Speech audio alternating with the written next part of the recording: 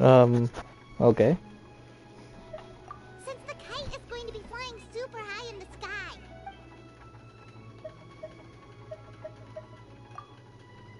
It's too high! Someone say Paimon, she's about to faint! Like that? Since the kite is going to be flying super high in the sky. Oh, Paimon totally didn't do anything wrong. And even if she did, she doesn't deserve to get shot up into the sky for it. Something like this, then. I don't think anything changes. Ooh, like this? Ooh. The title of Champion Kite Flyer is mine! Confident, yeah. Let's do that one. Now that we've decided, let's make it happen!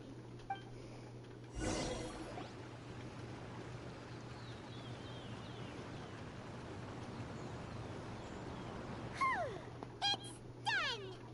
Paimon has to say, Kite Paimon might even rival real Paimon in terms of cuteness. Now we just have to You're not attach the cute. string, right? All right, gather around, everyone. Oh, Xinyun's calling us!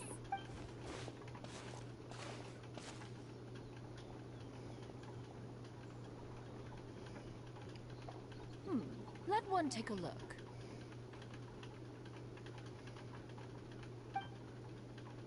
Wow! Ganyu and Shenhe made a scissor-tailed swallow! It's so pretty. Oh wow, they all... Oh, nice. So it looks like they didn't do that bad after all, after they broke it.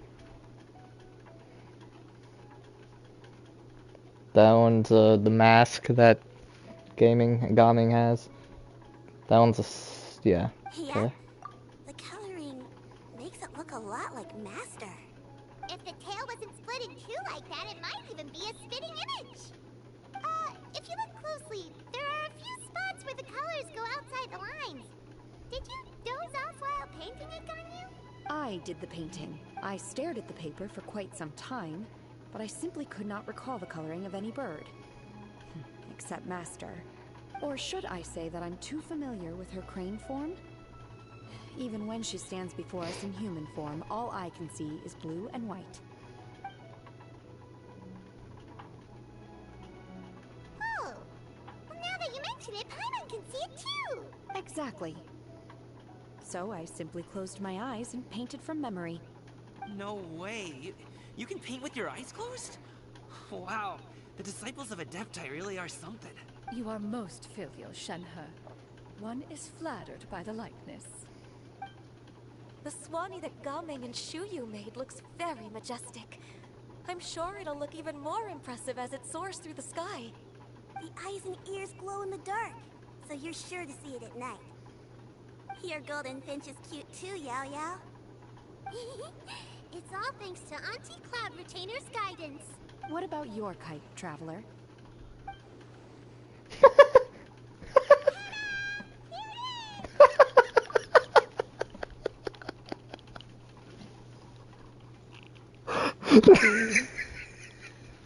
That is so fucking... I have nothing to say. I don't know what I was expecting. I have no idea what I was expecting. Why was I expecting it to be nothing like what I'm looking at right now? It looks like an emoji. Its self-important countenance bears a striking resemblance to that of its namesake. It makes her look like she's already won the competition. Well, that's gonna happen one way or another. Is that the Jade Chamber? Oh?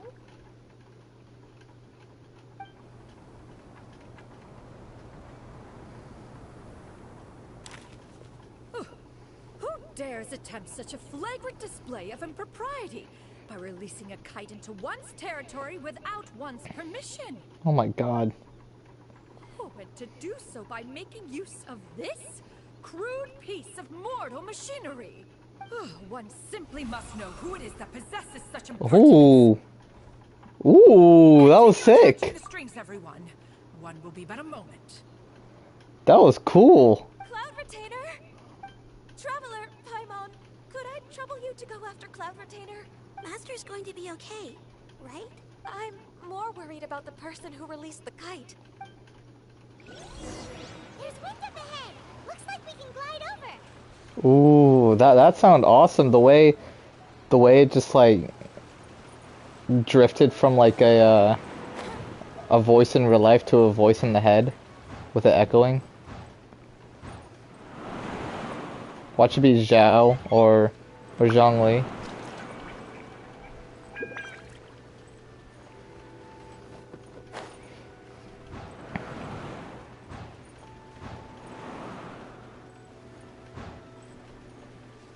It's right there.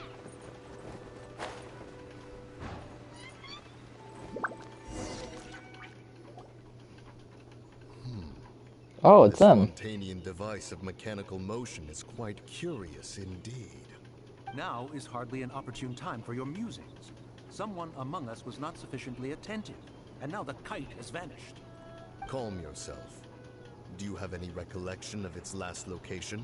One believes it drifted in the direction of Mount Outsong. Perhaps it is mere happenstance, but one feels a certain sense of dread at the thought. Your concern is misplaced, surely.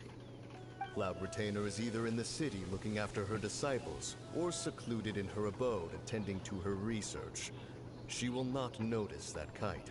On the subject of said kite, however, one simply must remark on the genius of its windless lift technology. One cannot help but surmise that its ingenuity rivals that of Cloud Retainer's creations. Still thy tongue. If Cloud Retainer were to hear you profess such a thing, we can both say farewell to any further use of the Supreme Cuisine Machine. One presumes that this kite belongs to you. Huh? Regard the situation with which we are now confronted. This is all your fault. One's fault. One seems to recall that releasing the kite was no solitary endeavor. Say something, Mountain Shaper. Surely you can think of something to appease her. Further explanation shall only fan the flames of her wrath. It would be better to stay silent and retire at the earliest opportunity. We can hardly avoid her forever. That may suffice during Lantern Rite. But what about the Moon Chase Festival? Sooner or later, she will discover our true identity. Go retrieve the kite. Absolutely not. You retrieve it. That is not our kite. Oh, so an adeptus such as oneself is mistaken then? Ah, you're an Adeptus? Please forgive us for any impropriety. I truly possess no inkling of who could have released a kite into your esteemed domain. Pray, who could be responsible for such wanton behavior? Verily, verily, we were but delighting in the surrounding scenery. This locale is home to such exquisite... mint! Well, and if that's all, then we'll just be on our way. We finally caught up. You sure do fly fast in your illuminated bird form, Tinyan. Mooncarver? Mountain Sheeper? What are you doing here? You? Okay, now Paimon's getting a weird vibe. Did she say something wrong? It is of no consequence. Long has one seen through their disguises. One was simply curious as to how long they would keep up the act. Then you are not angry? How could one feel anger at the sight of two old friends enjoying themselves? One is also well aware of how enticing these city novelties can be. We were simply consumed by a fit of festive spirit. Seldom do we get the opportunity to partake in the delights of the times. However, we are far from being as adept as you in matters that require a deftness of hand. No worthy kite could be born of our own making. Thus, we could only take the convenient route, so to speak. Your prowess in mechanics is unparalleled, Cloud Retainer. You wield the wind and waves themselves. Your singular talent stands unmatched across the land. Of this, we are well aware. One has guests to attend to. We will have to convene again some other time. Traveler, Paimon, do try to keep up. We're leaving already? All this flying from place to place is wearing Paimon out. So I have to go back.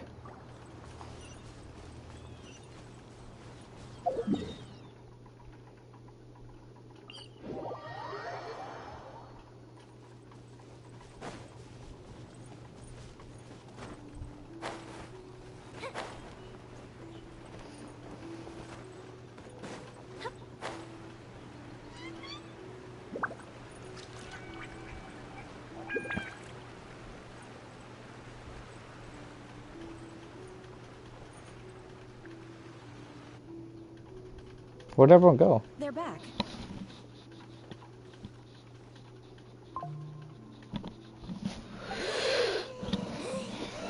Paimon's moved. Why are there only 2 of you left? After you left, Yao Yao and Shu Yu tired themselves out playing with their kites. Gao Ming offered to escort them home. Before he left, he said something that I don't quite understand. Oh? What did he say? He said, a kite is always tied down no matter how far it flies or how high it soars. Its tether prevents it from ever truly flying free. He looked quite dejected as he said this. Now that you mention it, Gao Ming did seem to have a rather strange attitude towards kites. A reflection of himself.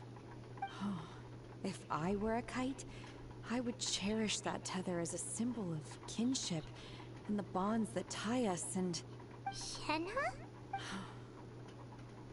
it may be an exceedingly slim and distant connection, but lose it, and you lose that which links you to home. If Gao Ming truly sees a kite as a reflection of himself, then I fear I understand his words even less. Well, people often have different points of view depending on their mindset and experiences, right? It's actually quite normal. Just like some people can eat spicy food, but others won't go anywhere near it? Exactly. That's why tolerance and understanding are as important as they are. Tolerance and understanding? What brought about this conversation? Did one miss something? We were just chatting. You don't have to butt in on every little thing, you know. Where were you anyway? One was merely doing a bit of cooking. Night fast approaches. If you are otherwise unoccupied, one would entreat you to stay and eat before you depart. Oh, it's been so long since I've had the chance to enjoy your cooking, Cloud Retainer. Worry not. One has prepared a variety of meat and vegetable dishes. One is more than familiar with everyone's culinary proclivities. Hey! I'm hungry too! It's not like the dim sum and grilled fish can keep her full the whole day, you know! Shenhe, Ganyu, come with me. Whoa, what's with all the secrecy? You're not trying to play favorites, are you? If you're ready to serve the food, we can help too.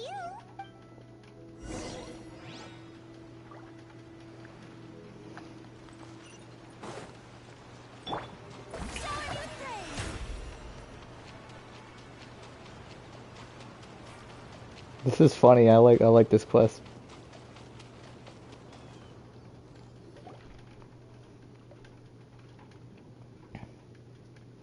This is... Oh.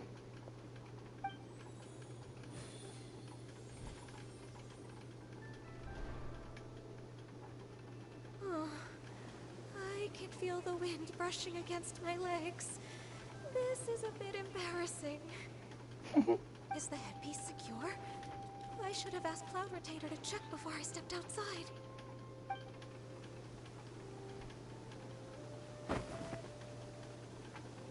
How do we look? She asked them just like that. You look pretty too, Ganyu! Oh, how should Paimon put it? You both look so elegant and refined. The Those outfits really suit you both. Given that one employed the services of the best tailor in all of Liyue, one would expect nothing less. What colors have you been partial to lately, Shenhe and Ganyu? Lately? Why is Cloud Retainer suddenly asking about what colors we like? I like black.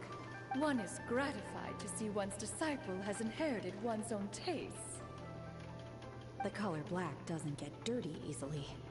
A virtue I've come to value recently. And you, Ganyu? I favor blue and black. And the material is sufficiently comfortable, yes? Yes, very. I simply cannot thank you enough, Cloud Retainer, for this gift. And the kite, too. Thank you, Master. One is content, as long as you are pleased with the gift. One hopes these garments will see much use.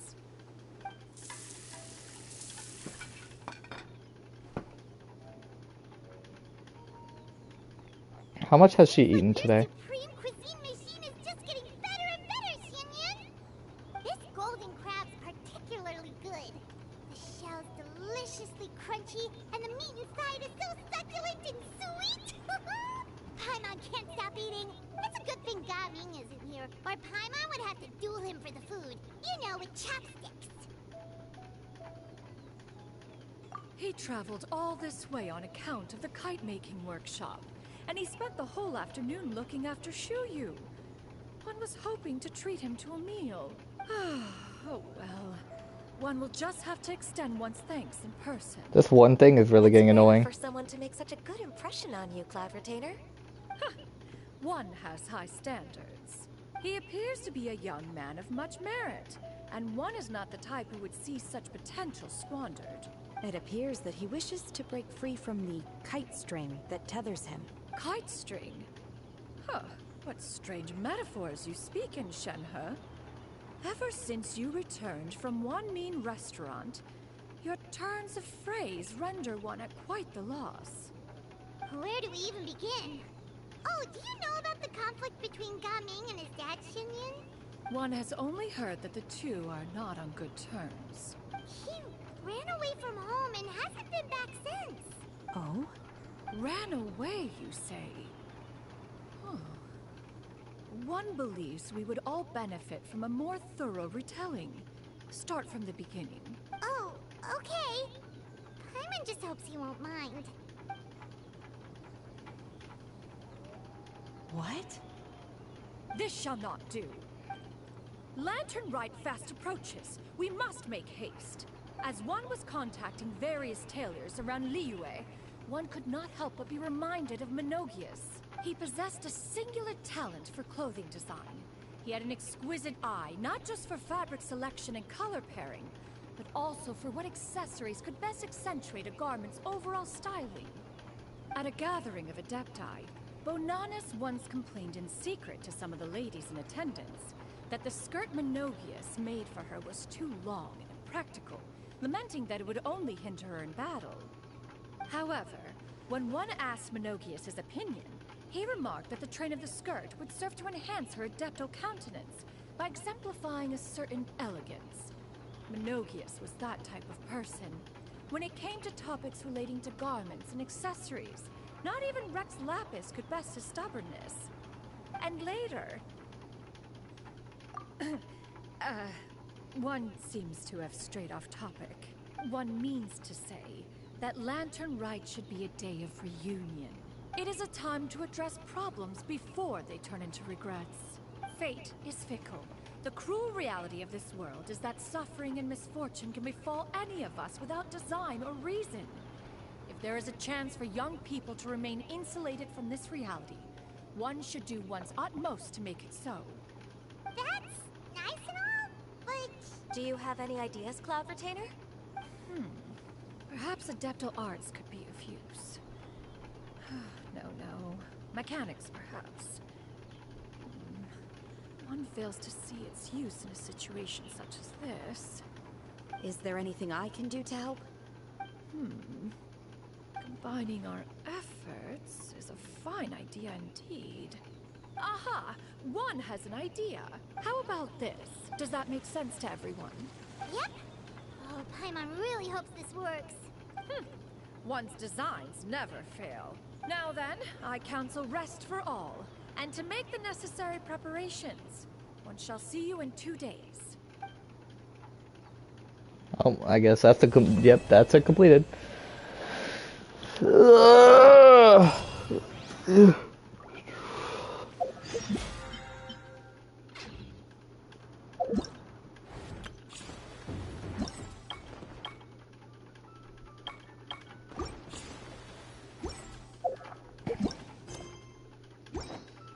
2 days. 8 to 12. I think this is just 1 day. All this is just 1 day.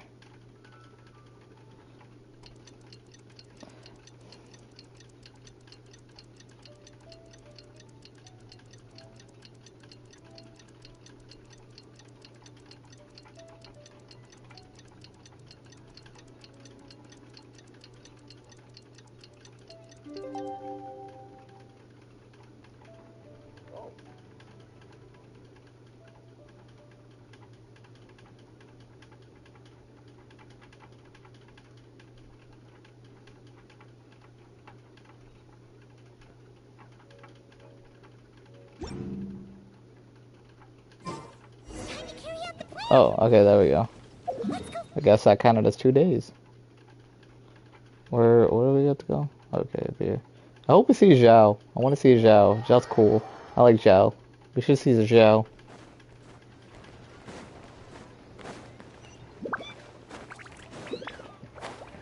We need to see Zhao. I want to see Zhao. Zhao's cool. I want to see Zhao.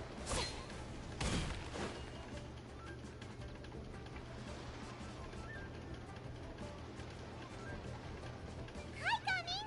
Paimon sees you've certainly gotten an early start this morning. Playing games already, are we? Who won this time?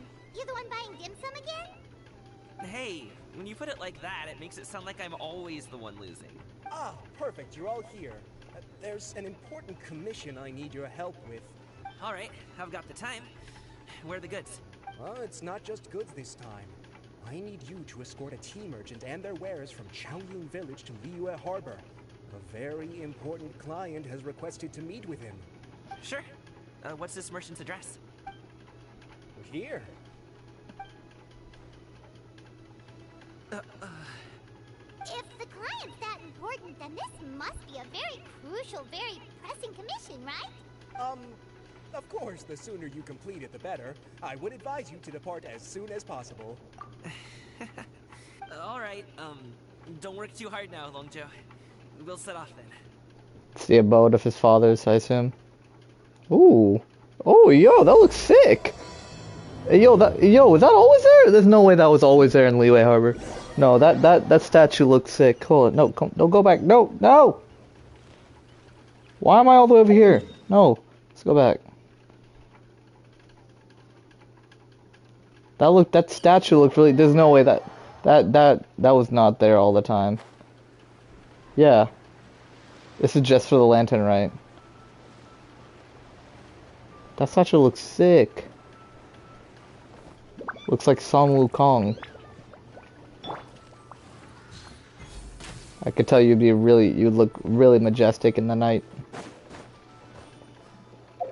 Alright, where do I go? To go back.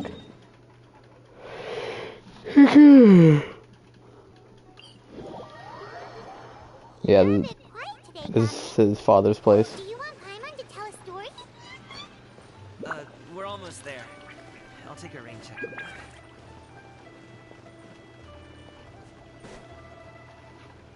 Hello, you must be the tea merchant heading to Liyue Harbor. We're here to escort you.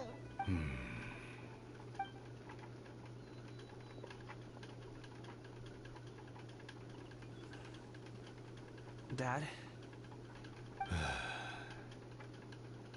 Oh, so you're Gaming's father. It's nice to meet you. Just leave this delivery to him. Trust Paimon, he's got this in the bag. Gaming is super good at what he does. Everyone at the Secure Transport Agency says as much. Even the Ministry of Civil Affairs has nothing but good things to say about him. Seems like you've made some sort of name for yourself at least. The goods are all in order? Yes, they're all here. Then Weed. let's get going. A very important client has asked for you by name. You kinda have to come with us. Hyman doesn't know how we would explain ourselves if you just didn't show up. Plus, you'd be missing out on a huge money-making opportunity. I see. I suppose I will have to trouble you all to escort me, then. Let's go.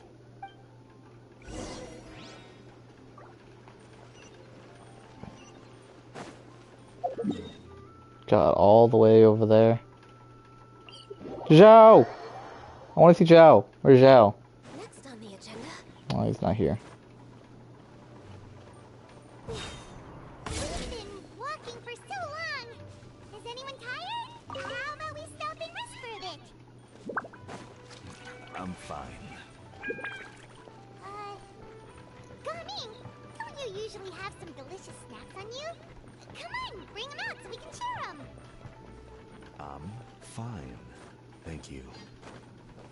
But the winter melon cake he gave us last time was so delicious.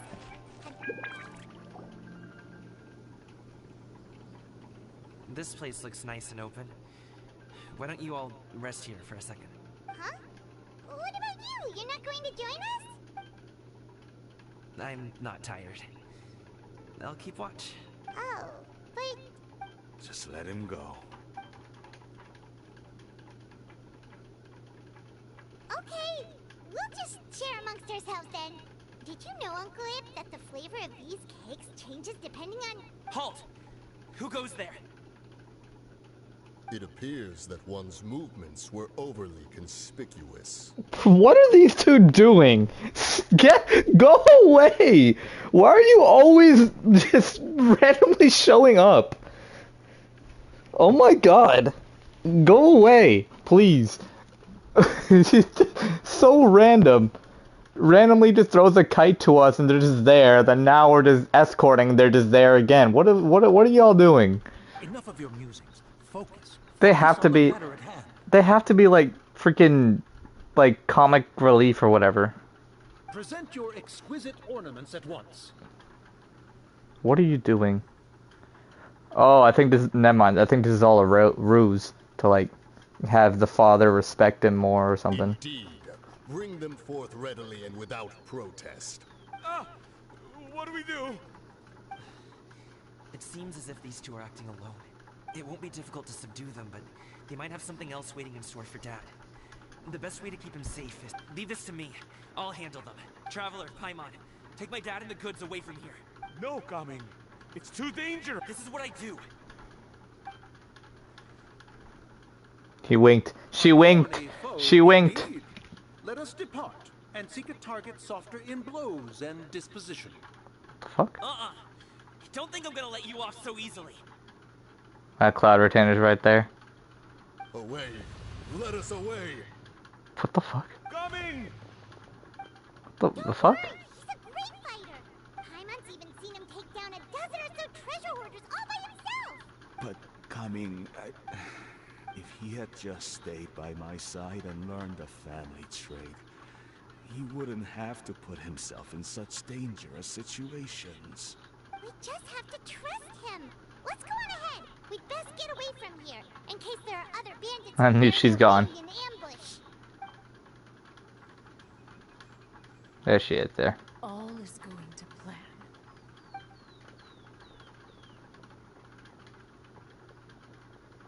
Okay, we should be good to stop here. What is that? What is that? Zhongli? Oh no, what is he doing here? Zhongli! Of all things, what are you Oh, he's flying a kite. And it's the ghost that Hutao has. Oh my god. Of all people, bro, what is Zhongli doing here, bro? Oh my god. I want to see Zhao, but I did also want to see Zhongli, but I was not expecting to see him now. And he's flying the kite of Hutao's ghost that she has. Good sir, please listen to me. Reel in your line and leave this place as quickly as you can. There are bandits in the area.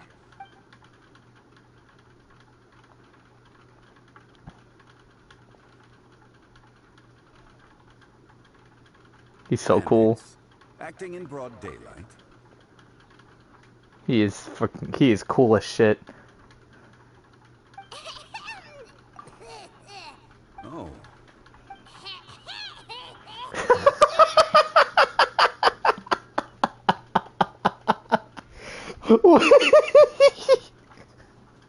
Freaking coughing.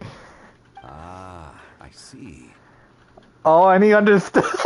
And he understood. Oh my god, bro, I love Zhongli. Fucking cool as shit, badass, and he could see through that. It appears many people are catching a chill as of late.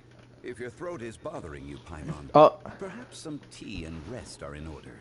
never mind. I don't think he got in. Nope, no need, no need. Paimon's fine. She just, had some cake stuck in her throat. Oh, never mind. If there are indeed bandits in the area, then we should inform the Millelith at once. Oh? Well, if that's the case, such matters are best left to those with the necessary expertise. Wouldn't you agree? I suppose you're right. If ordinary people like us got involved, it would only cause more trouble. Since we find ourselves otherwise unoccupied in this beautiful area, why don't we find a quiet place to relax while we wait for good news? That would be lovely. I love Zhongli, bro. He's so fucking cool, bro. You're way behind schedule. With his amazing ass voice. Oh my god, that voice touches a part of my ear that has never been touched before. So, Uncle Ip does have a reason to be worried. After all, Gaming, the guard we mentioned, is his son. Gaming. The name sounds somewhat familiar. Ah, yes. That is the name of the Usho dancer who has been performing around Liyue Harbor recently, is it not? Oh, have you seen him perform? Indeed. I cannot help but admire his skill. He truly encapsulates the spirit of the Suani. Usho dancing has become more well known in Liyue Harbor recently. However, although performers are seeing budding success, they have no doubt had to face many hurdles along the way. One's not so easily understood by spectators such as ourselves. If you ask me, what truly deserves admiration is perseverance in the face of adversity. That is a rare attribute indeed. I have heard many of my acquaintances praise Gaming for his kind, selfless, and courageous disposition. To have a child so accomplished and upright, you must be a very proud parent indeed, Uncle Ip. Seems like Zhongli has decided to skip the formalities. Well, he's a hard worker. Yes. You should be sure to tell him you think that when he gets back. Your son is young yet. It's normal for someone his age to be a bit hot-headed. It's understandable to find talking about such things in person difficult. If there's a particular sentiment you wish to convey, perhaps we could pass it along for you. No. It wouldn't be right to ask that of you. This thing between us has festered for many years now.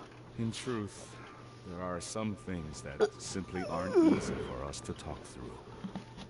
I really hope Zhongli and Cloud Retainer like see each other and I always hope like talk. I want to know how that interaction works out.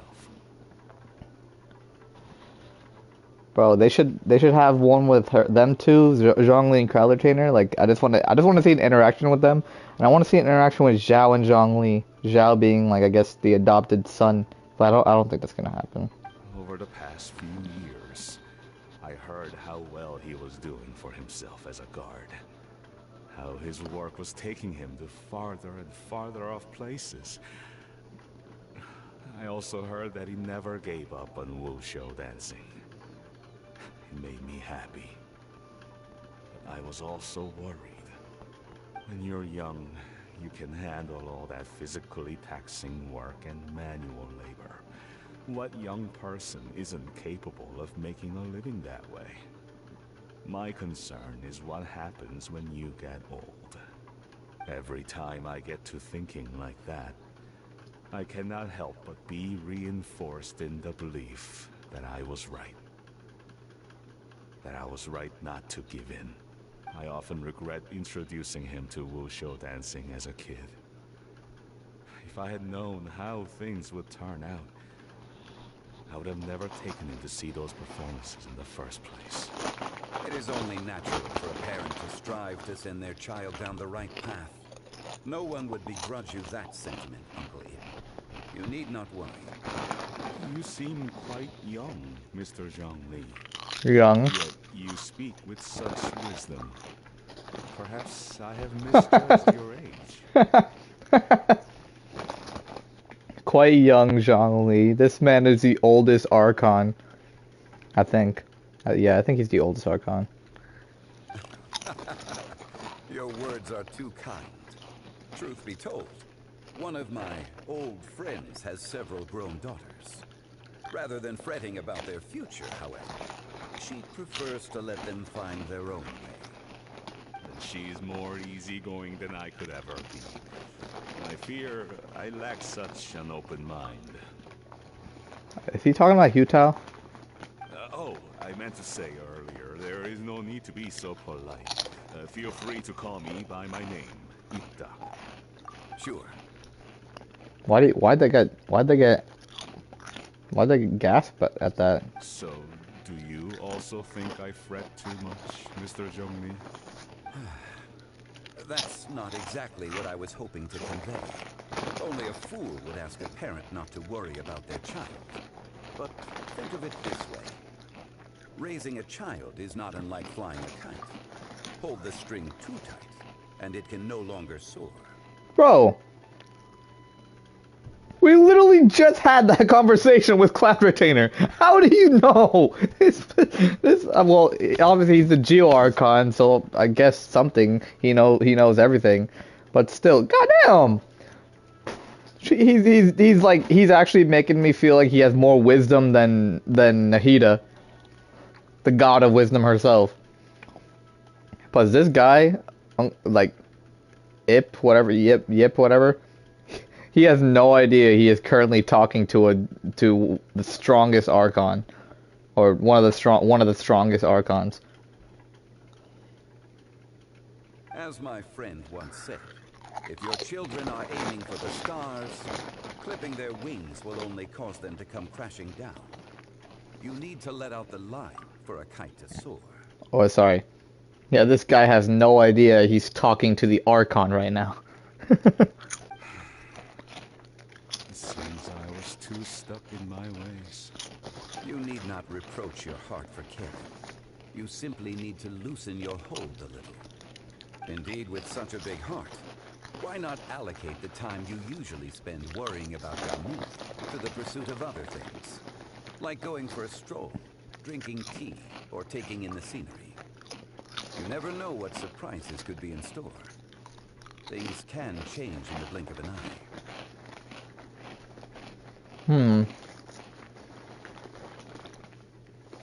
I feel like Cloud Retainer also knew that the only person that could help, or the best person that could help this situation, is Zhongli.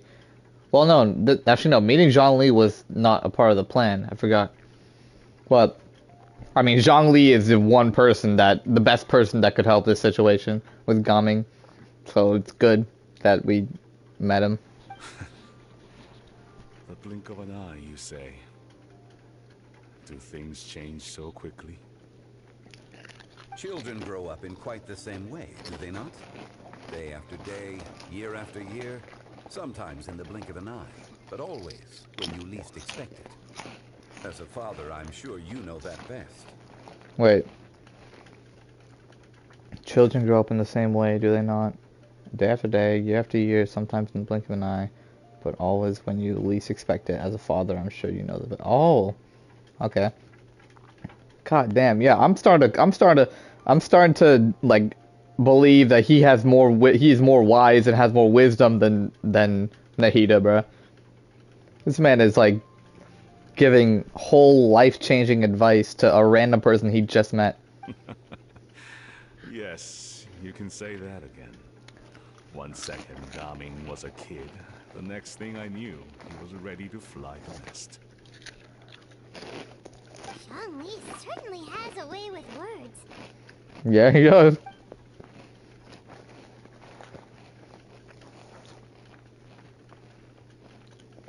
Oh, Gamin is back.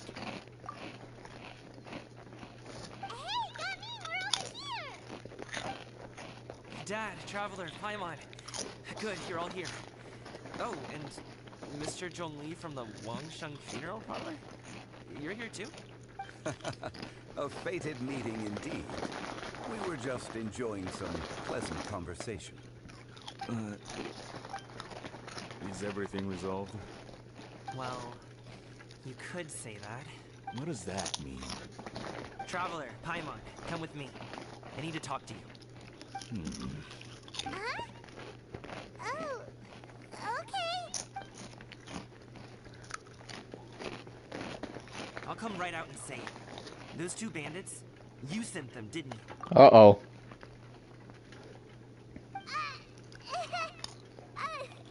So, that's how we're starting off?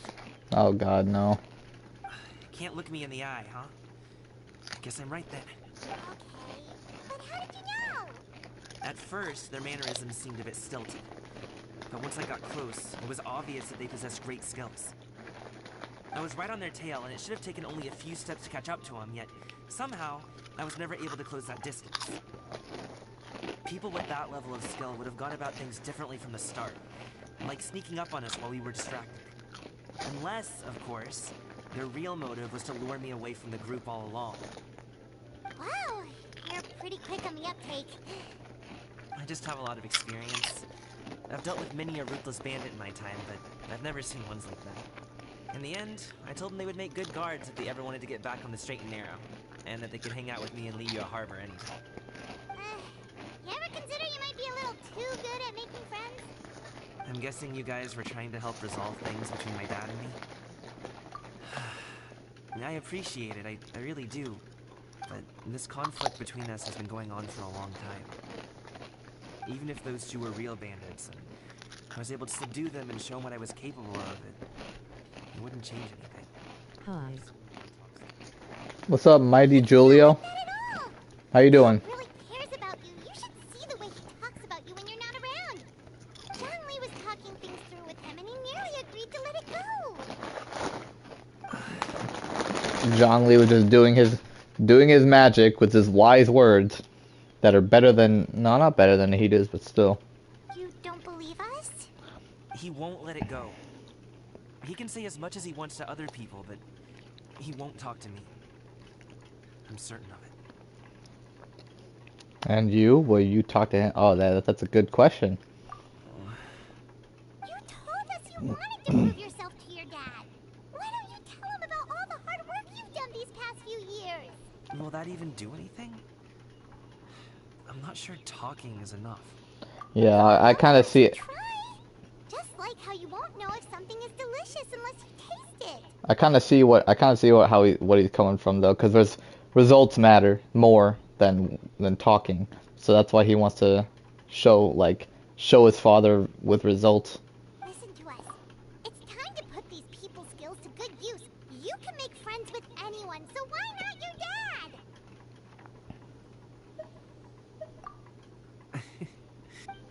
I'll do my best. You are very knowledgeable, Mr. Zhongli. I'm impressed. Despite my being in the tea industry for several decades, it seems I still have much to learn about the art of tea tasting. You flatter me. It was nothing but a I swear to God, this man Zhongli. I can't. Since we've been gone. Bro, sorry if I can't hear. You're good, bro. No worries. Ipdak and I have found many a How's it going, Mighty Julio? Our friendship. Julio. While grinding. Grinding? You in the gym? Well said, Mr. Zhongli. Well said, Coming, Mr. Mr. Zhongli is very knowledgeable. You should take the opportunity to learn from people like him when you're in the city. It's so funny to realize that this guy is talking to the Geo Archon without even knowing. Zhongli? Nah, just started my new 2 francs P account. Oh, free-to-play account. Oh, okay. Unfortunately, have some unfinished funeral It's good that you're free-to-play. Oh my god. Because once you start spending money, you aren't gonna go back. It's like a gamble. It's like gambling. You start spending money and you never stop. Shit's hard. I hope I didn't keep you. My apologies for taking up so much of your time, Mr. Zhongli. No need to stay on my account. When you're less busy, let's find a time to meet. I'll treat you to dim sum. It would be an honor. I can't handle the Zhongli, bro. He's too cool for me to be in the presence of him. You two have a nice chat, alright? Yeah, that's why I give my old account to my brother. You want to start new with raw stuff. Respect. Leave the tea stall and talk to Zhongli. Alright, what are we going to talk about? Thanks for helping us talk things through with Uncle Ip. Good thing you were able to pick up on what we were putting down. I have been around the both of you for some time now. You could say I have a certain level of expertise in that regard. You have expertise in everything. As for my role in the conversation, think nothing of it. I hardly did anything noteworthy. You never change, do you? Why did you have us walk all this way? Paimon thought we just had to go far enough to be out of earshot. A friend approaches. Cloud Retainer. Hello. Oh, yes! Yes! I was just saying that we needed a interaction with either Zhongli and Cloud Retainer or Zhongli and Zhao, because Zhao is like considered Zhao's considered Zhongli's adopted son. He just randomly popped up. I thought it was Cloud Retainer, but nah. Bro, the two coolest characters in the game, in my opinion, Zhongli and Zhao, are literally the two coolest characters in the game. I'm so glad that they're standing side by side. Zhao, you're here too? I've been here the whole time. A ghostly kite. Could that elusive Director Hu be coming to Wangshu Inn once again? What is she doing here? That's Hu Tao. Yeah, she's talking about Hu Tao. Matters not. Given her relationship with Rex, well, Zhongli, I might as well go pay my respects. Yeah, she thought it was Hu Tao because of the ghost.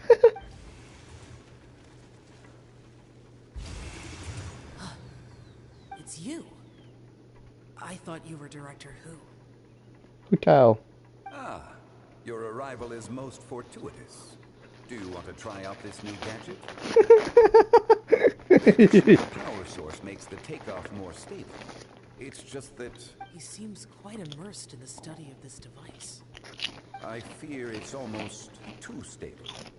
It completely negates the pleasure of seeing one's kite sway with the wind. It's a bit of a shame. In truth, I'm here because Director Hu dispatched me to purchase some items in preparation for Lantern Rite. I see. Much like she does every year. Much like she'll do next year, I would imagine.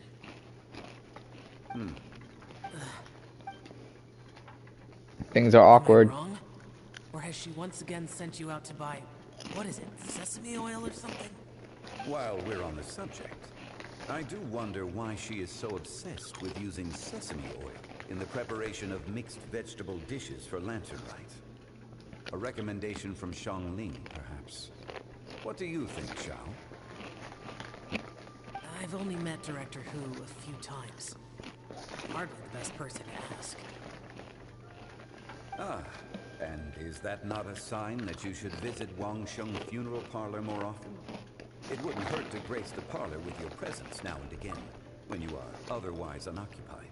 It's like father talking to son. This one here is a traditional kite, one without any equipped mechanical device. Director Hu tasked me with studying the differences between the two to determine which one is of greater merit.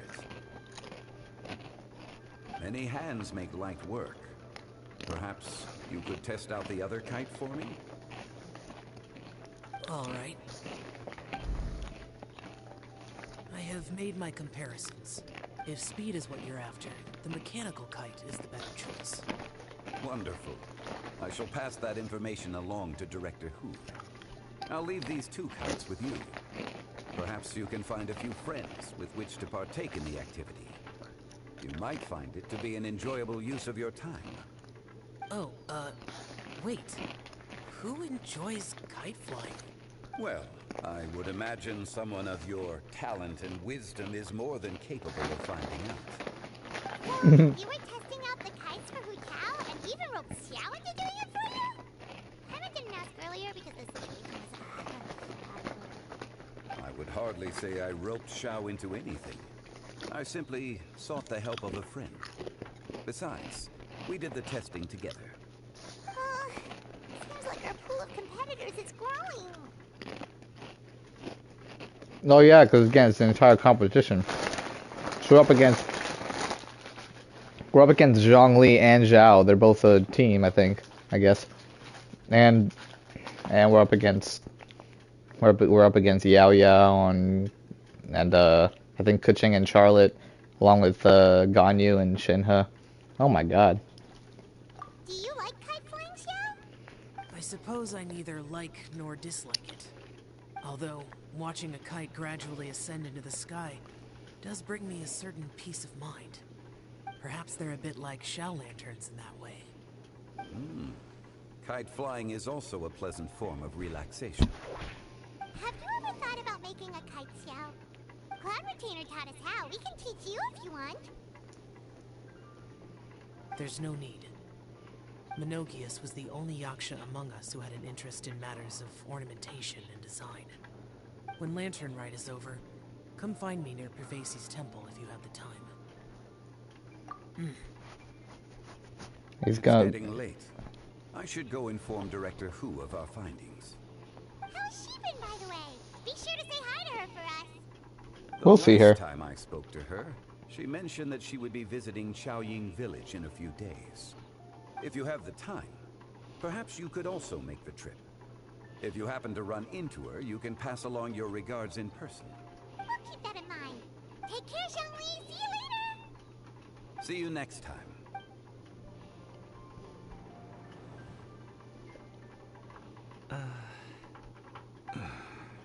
Dad.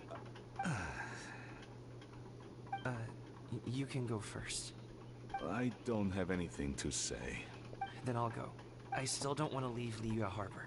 Oh, I can't say I support that decision, but...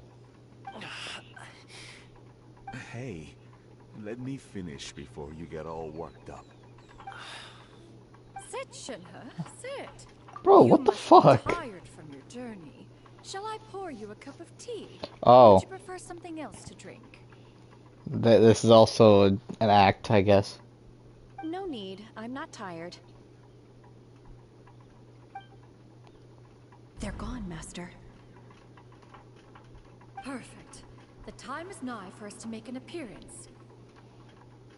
Do you remember the plan when recounted to you? Wait. Then was meeting Zhongli a thing that's supposed to happen? Yes, Master. That Cloud Retainer We aim predicted, to give but them a we didn't know? demonstration of familial love. So I'll have whatever you are having. All right. What are Auntie Xianyun and Shenhe doing here? Just how many people are involved in this scheme? I suppose all I can do is just take a seat and see what happens. Perfect. I just so happen to have bought some Sunglow tea recently. It's quite the delectable variety. Or it would be if one has not been forced to drink it every day in the hopes of whittling down one's considerable stash. One has more than had one's fill already. Forget it. Such thoughts detract from the present need to keep up the conversation. Has work been busy during the holiday season? Do you need my help with anything? Drunk guests can sometimes cause trouble, but I deal with them as you taught me, by pinning their heads against the table. Okay. Are Auntie Xianyun and Shenhe serious right now? Oh dear. While one was busy orchestrating this act, one seems to have forgotten about Shenhe's very... TF just broke my circle button skipping the cushion. Skipping the What I cutscene. meant to ask was, have you made any new friends? We live so far from each other. It would be a great comfort to me to know you were surrounded by good companions. Yeah. I mean, mine is skipping is X, but I kind of like the cutscenes a lot. Like only the cutscenes that you can hear them talking. All the ones that are like all the ones that like you have to read, I have to read because there's no audio. Like the world quests that don't have any audio. It's annoying, so I skip through that. But like when it comes to something like this, an event or the Archon quest, I don't skip them. You already know of my past circumstances. Recently, I've been conversing with Guoba in the kitchen at night. Guoba can't talk, but his companionship is a comfort. The poor child. Her one friend can't even talk. I guess maybe Gaming is not doing so bad after all. Perhaps I've been too hard on him. Let's move on, shall we? Do you have any plans for today, Shenhe? How about we do something fun? That sounds about right. Take her to do something fun, and perhaps she'll loosen up a bit. Like we used to do when we would carry stones up and down the mountain from dawn until dusk, picking herbs to eat for dinner along the way? If that is what you ask of me, then that is what I shall do. Look at her face. Dad, here, have some tea. Or no, wait, let's not have any just yet. Yeah. I simply can't listen to that any longer. Gaming, I'd like to finish what I was trying to say before. I don't support your decision to stay in Liyue Harbor, because living there is too hard on you. If you come home, there will be people to help you. I'm not saying we have to live under the same roof. I know our personalities are too similar to avoid butting heads. But you'll have your entire family around you. Your aunts, uncles, they'll all do whatever they can to help. You could get a less taxing job, and we could grab dim sum together from time to time. Huh. I didn't know dim sum was such an important affair, Master. Shh. Just think about it. Okay? You don't have to decide now. Dad really has changed a lot. He would never have said these things to me before. But I thank you, Dad. It's been long enough, don't you think? Oh, Paimon sure hopes they've made up by now. Oh, they're drinking tea in silence. That's not a good sign. Did Xianyun's plan not work after all? Hey you two! Paimon's sorry we were gone for so long. We got to chatting with some friends and didn't realize how much time had passed. Perfect timing, actually. We seem to be just about done here. Yep, let's go. I'll get the bags.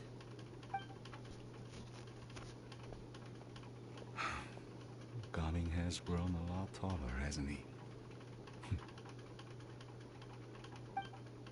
I like his outfit. I like his outfit like a lot. Oh, okay.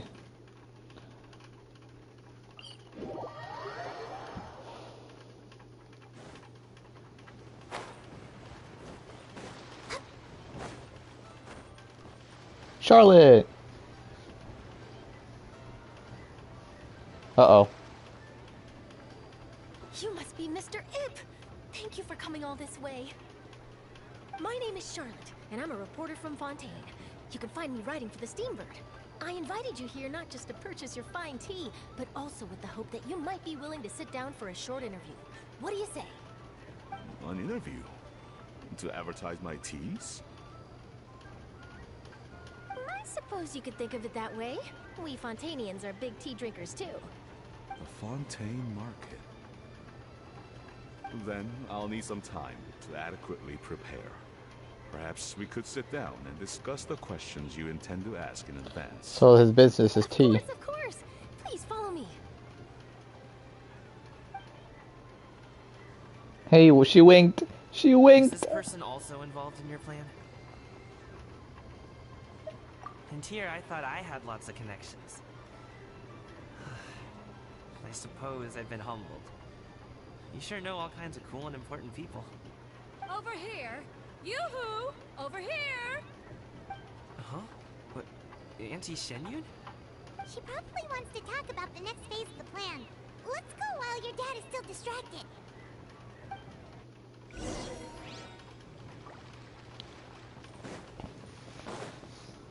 All this just to...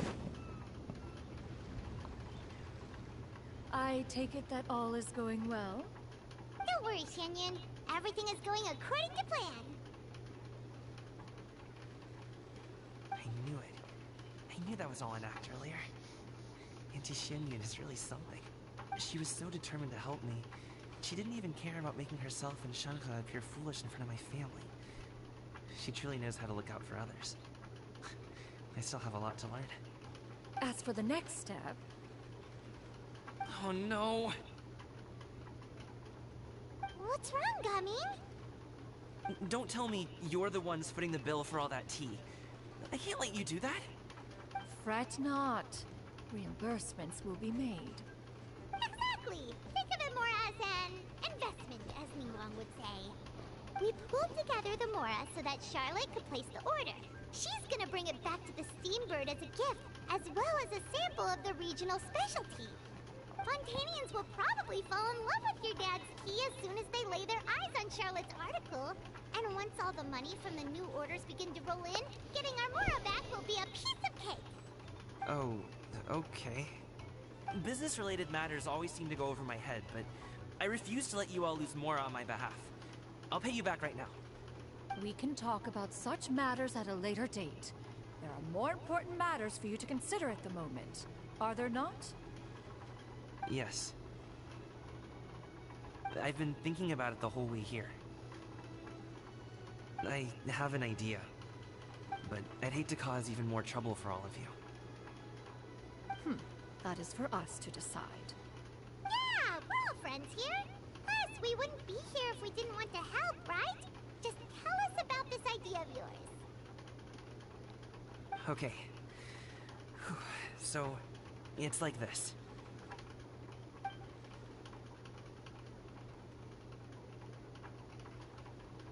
Got it! Just leave it to us. Let's split up and make it happen.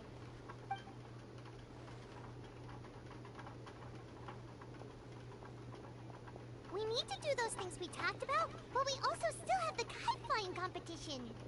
Since Xiao already tested out those kites for us, why don't we also go buy one of those mechanical thingamabobs or whatever they're called?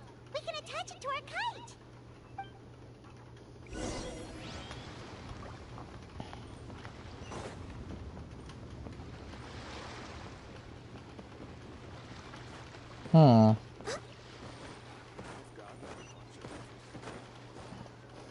I want to meet Hu Tao.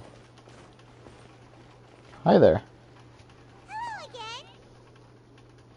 The quest isn't done yet? This is all Act 3. Welcome back. I see you returned from your trip.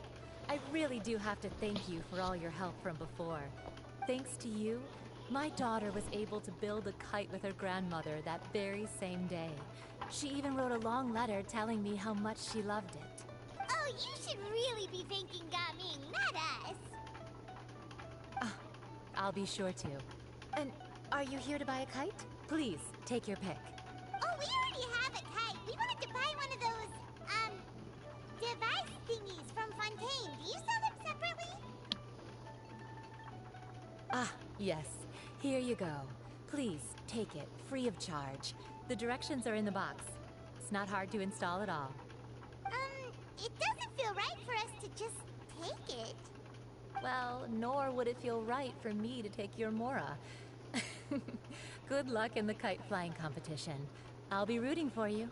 Oh, what a nice woman. Thank you.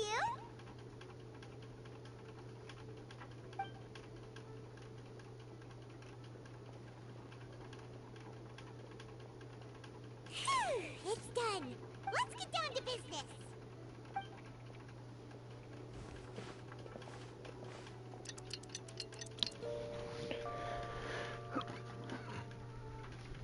Let's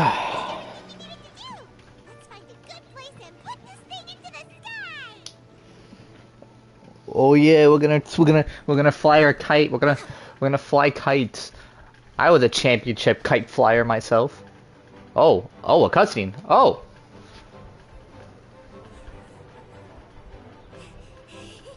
Chi-Chi, we're almost there. Okay.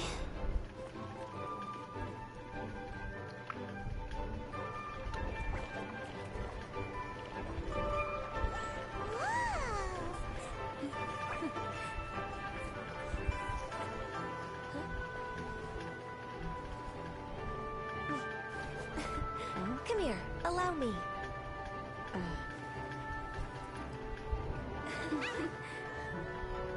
The lantern rite is as festive as ever.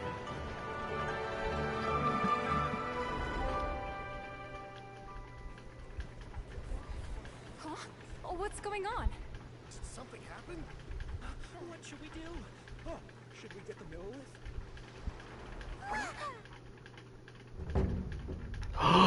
Oh, this. Oh.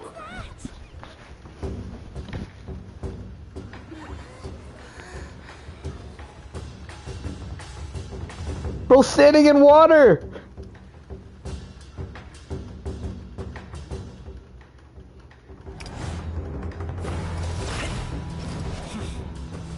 Oh, and his hoodie looks so sick.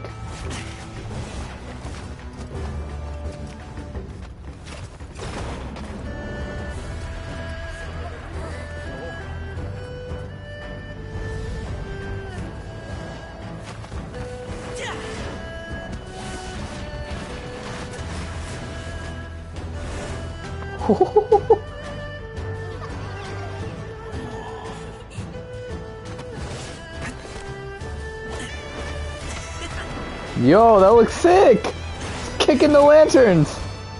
Oh, he's making something, isn't he?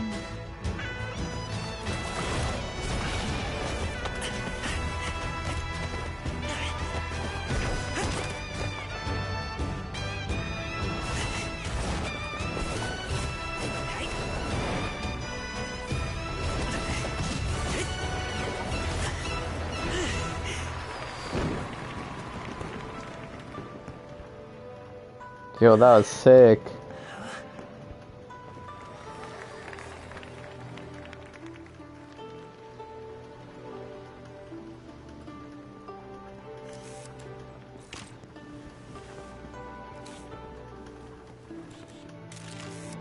Oh, and she took a picture. That many pictures already? I need to load more film.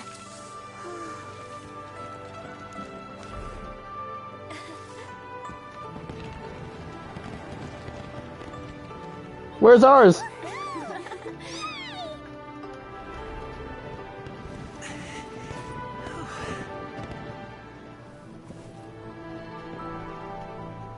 Whopper flower.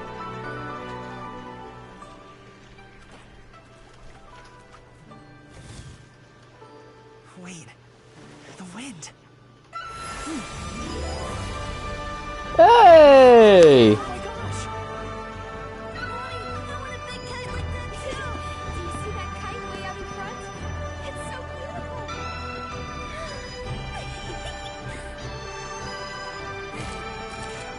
Happy Lantern Rite.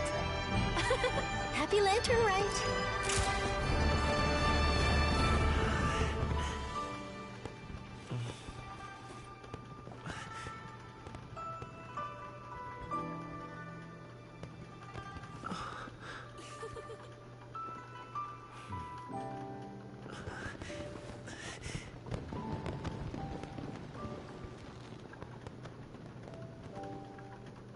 That was nice. That was a really awesome cutscene. Performance was so cool, Paimon almost wanted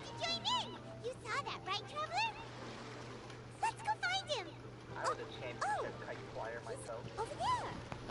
That was sick. And Charlotte telling us, Charlotte breaking the fourth wall, telling us Happy Lantern Rite.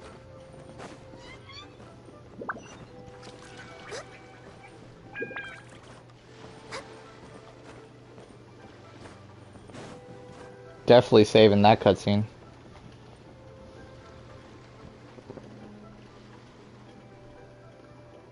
I think I'll head off now, if that's okay. Thank you, little girl. Do you want us to walk you back?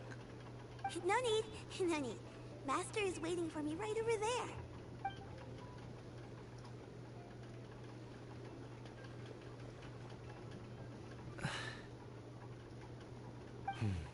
Son. Again? I suppose I'll go first this time. Okay. Your performance. I've seen many wuxia dances in my time, but I've got to admit, what you pulled off there was breathtaking. Wow. I never thought I'd live to hear you say that. You're serious about doing this professionally? Absolutely. I know it'll be difficult, but... Then it doesn't matter. What I mean to say is, of course it'll be difficult. But if that's your decision, if that's your dream, then it doesn't matter how difficult it is. As long as you put in the work, then any obstacle can be overcome in time. Really, when I was young, I also... Actually, how about we save that story of my past for another time? All I really want to say is, I've changed my mind. Much like this kite, you also deserve to soar to new heights. Dad. Son. Son? Haven't heard that in a while. I bet you're wondering what's gotten into me saying all this. Well, a little bit, yeah. Anyway, I know I've never found the chance to say this before, but... to me, Gaming, you've always been a great kid. Alright, that's everything I've got. Did you have something you wanted to say, or...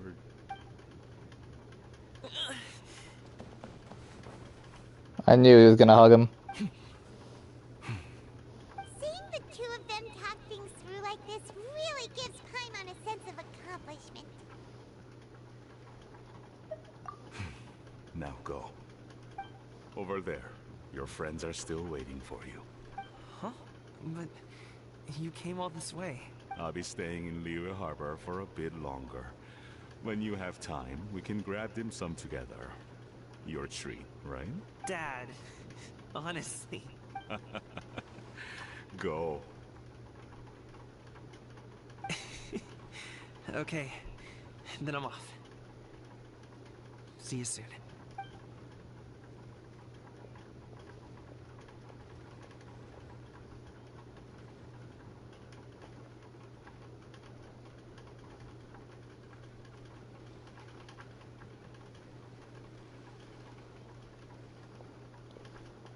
That's quite the smile you've got there, Gaming.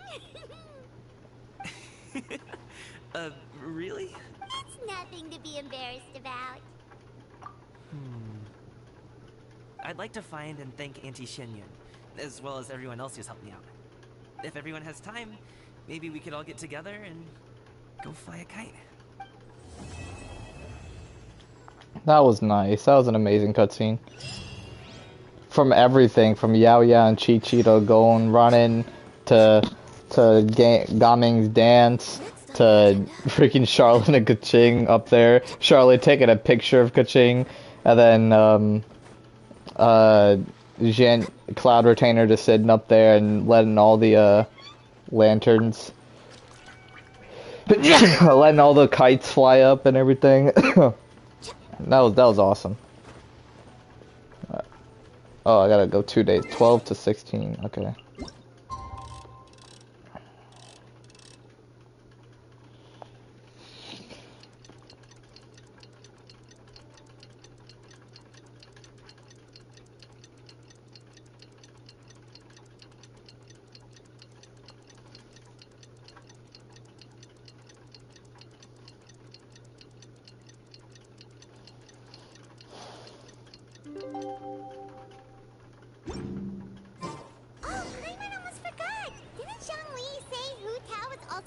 on spending some time in Xiaoying Village?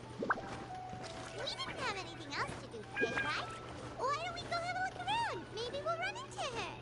Oh yeah, we got the. Oh yeah, we got to meet Hu Tao. We haven't seen her yet.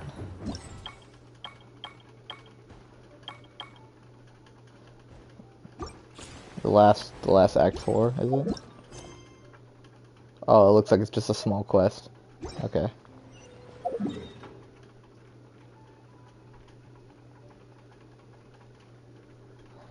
Hu Tao coming all the way here? For what reason? We're way behind schedule. The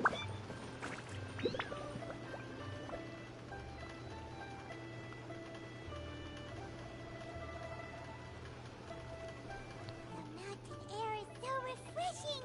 It makes Paimon feel like she could float around all day and never get tired. Cream!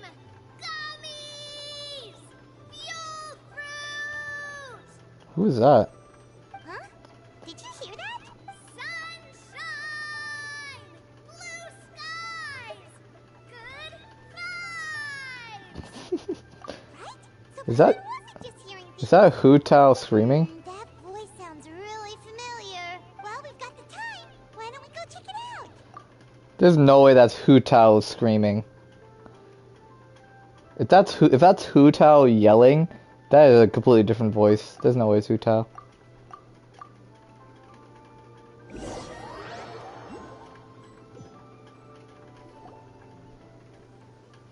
Oh! It's Navia and Chlorinde. Okay. So I assumed that was Navia. Ah, well, if it isn't my dear partners. See, I told you that something good was going to happen during our travels today. I have to say, sometimes the Steambird's astrology column is spot on. It's just your lucky day. Are you guys also here to catch the festivities? Oh, and that reminds me. Happy Lantern Rite. Happy Lantern Rite. Happy Lantern Rite to you too! Wait, if you're here for Lantern Rite, then what are you doing on top of this deserted mountain? And that voice we heard, that was you, right, Navia? Oh, impressive. You could tell it was me from that far away. You've got good ears. That or your voice is just really loud. Well, of course it is. After all, I'm a boss. Indeed. I suppose it's an asset.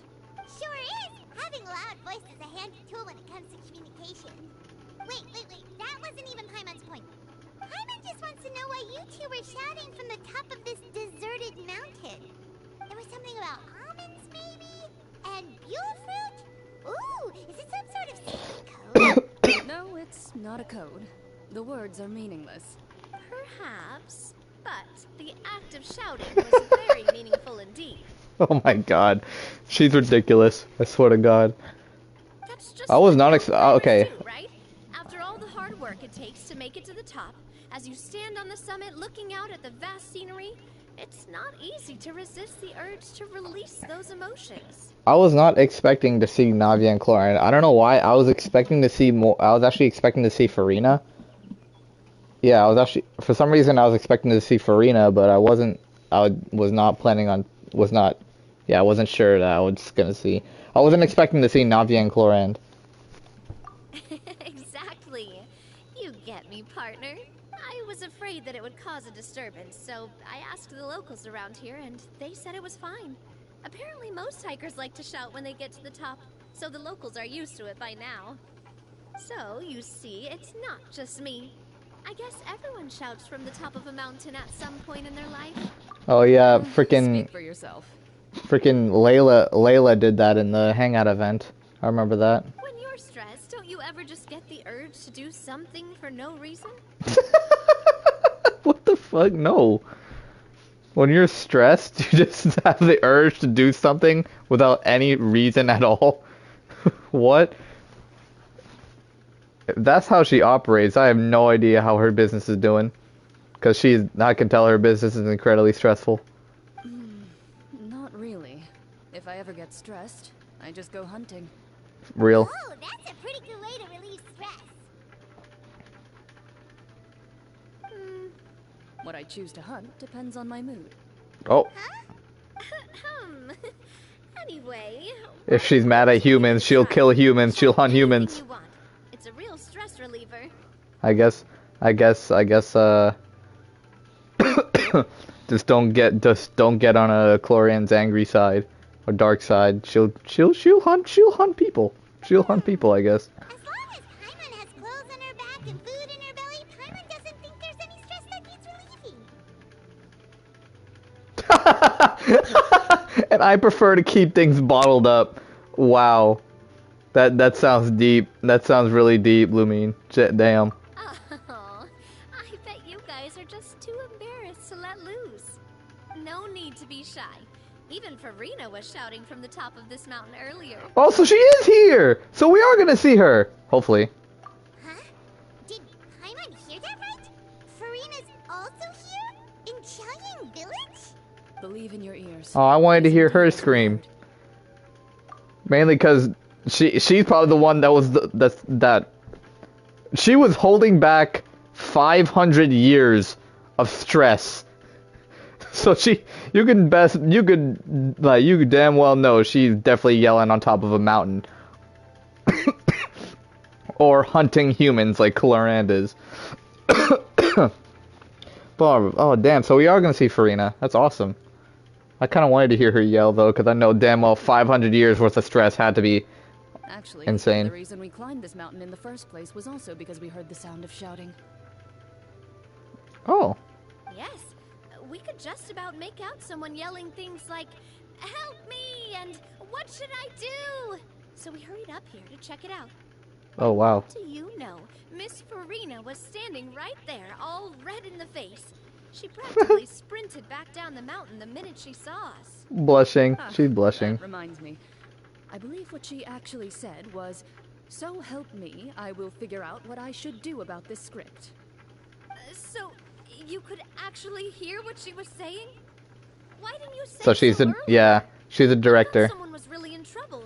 So, yeah, so she's a director, and I guess the stress of being a director is I struggling. figured we would come check out the situation either way.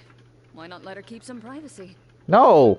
Oh, seems like you caught Farina in the middle of some stress relief as well. Yep. She probably would have never thought. No, she definitely would have never thought she would run into anyone she knew all the way out here. I think so. We ran into Nervalet on the way here as well, but He's here too? way back, so Oh. probably weren't together. Okay, we got. Nervalet was here too? Yeah, so many people from Fontaine. Yeah, we got to see Farina, man. What's he doing here? It couldn't have been for vacation.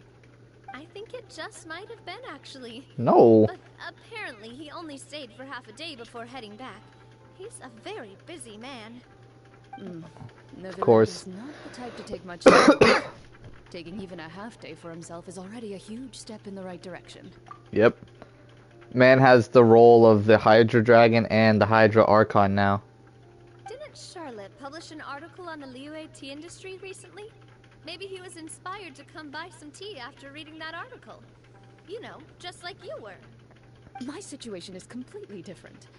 I'm here because I was asked to accompany you. The tea purchase is simply an added bonus of this location. You Fontainians and your tea drinking.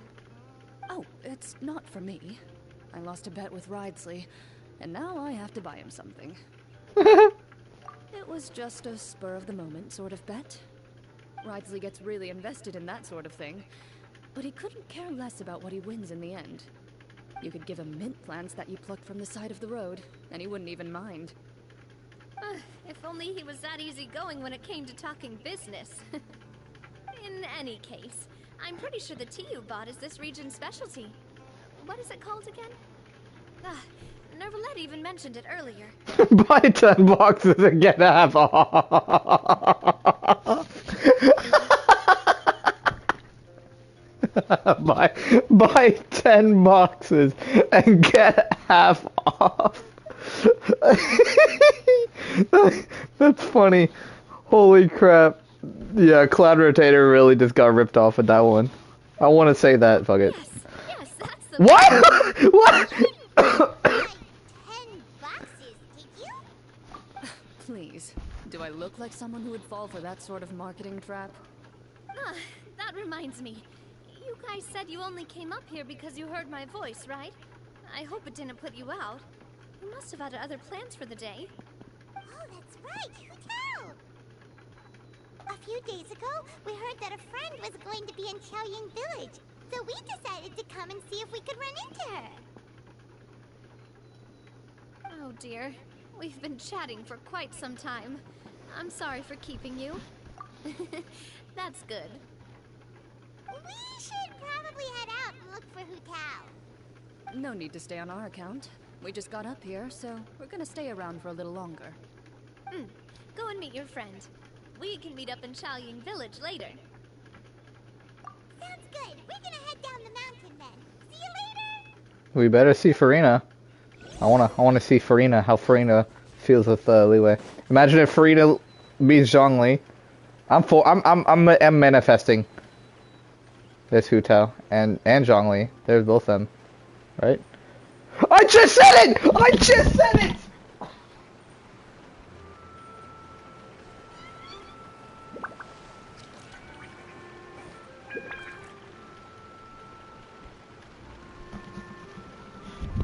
Oh my god.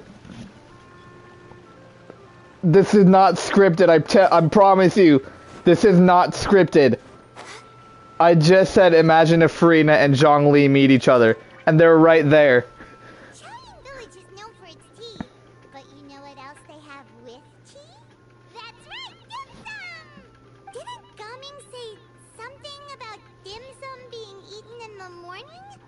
Oh, Paimon wonders if we can still get some at this time of day. I cannot believe I just called that right before it happens. Because Zhongli now has Zhongli has mad respect for Farina for what she did for Fontaine. Saying that she could be even though she's a human, she is still the god of justice. That's basically what Zhongli said. Like Zhongli had mad respect for her, and then she's here, and I was like, bro, imagine if they meet up like that. That'll be cool. And literally as soon as I finish that sentence, they're right there. Oh my god. Oh, well that's fine too. Paimon doesn't care what kind of tea it is as long as it comes with some tasty snacks. And Hu Tao's there too. Kind of yummy things we can find around here. Paimon's not seeing things, is she? Is that Farina standing between Zhongli and Hu Tao? I'm just as surprised as you are. Just as surprised as you are, Paimon. Wonder what they're talking about. Zhongli knows a lot of stuff. Maybe he's telling Farina about Xiaoying Village. Oh, or maybe Hu Tao is trying to rope Farina into being one of her clients. Hey, this isn't the Fortress of Meropide. But Paimon could be convinced for the right price. Let's say loser buys the winner 3 huge bowls of seafood kanji. Since Zhongli is there, Paimon bets things are pretty tame. It's decided then. Paimon votes for tour guide Zhongli. Alright, no time to waste. Let's go see who's right. Hustler Hu Tao.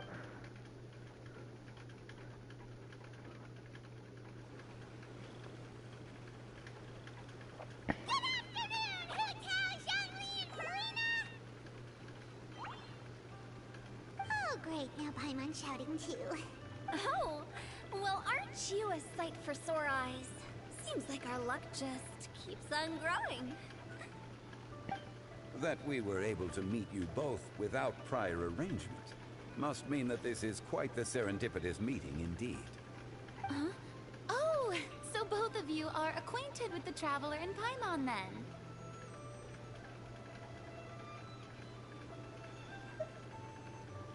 So many chums all in one place. I'm pretty sure you didn't learn that one from me. I must admit, I'm a bit surprised to see you here, Traveler. But seeing as you're a hero who's been all over to that, it makes sense that you would be well-traveled and well-connected. Since we have found ourselves in each other's company within this fertile land, allow me to take this opportunity to wish you a happy Lantern Rite. It appears you have been to Fontaine then. Given your proclivity to spread good deeds wherever you go, it's no surprise that you would make the acquaintance of a celebrity as illustrious and celebrated as Miss Farina. Haha! See? He respects Farina so much. That's quite high praise. But Farina doesn't know that Zhongli's a Geo Archon, though. I don't think she knows. Yeah, I don't think she does, because she's still only a human. What I mean to say is, you flatter me, Mr. Zhongli. Although I've built up a certain following within Fontaine, it is no reflection of strength or wisdom. True. Though it built up a certain following within Fontaine. Yeah, they're talking about her 500-year torture. I stand before you right now as nothing more than an ordinary traveler in search of beautiful scenery and creative inspiration. There is definitely more to Mr. Zhongli than meets the eye. I could tell as much from our conversation earlier. Aha! So she's also she's also speculating that he's a Geo Archon. So she doesn't know. So she doesn't know that he's the Geo Archon, but she speculated. She knows that something's up. She knows that something's up with him. Given his breadth of knowledge on both academic and worldly matters, there's no way he hasn't heard about what happened in Fontaine. Is he just feigning ignorance for my benefit?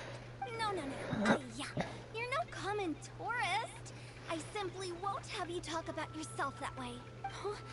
Does that mean Hu Tao also knows? Ha! They know her great act, her amazing act. They know it. You may not have heard, friends, but Miss Hu Tao. Miss Farina is now one of my esteemed clients. Ha! I win. Yep.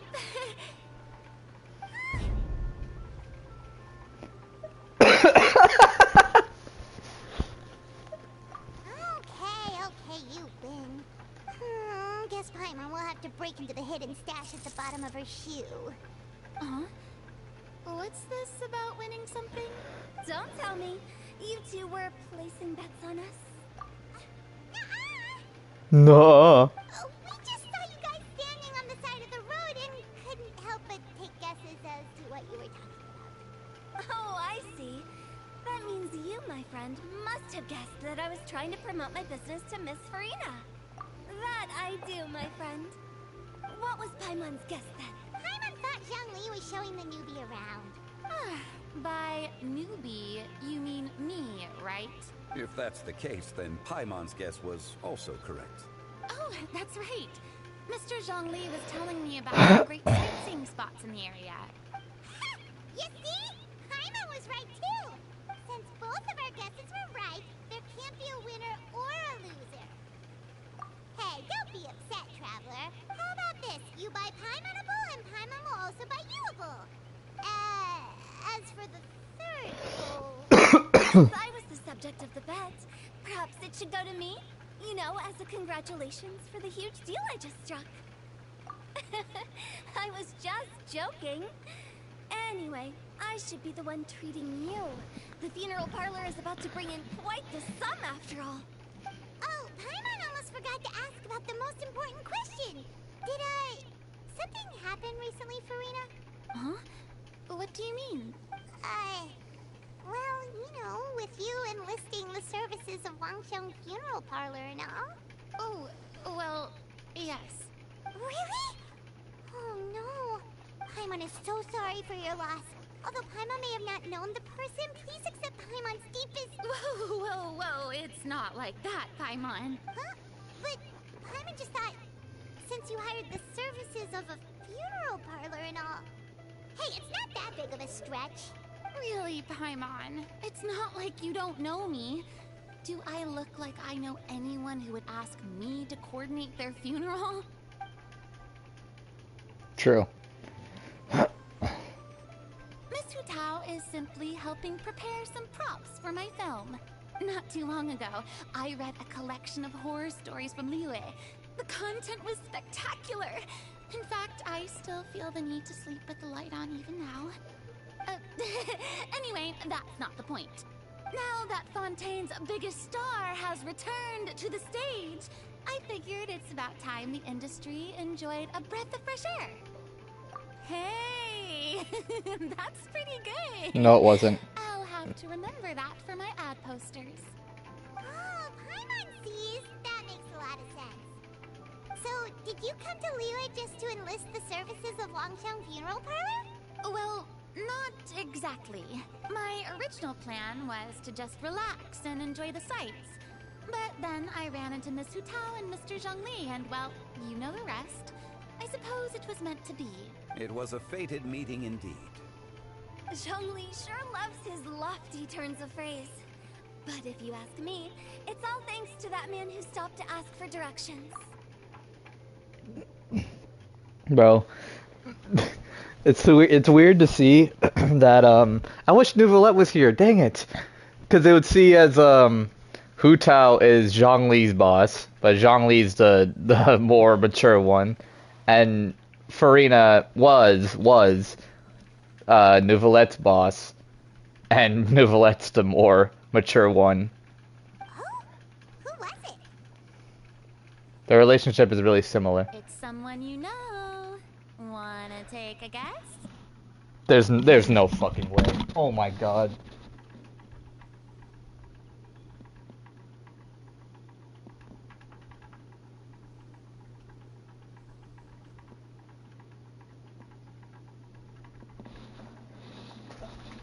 I swear, it is not scripted. It's not scripted. It's not scripted. I swear, I did not do this quest already.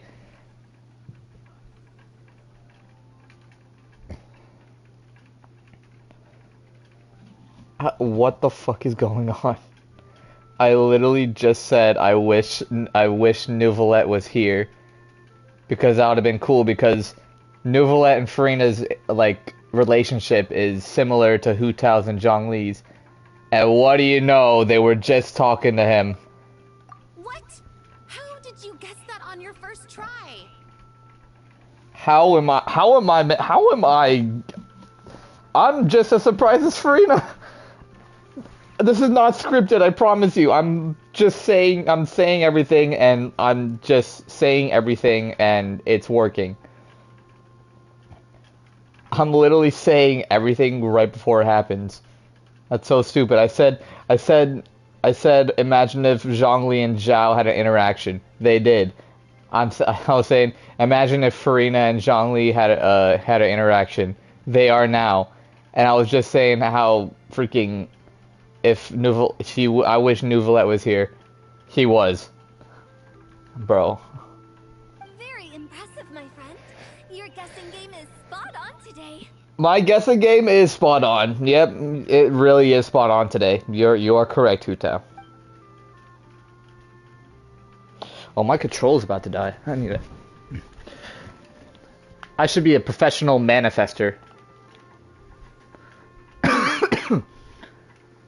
Yeah, I was just about to say, one look at pitiful expression on Farina's face is enough to convince you to leave the part out of the shouting. About the shouting. Huh. Paimon never thought Nouvellette would be the type to get lost. I'm sure he didn't get lost. Even I was able to find my way to this place without any trouble. He was already getting ready to leave by the time I arrived. He just wanted to ask someone about the quickest way to get back to Fontaine. Yup, that's exactly what he asked. This area is full of mountains and rivers. It's normal to not know the fastest route. So, were you the one that pointed him in the right direction, Hu Tao? Of course.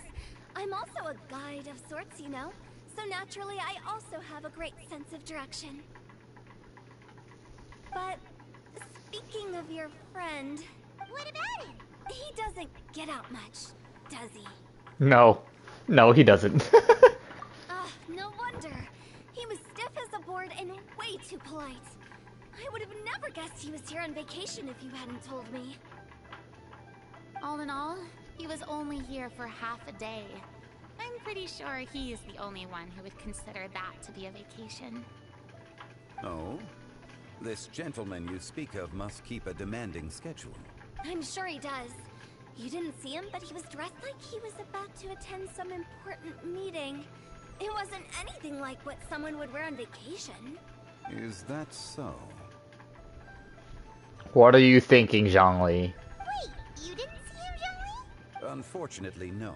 Dang it. At the time, it appeared as if Director Hu and Miss Farina were having quite the productive conversation. I know matters of business can take much discussion, so I decided to fetch some tea for them. What a shame. That gentleman seemed like a sophisticated sort of guy. I actually think you two would have hit it off. They would have. They would have a lot. They would have. They would be best friends. Is that so? Seems like you already know that he's the Hydra Dragon.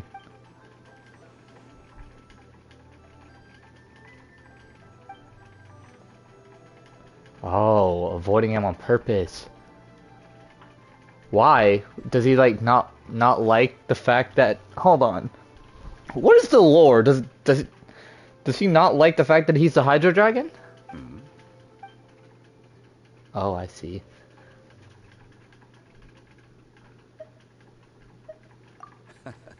To borrow Miss Farina's turn of phrase, perhaps it just wasn't meant to be.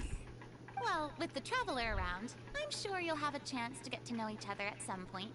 So he doesn't like him because he's the Hydra Dragon? Bro, I'm getting some. This is just an event that's not canon, but we're getting some lore drops. We're getting some lore drops on this event that's not canon. That's right. She's got more friends than she knows what to do with. Well, that's certainly true. Oh, that reminds me. If you get the chance, you should try and talk to Nervalette into loosening up a bit. Just tell him the Palais Mermonia isn't going to fall apart if he disappears for a few days. He shouldn't keep himself cooped up all the time. Bro, why is Genshin like doing this to us, bro? Genshin, I swear Genshin knows what we want. We want an interaction with Zhongli and Neuvillette. We want that.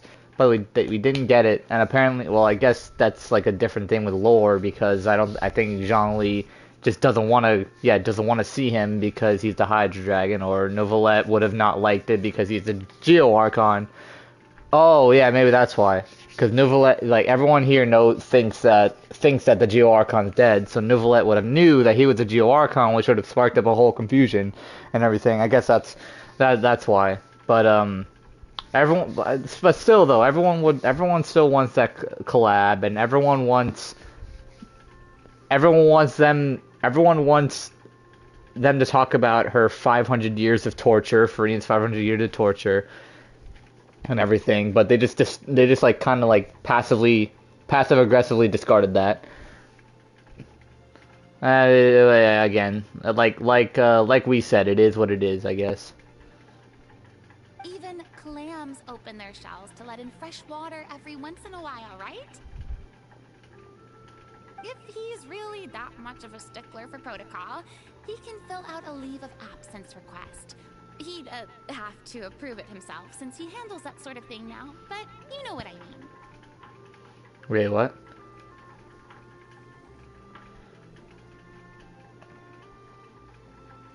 If you're really that much of a stickler for protocol, he can fill out a leave of absence, and he'd have to fill out a leave of absence and then approve it himself because he's playing the role of a Hydra Dragon. He's playing the role of that, and he's playing the role of the Archon too now. So oh wow. Because if he was to do the leave of absence, and if Farina was still playing God, the Archon, then Farina would have had to approve it. But now it's messed up now, and okay. Seems like this gentleman is also in charge of something pretty important. He sure is. He's the fair and head of the highest court in the land. Demon who controls all the paperwork for our chain. Yep. Hey, sounds like a pretty uptight sort of guy, all right. In my experience, a leader needs to be able to roll with the punches. That also includes knowing when and what to prioritize. It seems like your friend still has a lot of growing to do. Bro, like, seriously, they're doing a lot of teasing, bro. Oh, speaking of which, Navi and Clorinde are there. If I remember correctly, he's already several thousands of years old. You're quite right, Miss Hu Tao. Oh? Traveler, Miss Farina. Those two individuals over there appear to recognize you. Oh, it's Navia and Clorinde. Hey, over here! Wow, they're here too? This is insane. We got Farina, Navia, Clorinde, Zhongli, and Hu Tao all here at the same time. I'm pretty sure the person that has the least status in this out of all these people is Hu Tao. The people with the least status, because Navia has a big organization with her. Clorinde is a duelist for Nouvellette and everything. The head of the master duelists and everything. Farina, the previous Archon, and then Zhongli, the Geo Archon, and then Hu Tao's just the head of the Washung funeral parlor. She has the least status. If everyone here knew who everyone was, this would be a crazy conversation right now. And we're wondering if we could join in. Like, if Navia and Clorinde and everybody knew that Zhongli was Geo Archon, and if everybody knew, which I'm pretty sure everyone does know, Farina's 500 years of torture, it would be an incredible thing between everybody. It would have been so funny. Please, excuse the interruption. Oh, so polite. No apologies necessary. Any friend of the Traveler and Miss Farina is a friend of mine. Ah, straight to the point. I like it. Oh, well, they already like each other.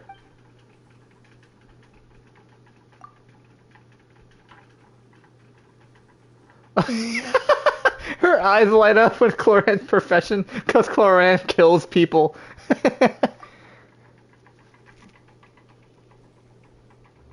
Misguided ideas. It's getting late. If we want to catch a boat back before dark, we should probably get going. Indeed. Then, Miss Farina. Oh, yes? When are you planning to head back? Do you need us to escort you? Oh, I don't think that will be necessary. I mean, you're not my subordinate anymore. You don't need to look after me. I didn't mean it that way. It's normal for friends to travel home together if they run into each other on the road. There are a lot of mountainous roads in this area. I imagine they'll be even harder to navigate after dark. Exactly! Just like in those ghost stories. 8 paths converge in a wood. Beside them an old house is stood. If you dare to go inside, not a soul will greet your eye. But if you take a closer look, there may be something you mistook. A candle flickers to and fro, yet there is no wind to make it so. What is its secret? What could it mean? In this wood, where mystery screams. My dear demoiselles, ladies, no, I mean friends, please take me with you. Of course. Gotta say, Farina, you are really quite the character. By the way, did I hear you mention that Clorinde used to work under you? Uh-oh. Then you must have also been a leader at some point. Well, that's, all in the past now. Besides, being a leader is hard. It wasn't the right job for me. Oh, it was. It was the right job for you, considering you did it for 500 years. I prefer how things are now. I can come and go as I please, and get to enjoy the sweet taste of freedom. True. Yeah, you definitely need to know what freedom is like. Definitely need to know what freedom's like. I see. Well, you've certainly picked an apt place to relax. Chaoying Village is an exemplary choice. Bro, Hoyoverse is doing a lot of teasing right now. Only the best. And I've learned a lot, too. Thank you so much, Miss Hu Tao and Mr. Zhongli. It's fine. You've thanked us more than enough already. That's Next time crazy. you're in this neck of the woods, I'll treat you to some dim sum in the city. That's crazy, bruh. How they're talking like this. In just a non-canon event. Dim sum.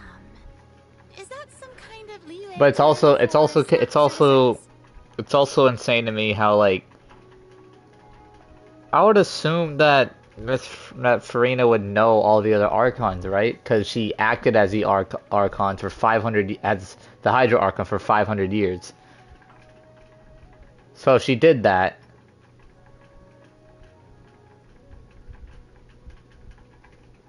if she acted as it for 500 years, shouldn't she also know the Archons right now? Obviously, she doesn't know Greater Lord Ruker Devata because she erased her entire memory from everybody.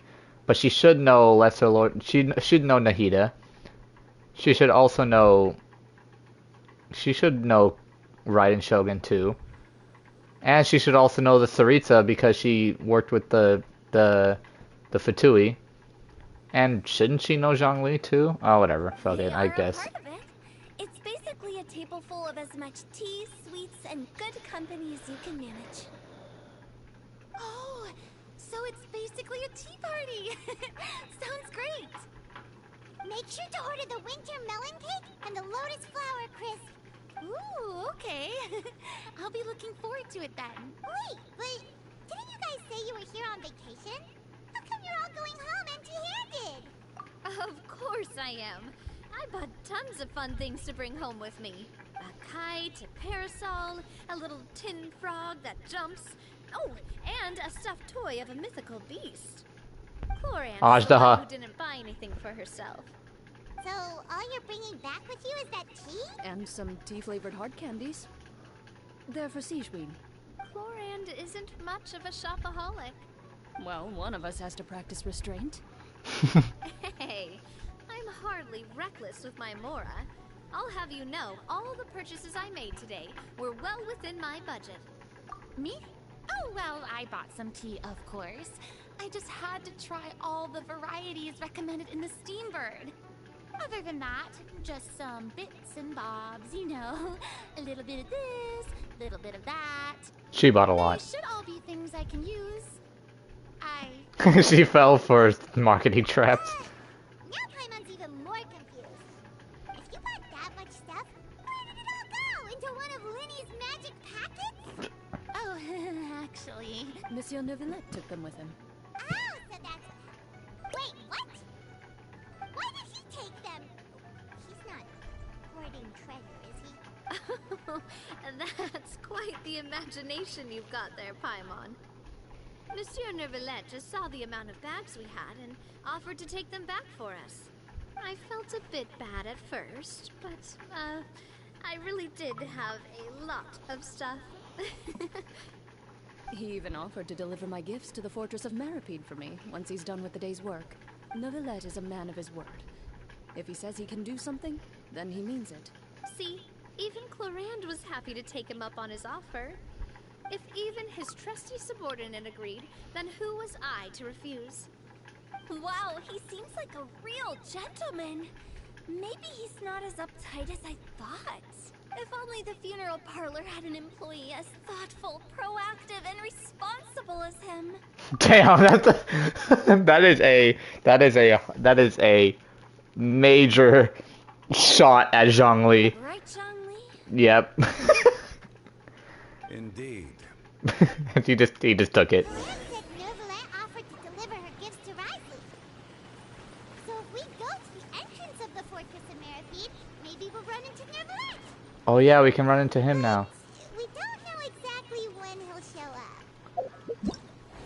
up. Can't believe going to the Fortress of Maripede is... Wait, what? I can't believe going to the Fortress of Maripede is a part of a Lantern Rite quest. That's just weird. Oh, that reminds me. New Year, about to begin. If there's anything you want to talk about, Zhongli, you know you can come to me. I'm all ears. Does the director have any concerns? It just seemed like you were a bit preoccupied today, and much less talkative than usual. He barely said anything other than, "Is that so?" and "Indeed." If you ask me, I'd say you're having a midlife crisis. You're getting to be around that age after all. Is that so? Ugh. Steve just said it again! I jest. Given its distance from the city, Chaoying Village enjoys a much slower pace of life. Surrounded by such peace and tranquility, I also seem to have developed a proclivity for inactivity. I apologize for making you worry. I see. What do you think, Traveler? Is this atmosphere putting you in a lazy mood too?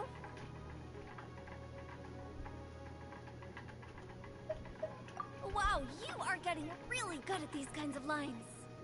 Indeed. He just said indeed again.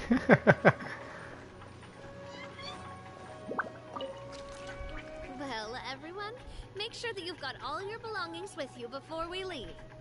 If there's any souvenirs anyone still wants to buy, the time is now. Reliable as ever, Miss President. What is that supposed to mean? Gloriand is right, though. You really are reliable. It's not what she's saying, it's the way she's saying it. I will say, but I never thought you'd be so easygoing outside of work, Gloriand. The tone of voice you use when you're working doesn't exactly make you seem like the type who enjoys interacting with people. Well, I try to keep my professional and private life separate. That includes my behavior. You take care now, Traveler. Paimon. Ah, trying to act cool now, are we? Well, I guess it's not an act for you, is it? You are indeed quite strong. It's been great talking to you all. I'm really glad I decided to come to Chaoying Village. Maybe we could go on another trip together sometime? Hey guys, look.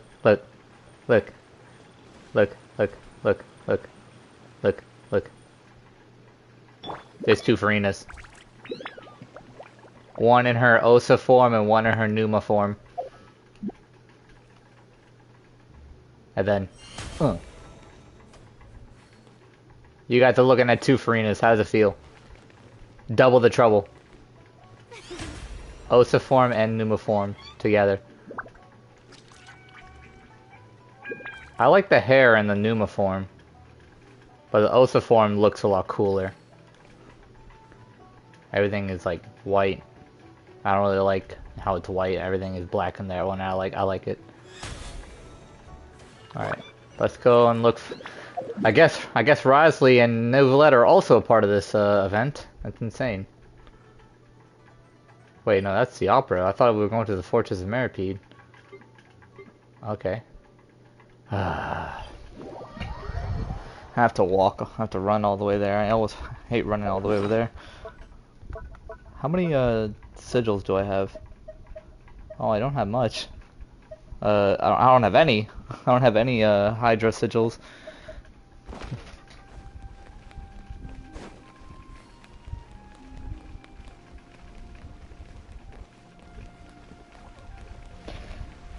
Man, I do wish that Zhongli and Novelette did talk though, but it seems to me that Zhongli doesn't want to take part in that because he's afraid that something would happen. But seeing that, it means that if Zhongli didn't want to like see Novelette, then that means he must know that he's the Hydra Dragon. Oh, there he is. Can't believe going in the the opera house all the way over in Fontaine, looking at Novelette is a part of a Lantern Rite quest.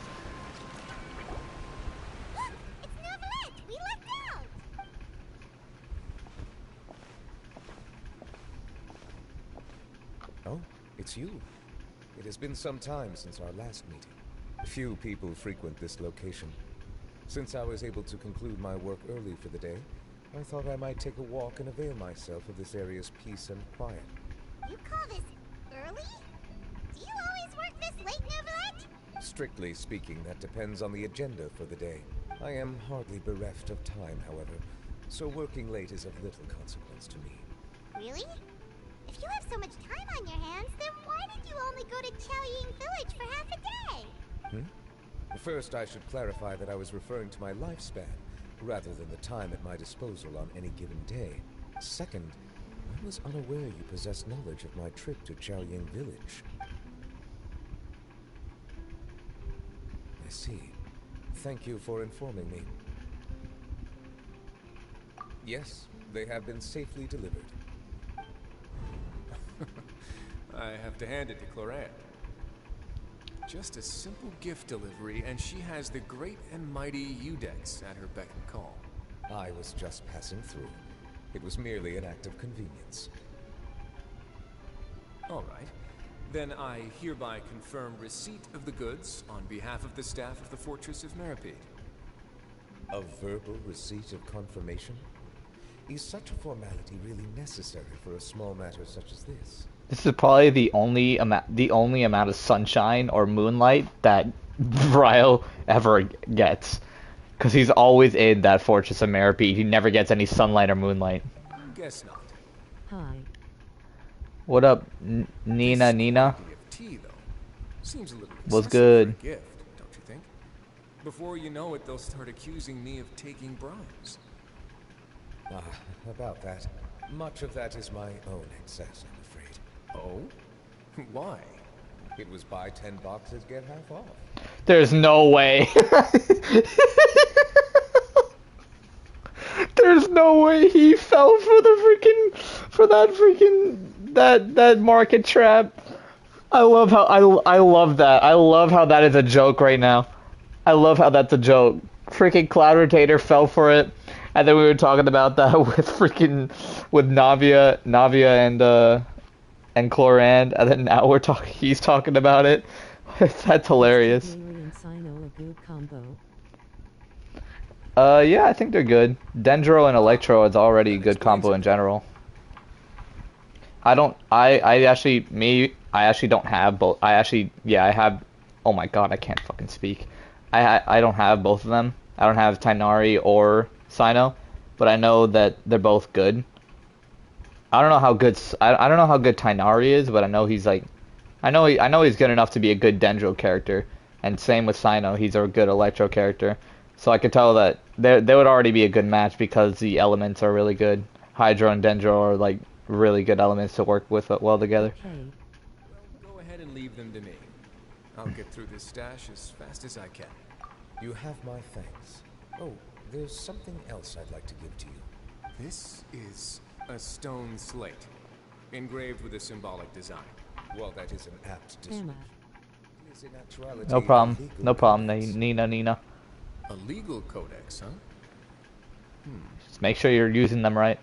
Before the advent of modern writing utensils, information was recorded on stone slabs such as this. The law was no different. Okay. Since ancient times, the scales of justice have symbolized the fairness and impartiality of judiciousness. As a tribute to that sentiment, this slate was designed after a traditional legal codex and engraved with a symbol instead of text. During my travels recently, I chanced upon a roadside stall offering tourists the opportunity to try their hand at the ceramic arts. So I decided to have a go. We joked with Clorand some time ago about gifting you a legal codex. So, here you go. Ah, so that's what this is about. I did not expect you to remember it as well. In any case, I hope this can be considered as a reasonable attempt to join in on the banter. It is a very good attempt. I suppose I shouldn't be surprised. Even your sense of humor centers around the law. That's an impressive level of commitment. Sense of humor. This significance deserves to be put on display, and I know just the place. Front and center in the fortress's showroom. Surely there's no need for such a grand gesture. Just kidding. I don't have anything like a show, but we do have a storage room. We can put it next to all the mechanical parts Sijuin has collected. That sounds good to me. So that's what you were doing in Qiaoying Village. Indeed. Of course, while I was there, I also took the opportunity to taste the local spring water. The aftertaste is much purer than what I have delivered to me in Fontaine. It stands to reason that the long-distance transport has a tendency to imbue the water with extraneous emotion. And if you want to experience the true flavor, you simply have to go to the source. Perhaps I should organize some time off to do the same elsewhere. Then we are of the same mind. It appears my desire is justified. If you say so, but you know you don't have to justify a vacation, right? You could just take one. After all, you're hardly bereft of time. Bereft of time. You're quite right. I suppose I suffer not from a lack of opportunity, rather a lack of inspiration. However, after reading a few articles about Liyue's holiday traditions, the idea popped into my head and made itself quite at home. Seeing as I was free of responsibilities for the morning, I decided to depart at once. Refreshing. My spontaneous outing seemed to inspire quite a few other spontaneous decisions as well. Take, for example, my foray into ceramics. At first, soil from the ground is granular and unforgiving, but add the right amount of water, and it becomes soft, moldable, and able to take shape. In the past, I never thought about how quotidian vessels were crafted. But now, I have participated in their very making. This is also something I made today. A ladle? That's a swan. Is that a swan? No, that's a dragon. Or something. It's a ladle that's decorated as a animal or whatever. That's so awesome. That's a ladle? I meant that it was supposed to be some long-necked sea creature. Because it's decorated to be one. Indeed, one of my inspirations. I thought it looked really awesome. You like it? To tell you the truth, given your unexpected arrival, I find myself quite unequipped to give you the welcome you deserve. Around such an important holiday such as this, human custom would dictate that gifts should be in order. But I'm afraid this is all I can offer. If you'll have it, that is. That is precisely why it would do me such a great honor if you accepted. You are most welcome. Happy Lantern Rite.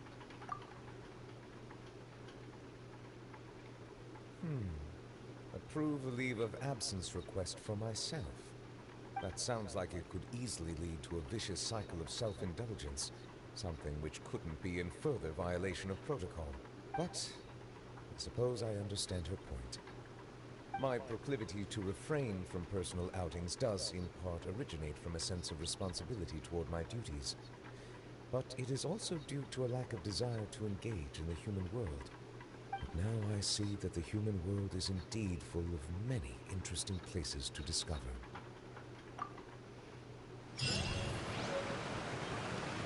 I got a cool ladle! Yeah! Is that it? Oh, that was it. No. Lantern Rite marks the start of the new year in Liyue. In the spirit of the season, then, I wish you a year of success as vast and endless as the open ocean.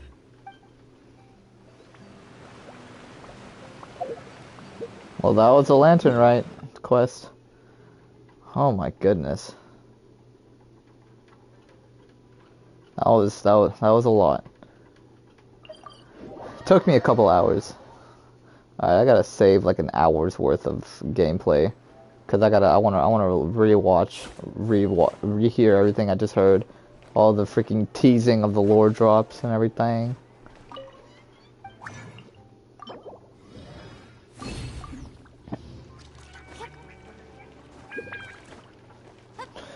I already know, like, well, like, I think it's leaked. I think it was leaked that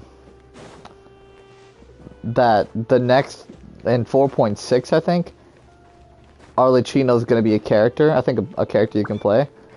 And not only that, but she's gonna be the next Trounce domain. Because I heard that she's gonna be apparently the captain or whatever is gonna and like Columbina, whatever, the third harbinger or something.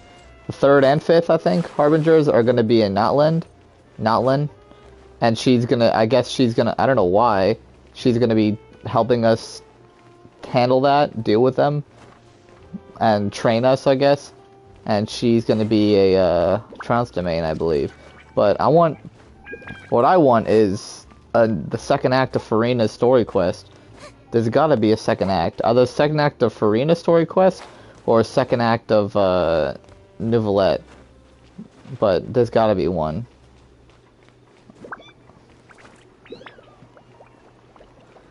Alright, what was I gonna do?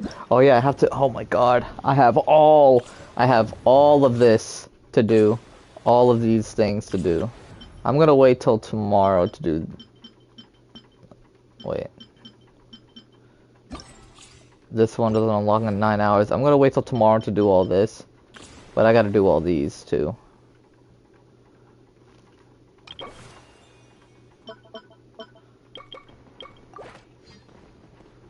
That, and then I gotta do all these.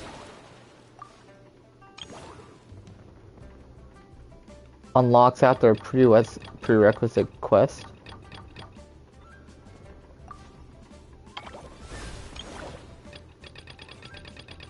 Go to challenge. That's this challenge. Oh, so I think the prerequisite quest that it's talking about is I think the prerequisite quest is talking about is yeah, it's the story quest. Yeah. I think it's the story quest that I need to do. I didn't unlock it yet. There we go.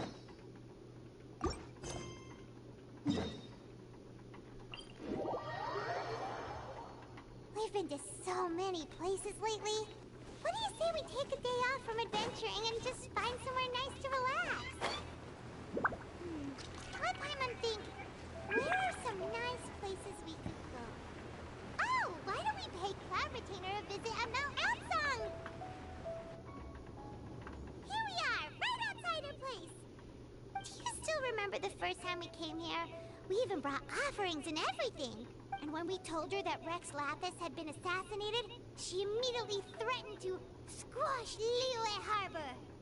Paimon thought she'd be impossible to get along with. But now that we've spent some more time together, she's really not like that at all. We probably don't need to bring any offerings now that we've gotten to know her pretty well, right? She's gonna ask for an offering. Watch. Here somewhere, so if she really wants something, we can just use that. Huh? Traveler, did something catch your eye? Whoa, what a pretty lady. Is she also here to visit Cloud Retainer? Oh, okay. So this is before we even knew that she had this form. So oh shit. So we honestly oh man, I should have done this quest before I did the Lantern Rite quest. Yeah, you're right. All it takes is one look and you can tell she's someone special. As expected of that bird lady, really. She must have a whole bunch of Adepti friends from all over the country. Shit, yeah, I should have done this quest before I did the Lantern Rite. Okay, but if we're both friends of Cloud Retainer, then we're basically friends by association, right? Want to go up to her and say hello? Helping you make more connections is a part of Paimon's job as your reliable guide. Paimon's got this.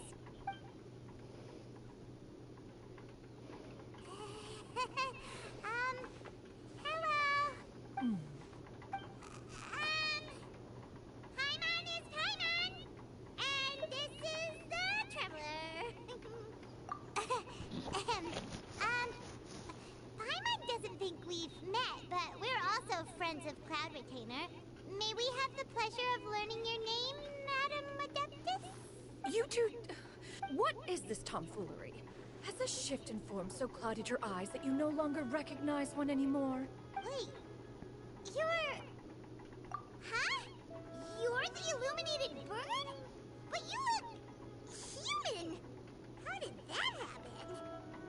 Although donning human form is scarcely any test of one's abilities. As for your confusion, one merely had no reason to indulge such inclinations before. So, you're indulging now because? Well, one has made plans to pay a visit to some disciples at Liyue Harbor. Taking on a human form for such a trip is simply a way to make matters less conspicuous. You? Worrying about keeping a low profile? You're the one who likes to pop up out of nowhere all over the place. In fact, Paimon can think of several examples. Like last year, when you suddenly appeared on the top of a roof without any warning.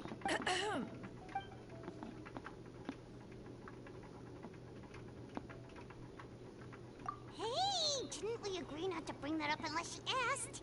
Oh? So you have taken care to follow the proper rules of etiquette after all. Most commendable.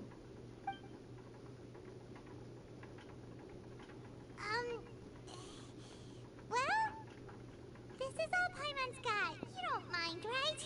One has never found oneself lacking in basic comforts. On the contrary, it is the gesture that one values above all else. So long as you've shown proper respect and consideration, the quantity or quality of the gift is but a trivial matter. That kinda makes Paimon feel a little guilty for trying to keep them for herself. Right! So by disciples, you must mean Ganyu and Shenhe. It's also been a while since we last saw them. Maybe we can come too! One planned to extend the invitation even if you had not raised the matter yourself. Shenhe and Ganyu should be quite pleased to see you again.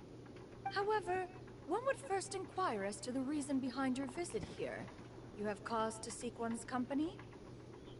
Yeah, we just found ourselves missing you and wanted to see how you were doing. We were hoping you'd tell us one of your stories. Who knew we'd run into your human form while we were at it?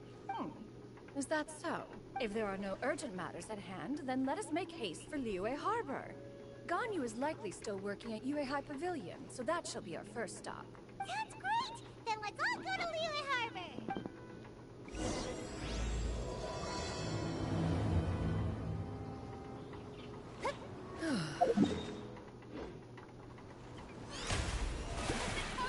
Shenhe has also secured employment recently. In her correspondence with me, she wrote that she shall have no need to return for the foreseeable future. They think one is so easily mollified. One shall investigate everything with one's own eyes and decide for oneself if their living conditions are satisfactory. Okay.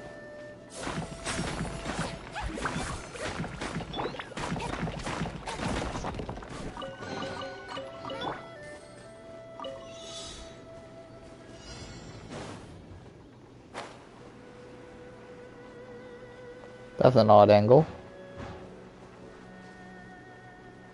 What? Where am I supposed to be going?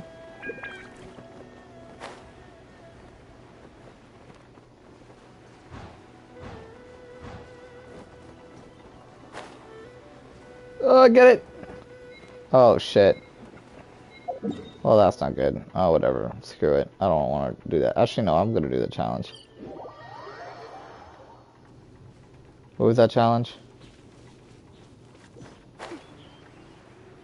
This way, right? This way over to there. What was that? What was that? What was that challenge? That challenge is weird. I don't like it.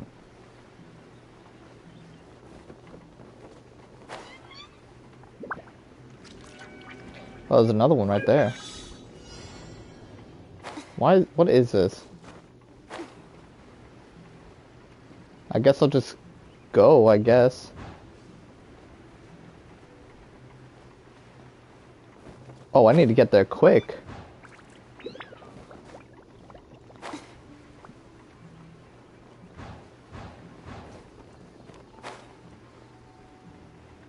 Okay, can you stop rising me? I need to get there. Ah! There we go. Pleasant surprise. Truly an extra slice of joy.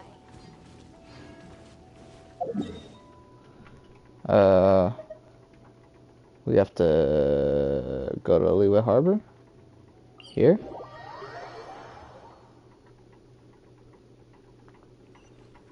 Yeah. Oh, up there. I might as well go over here then.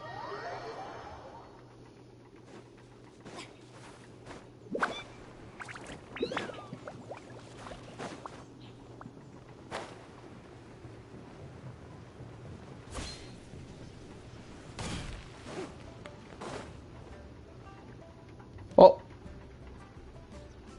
I think my Farina died. We're almost at Way High Pavilion. Hey, do you think Ganyu will be shocked to see Cloud Retainer like this? Guess we have no idea if Shenhe and Ganyu have ever seen her in this form before. Wait, where did she go? Why aren't you standing there, Cloud Retainer? Quietly now. One shall stay here. You two can go and meet with her. But why? Isn't it better if we all go together? If one were to proudly proclaim one's presence, Ganyu would surely profess herself otherwise unoccupied and drop everything to attend to one's visit. One fears that would only result in her staying up all night to make up for lost time. One does not wish to trouble her. Conversing vicariously via you two shall suffice. Do remember to inquire as to her recent well-being. Again, do not mention one's presence here. Fair enough. Makes sense. Alright then, we'll just pass on your regards and... Cloud Retainer? Oh! Busted. Is that lady someone you know, Miss Ganyu? She is indeed. I'm sorry, Huixin, but could we delay the upcoming meeting for a little bit? I believe my schedule today is quite full. Although, perhaps I could move some work to later in the evening. Oh, not to worry, Miss Ganyu. I'll make the necessary arrangements right away. Thank you, Huixin.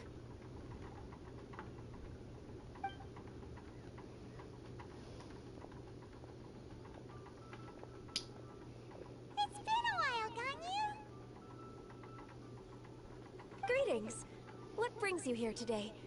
And Cloud Retainer, too. It's been quite some time since I last saw you in this form. You are quite mistaken. One is not acquainted with this Cloud Retainer of whom you speak. One is simply a mere mortal passerby. Huh? Seems she's not buying it.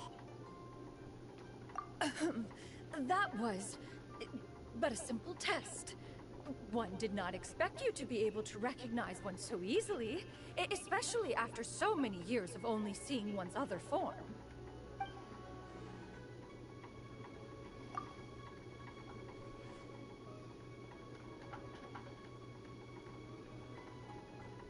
But recognizing you is, my responsibility as your disciple. An apt observation. One was simply passing by while attending to some important business. One thought it would only be fitting to pay you a visit while in the area. Wait, Paimon wasn't aware of any important... Oh, Cloud Retainer's right! We've still got something super important to do, so we can't stay here for too long today. Oh, is that so? But it's been so long since we last saw each other. One simply desired to see you and had no intention of interrupting your work. A quick conversation should suffice for today. A more involved reunion should wait until you find yourself less occupied. I understand. That should be fine. While one acknowledges the amount of work that you have to deal with every day, one must also remind you to rest. Though Adepti blood flows through your veins, excessive exhaustion will still cause grave harm to your body. It still makes one nostalgic to see you as you are now, respected and independent. When you were young, you oft begged one to cuddle you to sleep when you suffered from nightmares. Cloud Retainer! Stop! If you insist. We are running short on time regardless, so one will refrain from going into each and every story. Why don't you continue your conversation? One shall simply stand by and listen. Wow, you've been to so many new places since the last time we spoke. If you ever need anything, please just come find me at Uehai Pavilion. Also, forgive me for my presumptuousness, Cloud Retainer, but if you plan to continue appearing in this form, don't you think it'd be helpful to adopt a human name? A human name? Huh. You raise a valid point. Considering the sheer extent of one's renown, Cloud Retainer is surely too recognizable as a name. You really think so? Not that you're not famous or anything, but that famous? You presume to know the extent of one's illustrious achievements. One would hardly think such a thing to be possible. Nevertheless, Ganyu's advice cannot be ignored. From this point on, when in public occasions, be sure to refer to one as Shenyun. Shenyun? Ah, I assume that's a reference to the full record of Pristine Pavilion. An adeptus of years past would rise with the clouds and rest with the moon. They were enlightened and wise, free and unfettered. The writer referenced Master's name to describe her carefree and spontaneous nature. Oh, that sounds super cool! Paimon feels like only the most powerful of Adepti could rise with the clouds and rest with the moon. Actually, those lines were originally written to describe Cloud Retainer herself. Huh? Wait, so you're really that powerful? And what of it? Did you truly take one to be nothing more than a bird of bigger than average size? Not exactly. To be fair, Cloud Retainer rarely speaks of her past accomplishments. The tales of her past can only be found in ancient texts. It is said that once, a long, long time ago, there was a severe drought in Liyue. Left with no choice, many people left their homes, while others spent day and night praying to the Adepti. Although I did not live through such tragedy, simply reading about it is enough to gain a visceral understanding of all the pain and desperation during that time. On top of the drought, a noxious gas also began to spread through the land. If not for Cloud Retainer's efforts, much of Liyue would be nothing more than a barren wasteland today. The books had this to say about what happened. Upon arrival, the Adeptus borrowed the wind to retain the clouds. Immediately, the clouds gathered together, and abundant rain burst forth from the heavens. Drought and plague were both driven away, and the people were saved. That's incredible! Mortal records add embellishments to dramatize past events. One did merely what one ought, and even if one had not interceded, the other Adepti would surely have stepped in to help. Even so, you stopped an entire drought! Can you really control the weather like the book said? Oh, Paimon suddenly has a lot more respect for you. So it was Paimon's bad for calling you Illuminated Bird before. You're not too mad, are you? How laughable. A name is but a simple label we carry with us on our journey through the world. Why would one be offended by such a trivial matter? That's a relief.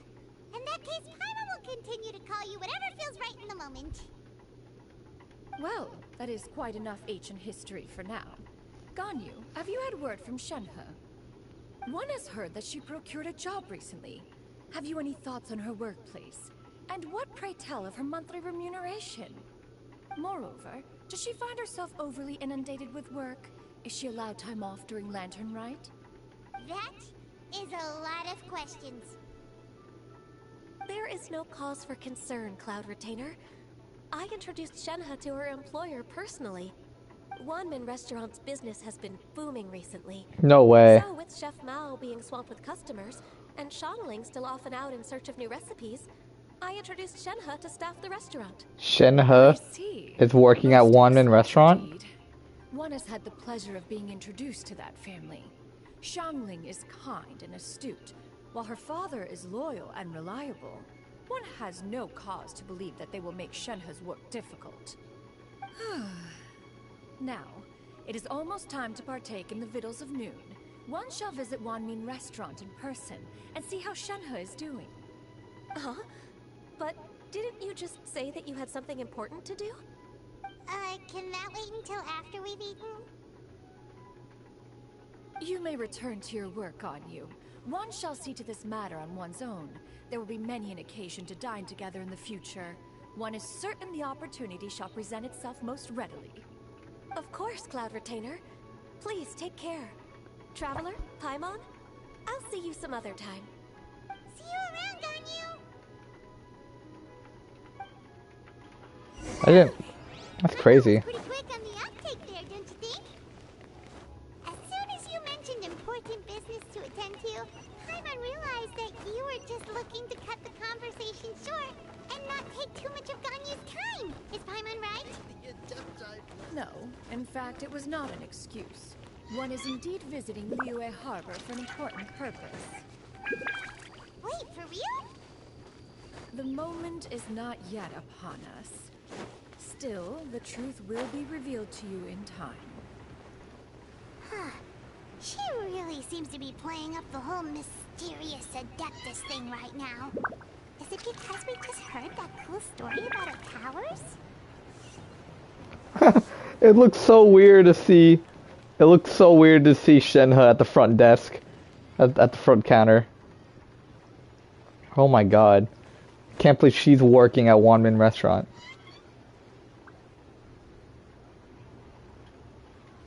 You get what I'm saying, right? Yeah, how can I not? Not even fine food is enough to distract from the presence of a fine lady, huh? Oh, I'm far more interested in getting her details than ordering any dishes. Hey, how about you ask her? Dang, they're trying to ask her out. They're trying to ask Shenhe out. I mean, I don't blame them. You do it. No. I think you should. Wait, she's coming. What can I get for you today? Greetings, miss. I was just wondering if you'd be willing to... What would you like to order? 2 servings of more meat to go. Good chat. Bye. She has that intimidating presence.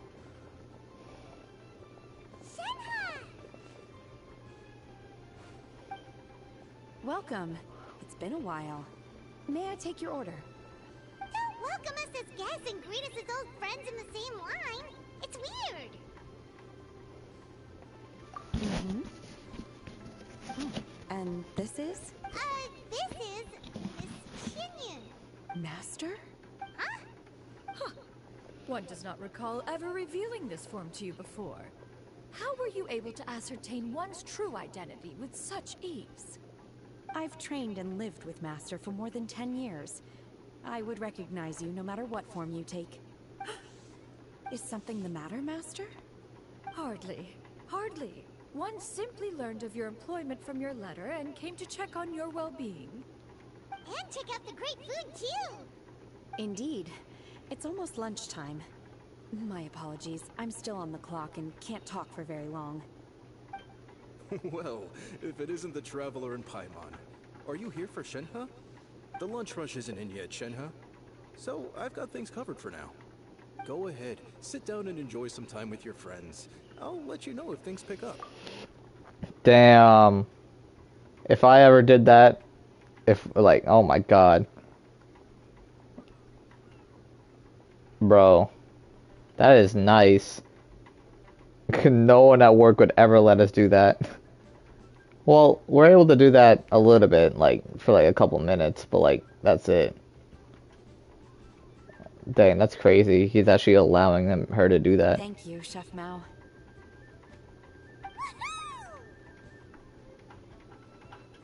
Oh.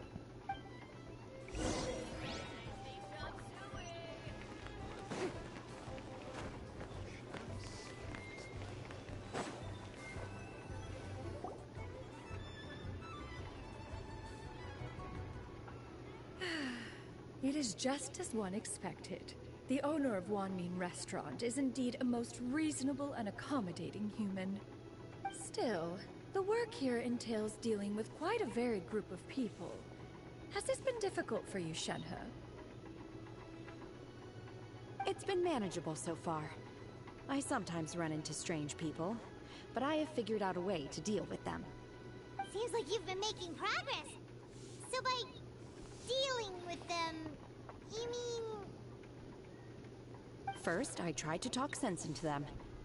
If that doesn't work, I threaten them with violence. At this point, they usually decide they are in favor of a civil conversation. Oh, how should Paimon put this? Oh, a sensible plan. One is gladdened to see you integrate so well into human society. And you, Master? How have you been? Simply marvelous. Though Mount Outsong has scarcely enjoyed your presence recently, one has hardly found the pleasure of one's own company to be lacking. I see. Oh, just as expected of Master.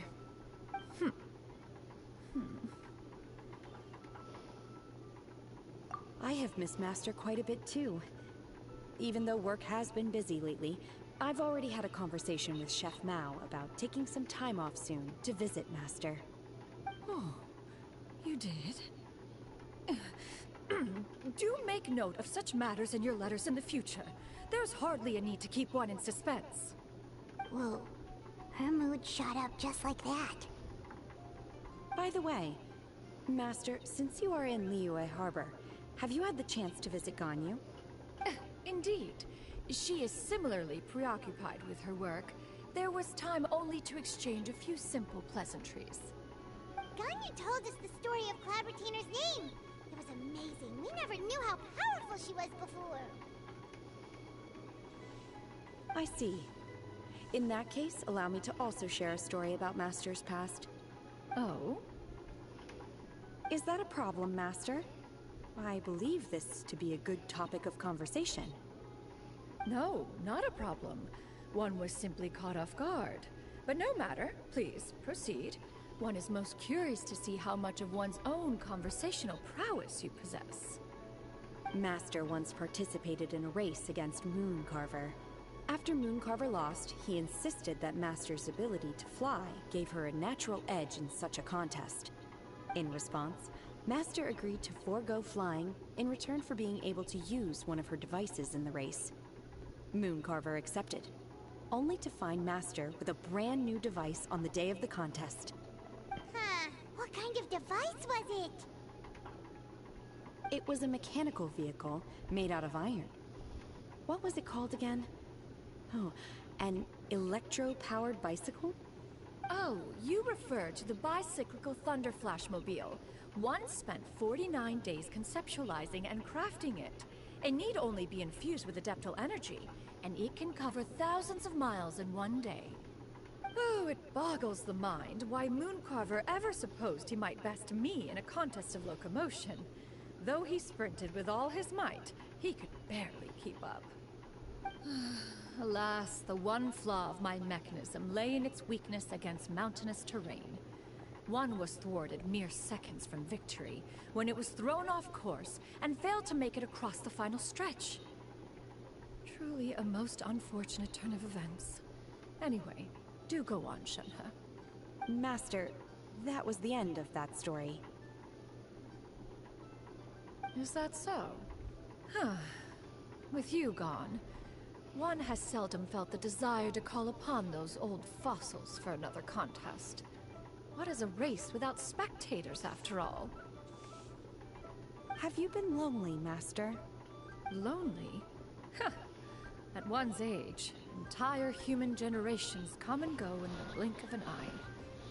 Even one's own self-directed musings can span several days and nights. 'Tis a most foreign sentiment. The mere mention of it is preposterous.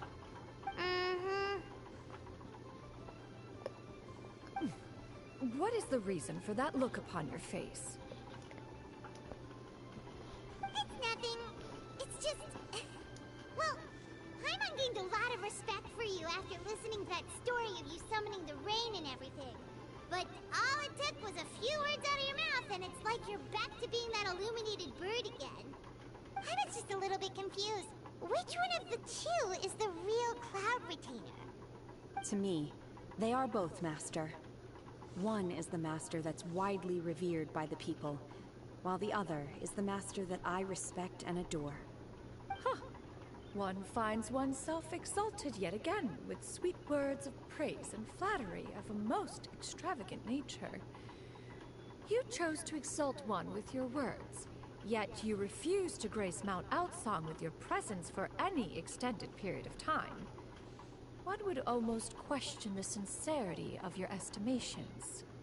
This is not to say that your words paint an inaccurate picture. One has always lived by a single ideal. Eschew all action and abide by no rule. One does as one pleases and speaks as one pleases. Others may critique or praise as they see fit, yet one places little weight in such judgments. She got like, what, 2 sentences of flattery from her disciple, and it's as if her ego was about to burst. Do you have any empty tables?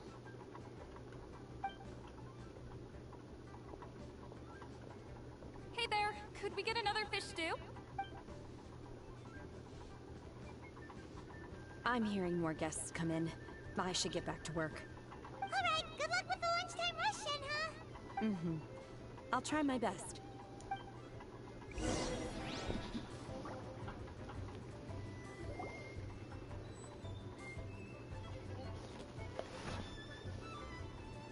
So much yummy food! Paimon's gonna feast! One is fond of all kinds of delicacies and delights in a multitude of flavors. The dishes here demonstrate no shortage of culinary skill. Their unique flavor profile has left one more than satisfied.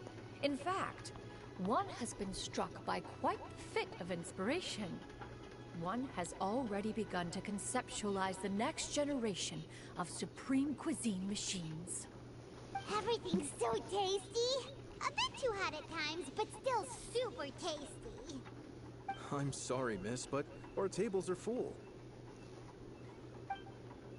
Shall we try somewhere else, Granny? But it smells so delightful. Can we really not eat here? My poor legs can't go on for much longer. Well, you could always check with some of the other guests and see if anyone's happy to share a table. Okay, I'll ask around.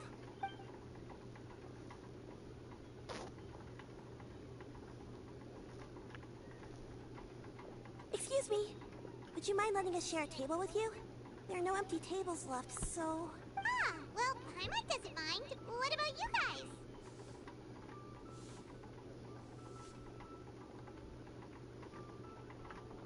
Great! Thanks so much. My name is Shuyu, and this is my granny, Yuendai. Granny? Yep. Is there something wrong with that? No, Paimon's just a bit surprised. She looks so young. Yeah. A lot of people compliment Granny on her youthful looks, but she's actually much older than she appears.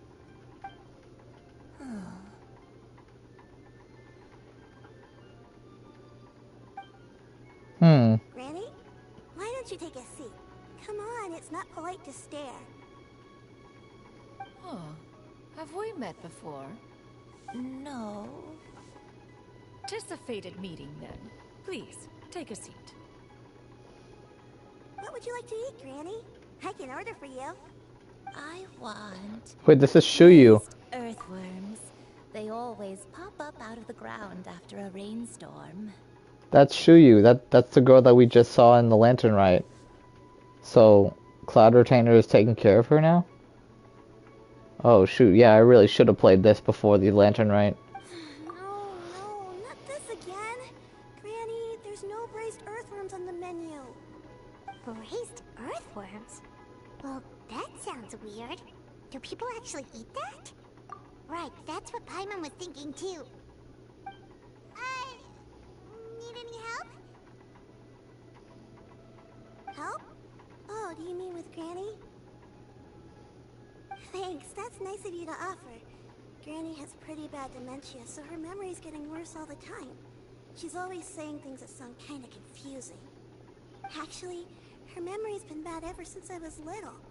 But it's gotten so bad lately that I even have to remind her who I am every morning. They died young. It's just me and Granny now. Oh, but it's okay. Don't feel bad. Granny loves me a lot, and I love her a lot too. Sure, it's hard at times, but you just gotta make the best of the life you've got. Wow, you're really tough for your age, kid. You're too kind. And me? Oh, what about me? You're tough too, Granny. Plus, you're really gentle, and you're always there for me. Yes, and it's hardly as if I forget everything. I still remember the important things. Wait, what was that really important thing again? Ah, I remember now. It was a dream. I had a dream where everything was dark. Someone was standing in front of me. She told me to come and find her, and that once I'd found her, I would be free. Huh? That sounds super important. But how come you've never told me about it before? It was just a dream, so I forgot about it. But I'm in a good mood now, and somehow I remembered it again. You know, I believe I've had this dream a great many times. But just how many times have I had it? Now that I do not remember. Wait, so you have a reoccurring dream where someone's talking to you? That sounds spooky. Does that mean you're possessed? Unlikely. Her eyes are clear and her breathing remains calm and level. One sees no signs of possession. Are you sure? Who do you take me for? Is one not an adept? Am I not an expert? Huh, you're right. Paimon almost forgot you're the expert. In that case, do you still remember what the person in your dreams looked like, Granny? Not anymore. Although, I have a sense that she looked rather like me. But not as I am now. My younger self. A younger version of Granny? This is just getting weirder and weirder. What is going on here? As one said, fate must have brought us together. You may leave this situation to me. Are you sure? So, what are your names? Paimon's Paimon. Just Shenyun is fine. Thank you all so much for offering to help. But first, I'm sorry for asking, but, how do you want us to pay you back? Oh, we don't need any payment for this. Thank you so much. You're welcome. But Miss Shenyun, what exactly can we do to help out this grid? All we have to go off is that dream. Where Zhao. do we start? Zhao. That is elementary. Since her dreams portray her younger self, then we shall retrace the steps of her youth. Once we have revisited those places, her memories will likely return. Sounds like a plan. So, Granny, do you remember which places you went to when you were young? Why, of course I do. The heavens above, the earth below, the wispy clouds, and the emerald mountain streams. Okay, taking that as a no. I might have an idea. Once, when I was really little, my dad told me that Granny used to be a martial artist heroine who saved loads of people from a disaster. If it's true, then maybe they wrote about it in the history books or something. A martial arts heroine? Oh, Shinto knows tons about Liyue's chivalric traditions. If anyone knows about the heroes of the past, it's him. Let's go find him at the Feiyun Commerce Guild. Are you leaving already? But I'm still hungry. I'll go order some food, Granny. If there's nothing on the menu you especially want, I'll just get a few different things. It seems we must part ways for now. The Traveler and Paimon are bound for the Feiyun Commerce Guild, while Yuendai and Shuyu shall remain here and partake of their lunch. As for myself, I have matters to discuss with Streetward Rambler. Streetward Rambler? Oh, you mean Madam Ping! Precisely. Let us meet at Yujing Terrace once you are ready.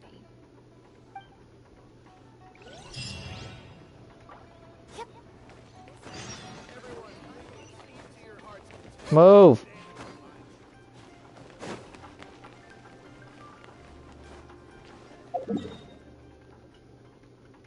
Oh, what?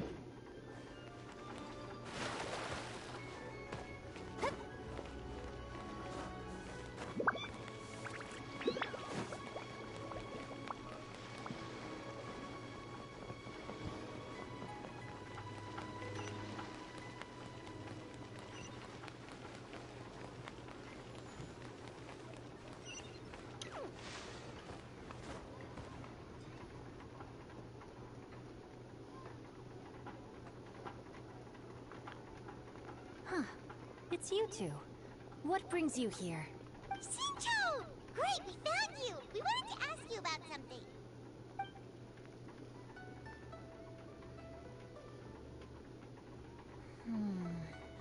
That's not a whole lot of information to go off of. I don't know if I can say for sure. I can't pinpoint her identity from your description alone.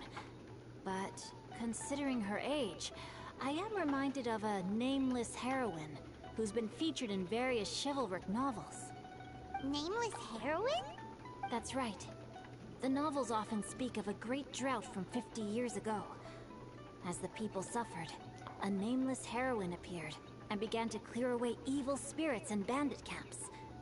The people idolized her, but never learned her name. All they knew was that she always acted alone. Later, though, she supposedly fell in love with a similarly noble-minded exorcist from Mount Tianheng. They were well matched in more ways than one, often fighting together as a fearsome duo of otherworldly strength. After the drought ended, the heroine and the exorcist left the public eye and began living a reclusive life in the mountains. All that remained were tales of her incredible accomplishments. The way this nameless heroine faded from fame into obscurity later in life is not too dissimilar from Miss Yuendai. I hope that's somewhat helpful. Thanks a lot, Shincho. We knew it'd be worth talking to you. It's nothing at all. Just something I came across while reading. I did do a bit of extra research on her story, but it was just out of personal curiosity. Well, Paimon still thinks that's super cool. Oh, wait, Shincho, if you've read up on her, do you know of any places often associated with her? Let me think. In the novels, the nameless heroine always appeared near one of 3 places. Wangshu Inn, the area just north of Jueyun Karst, and Jingyun Peak. Perhaps the real-life heroine who inspired the character was also often seen near those 3 places. Yeah, that's what she was talking about, right? In the, she was talking about, like, the high mountains and everything, and, like, other stuff, the granny she was talking about. I guess that's what she remembers. She doesn't remember the places. You're welcome. To be honest, I found some parts of the story confusing when I first came across it. If Miss Yuendai was indeed the original inspiration for the character, she may just be able to help me put the pieces together. It's rare for a chivalric hero to fade into obscurity during their lifetime, even after retiring from the public eye. But no one ever saw or heard from the nameless heroine again. There were even rumors that she became extremely ill. I've never understood why someone would go to such lengths to erase themselves from public memory. It's almost as if she was trying to hide from something. There's probably far more to the story than what's been written. We'll be sure to tell you if we manage to uncover the truth. That's a deal. Perhaps, behind the truth of it all, there lies a story more fantastical than any work of fiction. Paimon feels like we just learned so much from Shincho. A drought, a nameless heroine, a life of seclusion. Wait, why does the story sound super familiar? Oh, right! There's a drought in this story too! Shincho, are droughts super common in Liyue or something? Well, they used to be. But people have long since developed methods to prevent them. Like by cultivating the soil or digging canals. So while droughts do happen from time to time, they are rarely regarded as true disasters. The drought 50 years ago is probably one of the worst we've had in the last several centuries. The crops withered, the streams ran dry, and the monsters in the mountains became rabid and agitated. Countless caravans were attacked, and people who lost their homes came together to form bandit groups. What started as a natural disaster soon became a human tragedy as well. That sounds awful! Yeah, and that's exactly why the nameless heroine was so beloved. She must have been someone of true integrity, to do so much for the people while asking nothing in return. Still, as terrible as that drought was, it was nothing compared to the truly calamitous disasters that befell this land in ancient times. They say that back in those days, disasters were both more severe and more common. Only the strongest of Adepti could hope to dispel the ruin and devastation. Do you have any other questions? We're good for now. We're just going to head back and meet up with Miss Yanyan and the others again. Paimon hopes that Granny Yuendai will be able to remember more of her past. She used to be a great hero who saved many people. So sad that she can't recall any of it. Anyway, we'll be off now. See you some other time, Xingqiu. Thank you so much for your help. It's no problem at all. Safe travels.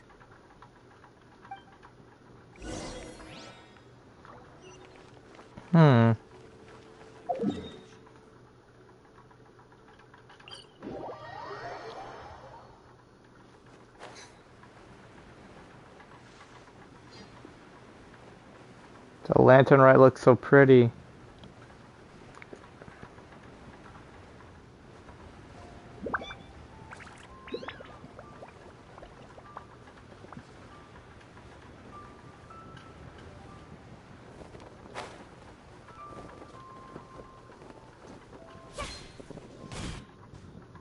I have recorded the tune that you requested. I hope it will be of help to you. Oh, thank you. Straight word, but... Ping, what has amused you so? Oh, it's no serious matter. I was just reminiscing about the last time I saw you in this form. Time has wrought such change in this world, and yet you appear just the same as ever. Time has little bearing on one's existence, nor has one keenly felt its effects whilst dwelling at Mount Outsong. Nevertheless, Ping, one would like to seek your counsel on a personal matter. Oh, why so formal all of a sudden? I must say, you're making me a little nervous. What is it? Well, the inquiry is as such. Approximately how much mora would one need to afford a comfortable life in the harbor, not unlike the one that you yourself lead? It does not require as much as you may think. Still, do you mean that... Cloud Retainer, Madam Ping! What are you two talking about? Nothing save for some trivial matters. Have you unearthed any useful details? Xingqiu has a theory, but let's save it for when Chuyu and Miss Yuendai have joined up with us again.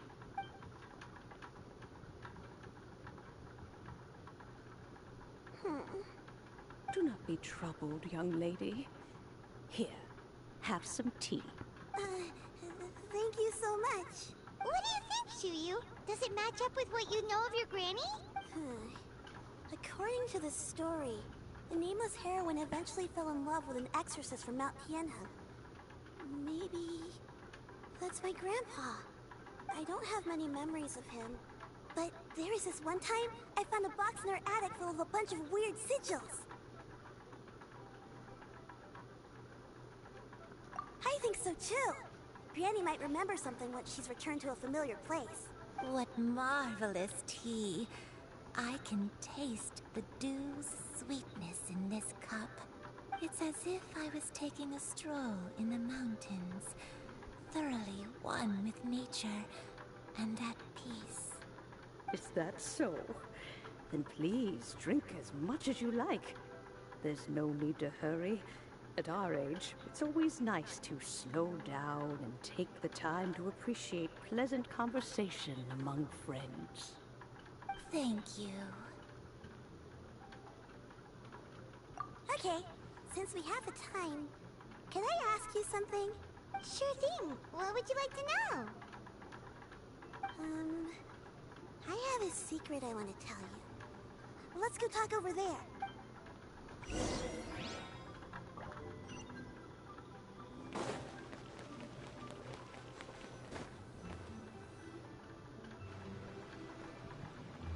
What's wrong, Shiryu? Well, I've been kind of meaning to ask ever since we started talking in the restaurant, but are you guys all adepti in disguise? Oh!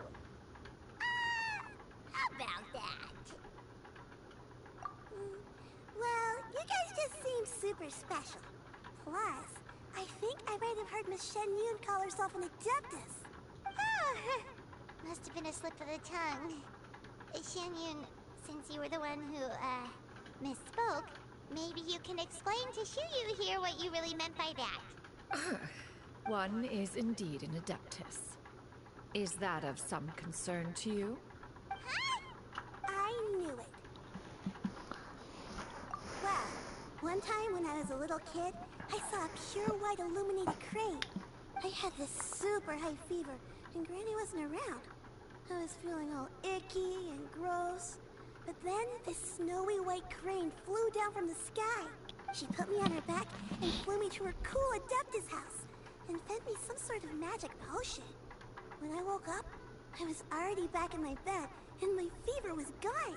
I really wanted to thank her, but I was too sleepy to stay awake, so I never got the chance. So, I just kind of... Any of you have ever met an adeptus like that? A pure white illuminated crane? The only two we've ever met are blue and white and black and brown. Have you ever met one that's pure white, Clovertina? Never has one met an adeptus with such features. One surmises such a description. That one happens to be her grandmother, probably. Results from narrative accounts. That's weird. Was it really just a dream then? Well, even if it was just in my head, it doesn't matter that much anyway. All I really want is to help Granny recover her memories. I'm really grateful for all your help. Leave it to us! Now that we know the 3 locations, we just need to visit them one by one.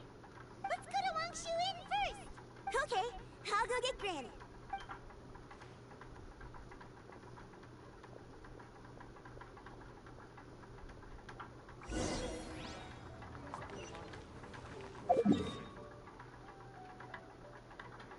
Zhao.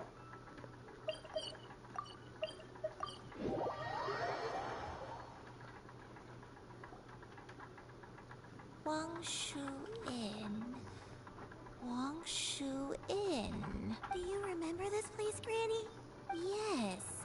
The fish here is very delicious.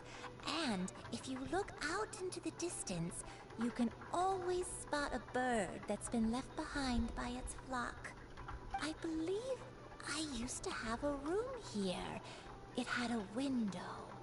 Yes, I spent a lot of time looking out that window. Which room was it again? Let me look. I'll come with.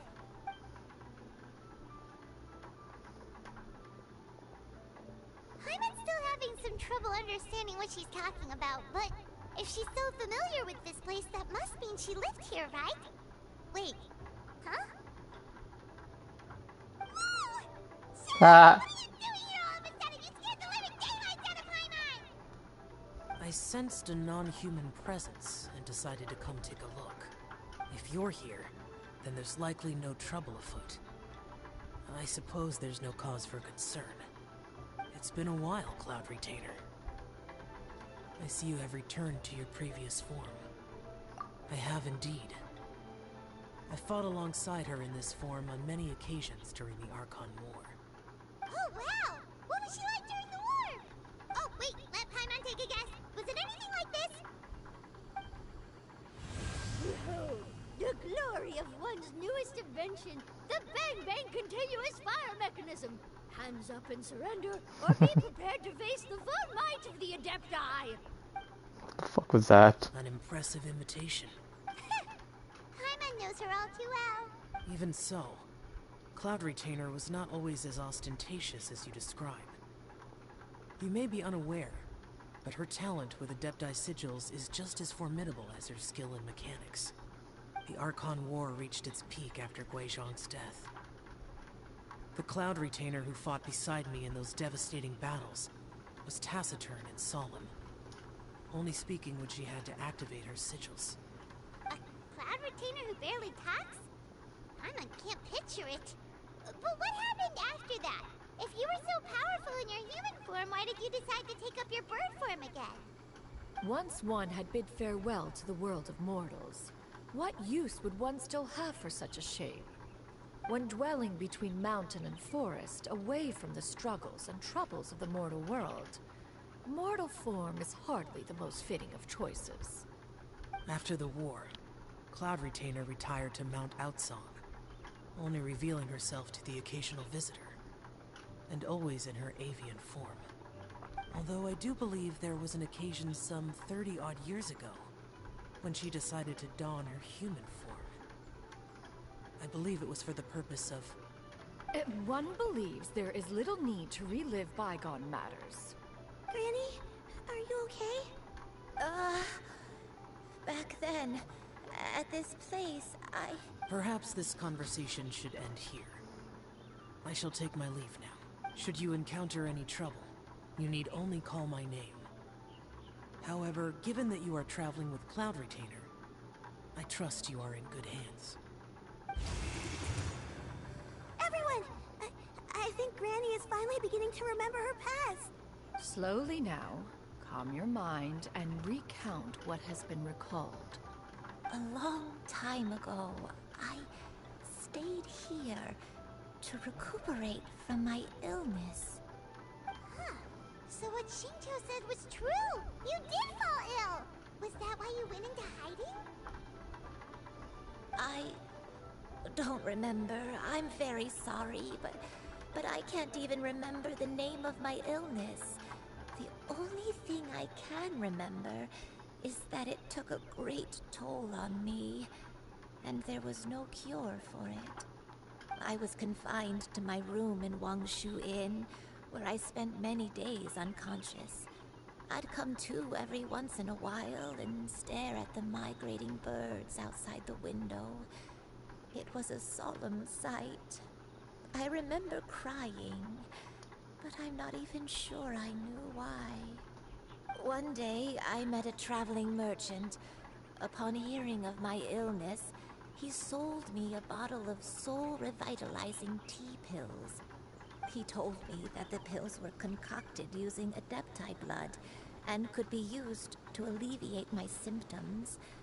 Sure enough, I made a full recovery. My illness remained dormant for several decades after that. Wait, but if your illness remained dormant for several decades, are you saying that what you're going through now is just a relapse of what happened all those years ago? And it was all thanks to the pills that you managed to keep the symptoms in check? Paimon's brain kinda hurts. Do you remember anything else? I'm sorry, I don't. Oh, if only I wasn't so useless. Hey, you're not useless. You've done so much for me. Watched me grow up. Raised me. How could you say that about yourself? Oh, fret not, dear child. Granny was just a bit frustrated. That's all. The recovery of a person's memories is a gradual process.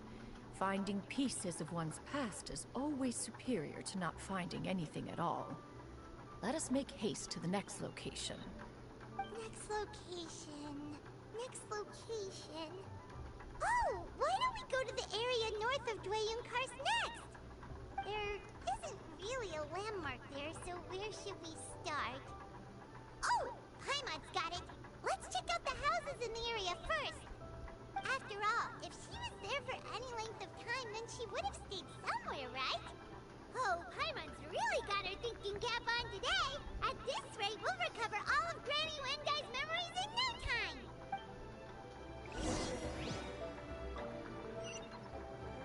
Okay.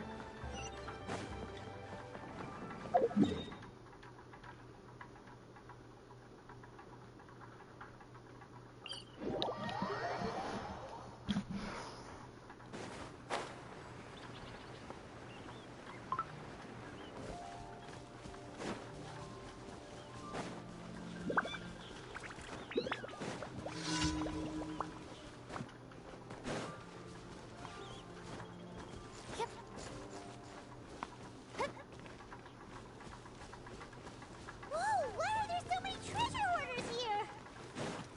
Guess it's time to round up the bad guys.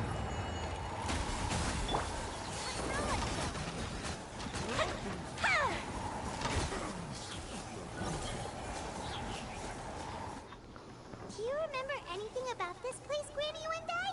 Let me think.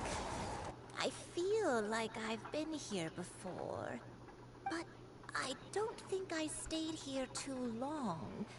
I might have just rested here briefly before continuing on my way. Got it. That's okay. There are still plenty of other places we can check. Wait a second. If I remember correctly, I believe I brought... Ah, yes. I brought some sweet snacks with me. Go on, take some. You need to eat a lot if you want to grow big and strong. Oh, thank you!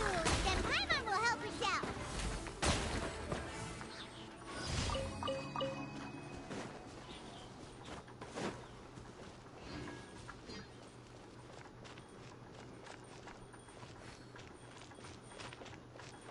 Okay.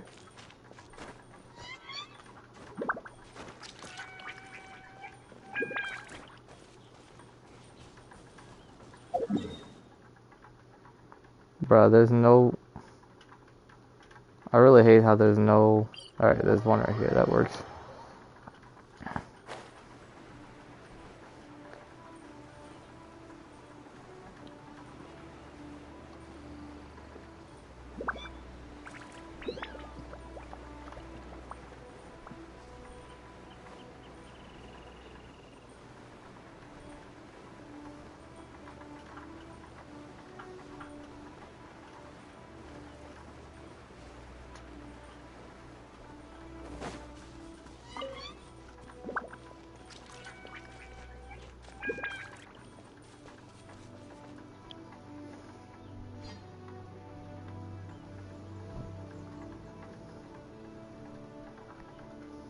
Paimon sees an abandoned house. Why don't we take a break over there? This place... it's...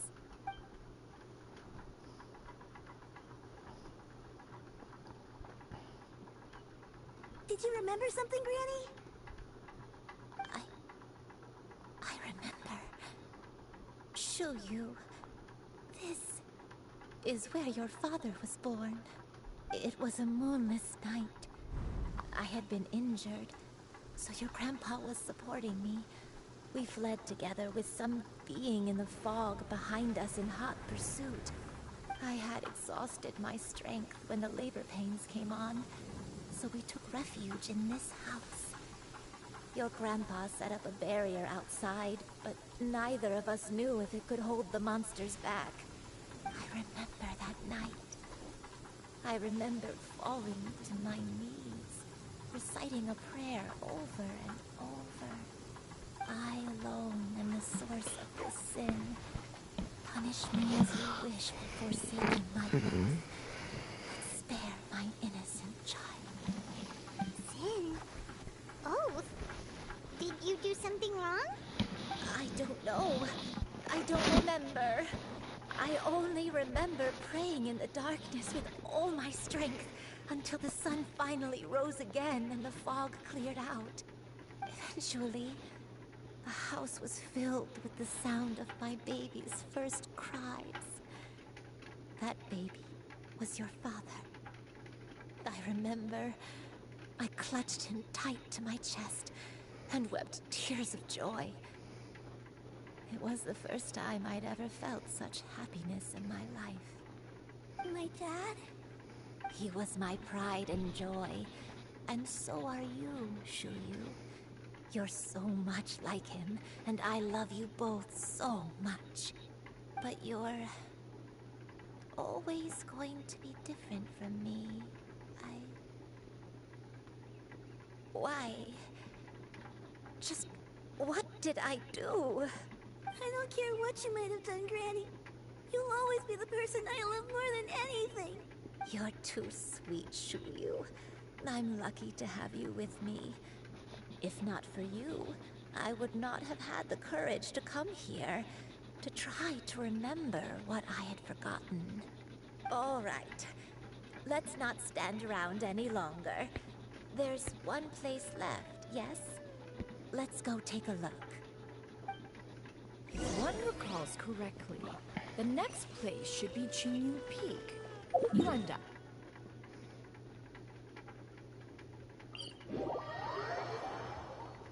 Oh, I didn't have to do the third one? Slow, but I'll do my best to keep up. I'm sorry to keep everyone waiting. Climb on. I shall carry you to the top. Oh, such lightness of weight.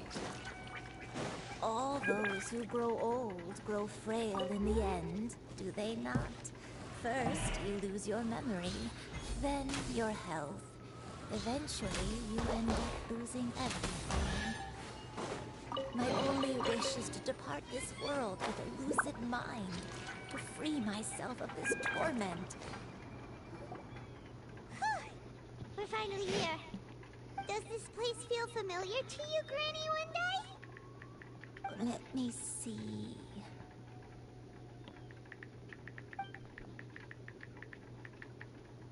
How strange. Have I lived here before?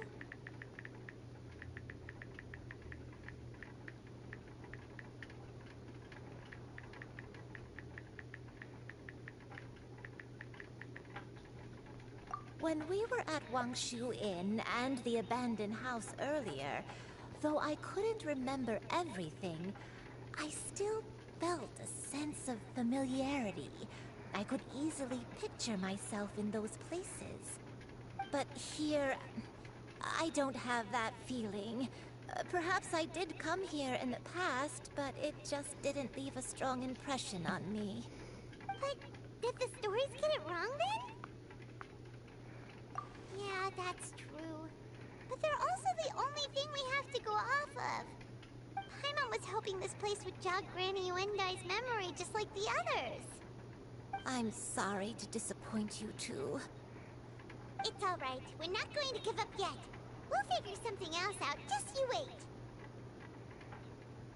Thank you. If only I could remember. Huh? That way. What's that mountain? Oh, let Paimon look! Huh? Isn't that Mount Outsong? Looks like we've come full circle. Mount Outsong. Mount Outsong. Granny, are you okay? Don't push yourself, Granny. It's okay if you can't remember. You shouldn't do something that makes you sad. Mount Outsong, What am I really? Mount Outsong holds some familiarity to you? It does, but I can't go back. Are you feeling unwell? My head, it feels all heavy and dizzy. What is wrong with me? Cloud, Miss Yenyun, is there anything you can do? Let us go to Mount Outsong. But... Fret not, all will be well. You and I, you have already given more than enough to the pursuit of this endeavor. You may leave the rest to me. I've prepared something that can aid you in suppressing the fear in your heart and restoring your lost memories. currently resides at Mount Outsong. Wait, really? When did you do that? I never leave anything to chance. All will reveal itself when we arrive.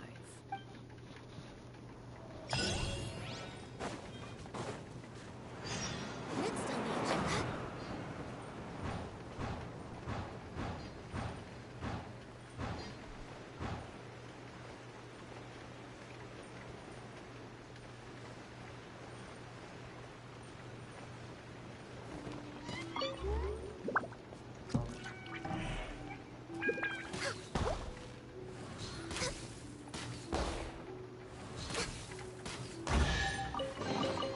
There's nothing wrong.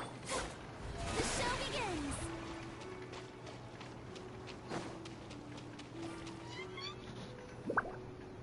Come on, just tell Paimon already. What's this thing you've prepared? Here, this is it. Huh? But isn't this the mechanism that you were tinkering with when we first got here? Oh, is it another invention of yours? Precisely. A recent one at that. I am most pleased with the result. I call it the Suspensus Somnium mechanism. It periodically releases a soft breeze, which when paired with a gentle adeptal tune, can help the listener subconsciously relax and even enter a semi-hypnotic state. Soothing agitation and anxiety, relieving exhaustion and insomnia, its potential uses are numerous indeed. Whoa, what a cool gadget! But if you had it all along, why did you keep it to yourself until just now? We could have come to Mount Outsong right off the bat and saved time on a lot of floating. How preposterous. Had Yuendai not recalled much of her past through her own efforts, the device would have nothing to draw upon. We Adepti can only help those who first resolve to help themselves. Had she lacked such determination and strength of character, one would have little to offer in way of assistance. Paimon thinks she gets it now. Hey, what's that other thing? As previously mentioned, a gentle adeptal tune is required to take full advantage of the mechanism. One secured such a tune from Streetward Rambler. Only with her melodies can the mechanism reach its peak power. Whoa, Paimon can feel what you mean. Paimon's body feels light as a feather. It's as if she's lying down on a warm patch of grass after a super satisfying meal. And you, Yuendai, is the mechanism helping you to relax? It appears she has already succumbed to the depths of reverie. Come, join one on this side.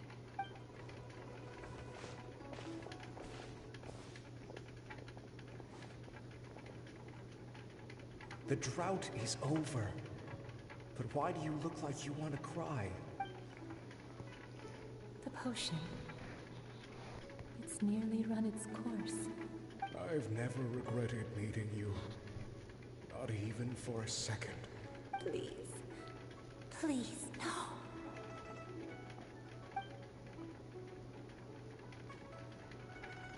Have you forgotten? This is the world you left behind. One of gentle breeze and morning dew, perfectly straddled betwixt the realms of heaven and earth. This is your home. This is where you belong. You should have never left. She is the white crane. Of the past, For that white bird. me from not Pure that white long bird. ago. We should have never.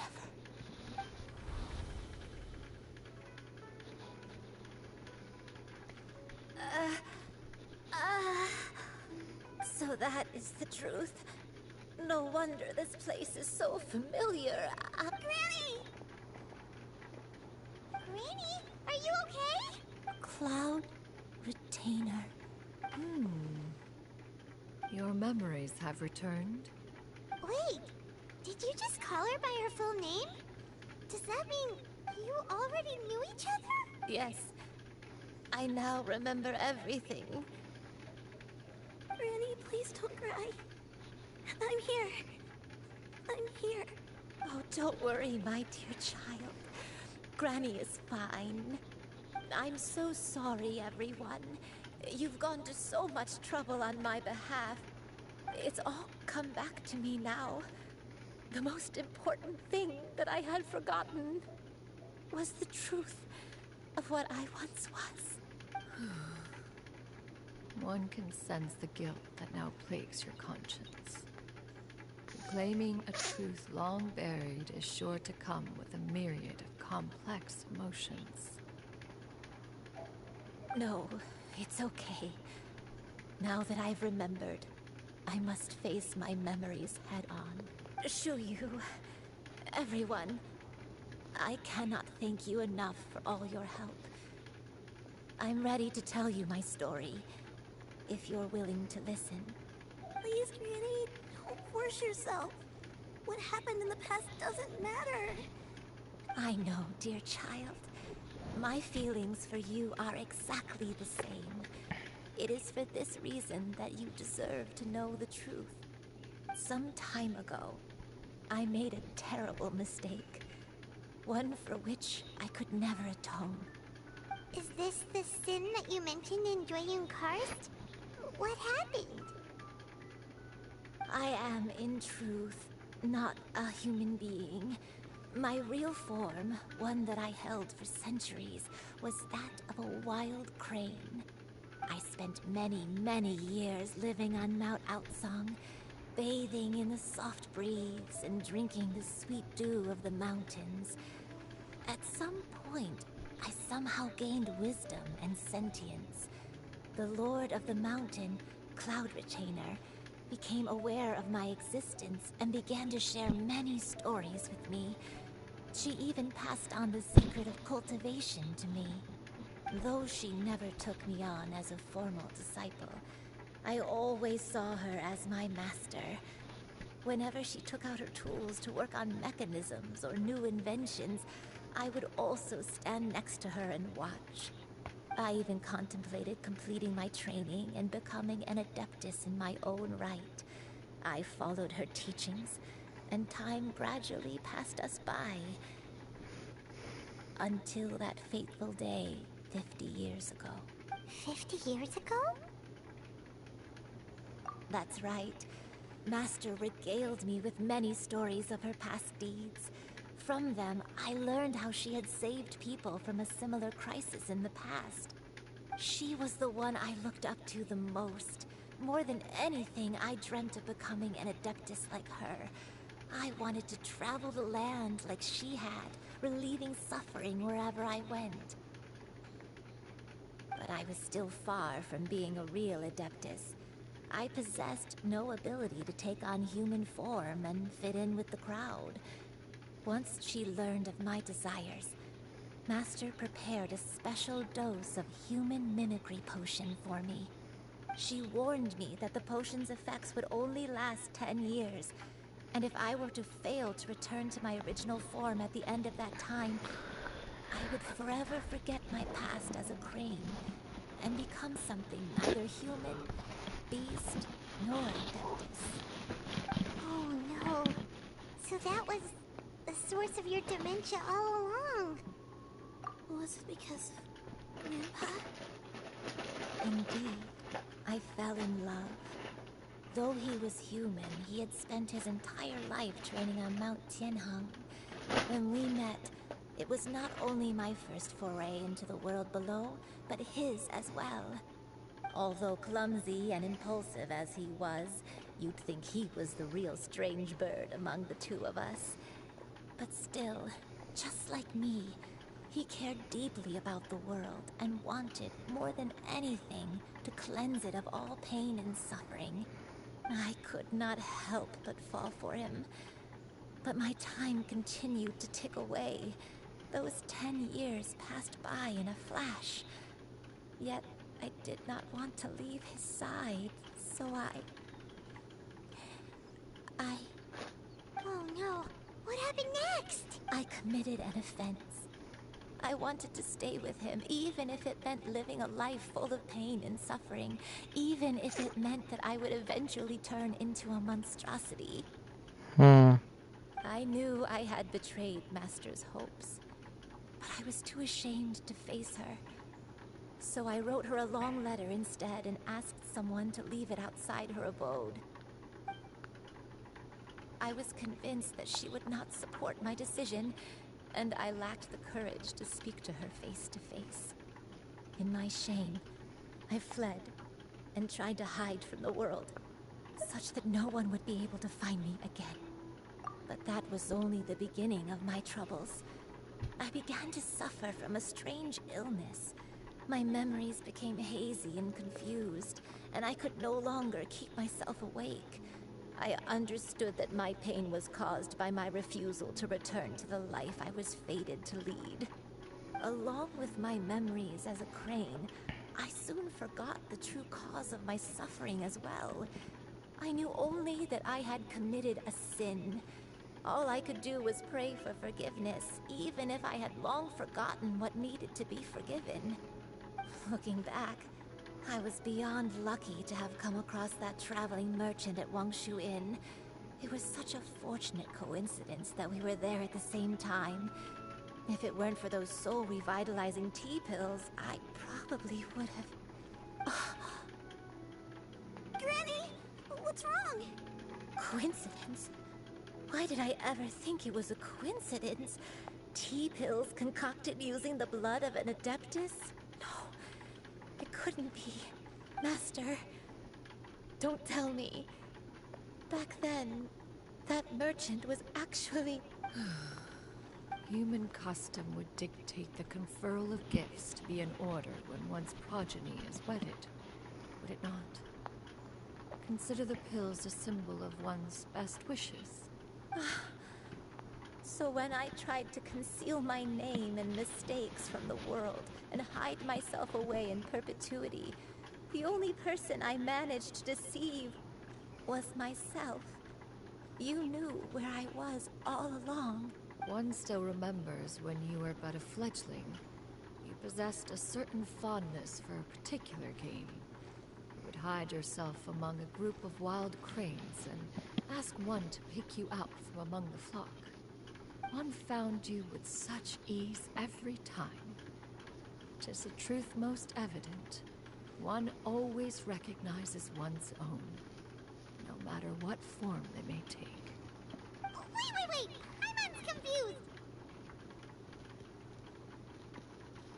So, Cloud Retainer, you found Muendai again? But how? When? And what happened after that? Perhaps it is now time for one to recount the rest of the tale.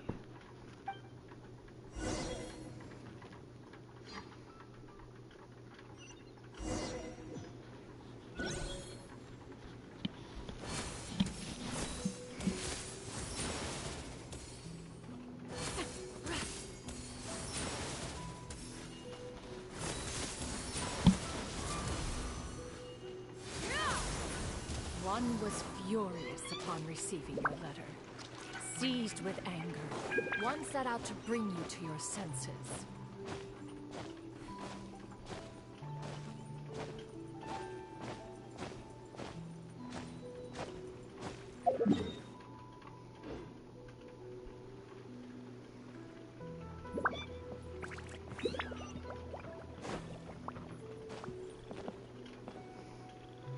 In truth, one had more than a few misgivings about your chosen partner. But soon, one came to appreciate the devotion he bestowed upon, unwilling to wishing to grant you a life without... As for how to deliver the medicine, after much contemplation, one eventually decided to perform the deed oneself. One took great care to alter one's features and select the appropriate attire. Only after meticulous scrutiny did one finally set out for Wangshu Inn. As one expected, you were most ignorant of one's true identity. You showed not even the slightest inkling of recognition. One was quite torn.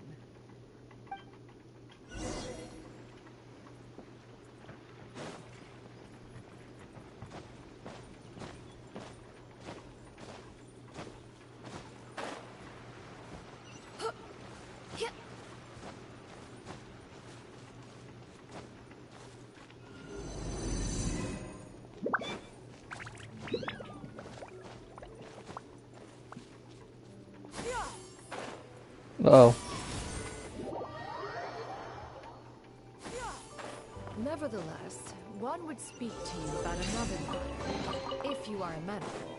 Even considering your loss of memory, one was simply flabbergasted that you could so easily forget the consequences One was simply flabbergasted. blood. Its proclivity to attract monsters is hardly that complicated of a concept to remember. To think that you tried to travel while weak with sickness and heavy with child. Had one not intervened to clear the fog, all of you have been lost in the night.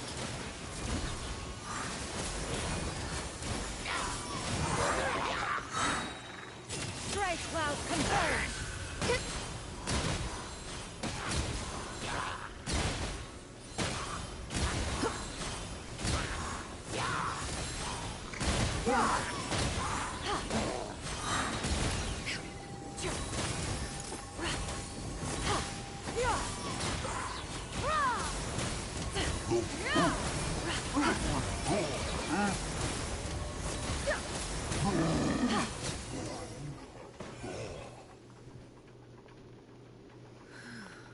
Those monsters would hardly have pursued you with such ferocity without sufficient incentive. Said godly remains, in turn, one was, after all, an active participant in the Archon War. Some of the gods were likely shattered by contraptions. In the end, one was relieved to see you happy. That was more than enough.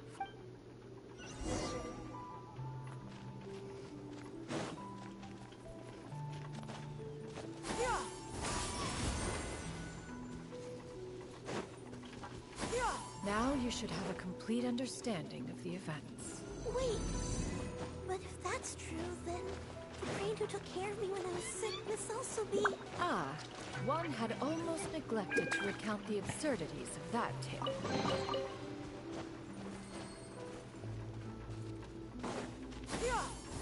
Skyward! Got him! Oh.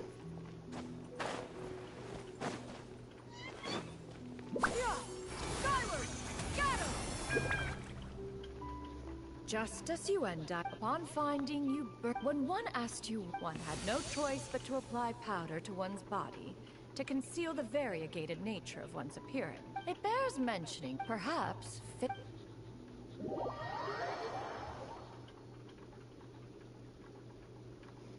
Now, all... One has always... Still, one could not reveal your identity right away. Memories are most meaningful when recalled. Master, I must ask. If you found me all those years ago, why did you leave me be, even though you knew about my mistake? Why did you not— One has never regarded your action as when it is time for one's progeny, 'tis a refuge referred to by... One speaks, of course, of a place not unlike... Thank you. One expects you too have sensed the rapid deterioration of your condition as of late. Have you not? 40 years ago, you chose a path. Fortunately, you were able to avoid... So... One will help her reclaim her original form as a wild crane. If it be fated, she may recover her sentience one day. She's gotta go back to being a regular crane, huh? Master, I don't know how I could possibly... Granny, please don't leave, okay? You're all I have left. Please. Don't be sad, dear child. Granny has led a wonderful life. My only regret is having to leave you behind. Don't forget to eat well, okay? A growing young lady like yourself needs lots of good food to grow big and strong. Promise Granny you'll take good care of yourself when I'm gone. I promise, Granny. I'll do whatever you say. Good girl. Good girl. Don't worry. It's not goodbye forever. Granny's gonna become the most formidable crane in all of Mount Outsung. Granny will train day and night. I won't stop until I can turn into a human without having to rely on anything but my own power. When that day comes, we'll be able to live together again. You and I. How's that sound? Good. That's a good girl. Even though we will... I'll eat well, Granny. I promise. That's a good girl. I'm so sorry, Master.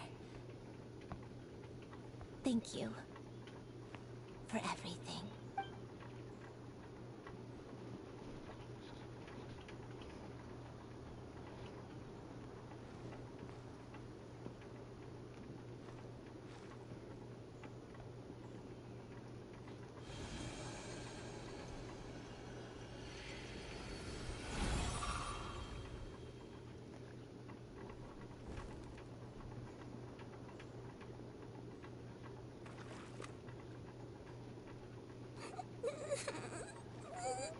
Shoo-you.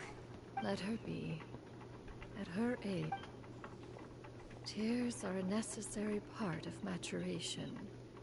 Now that the issue has been resolved, you should also take a...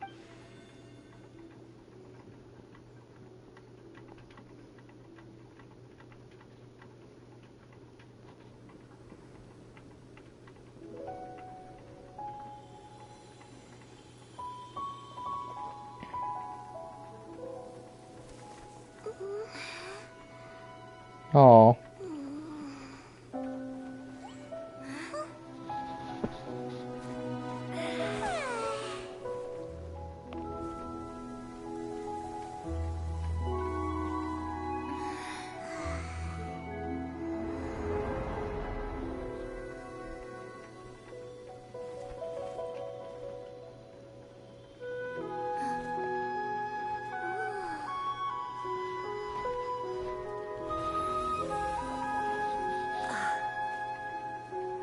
Oh.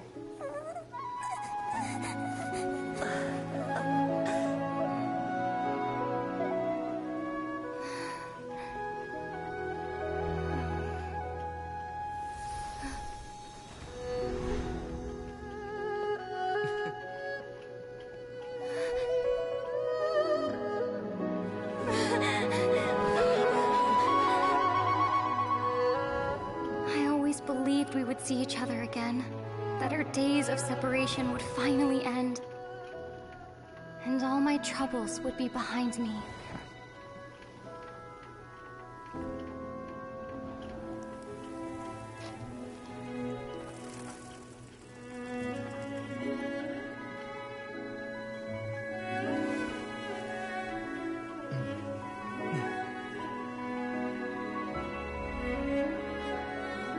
If only things could stay this way. Forever.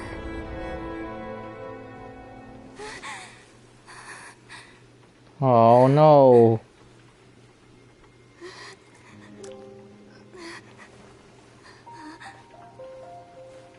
A nightmare?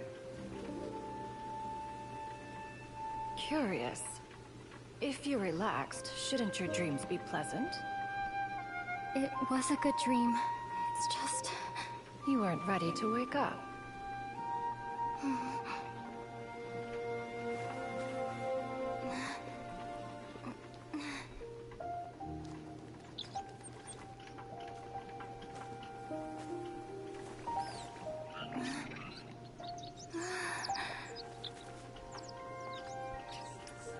Eloquent as one may be, words of comfort are not one's strong suit. You are doing all you can.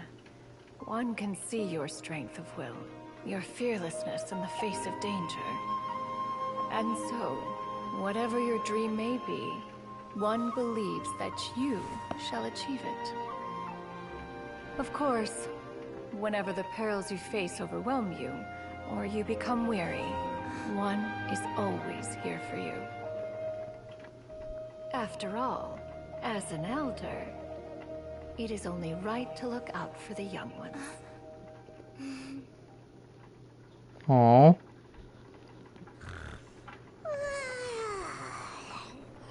Chicken drumsticks.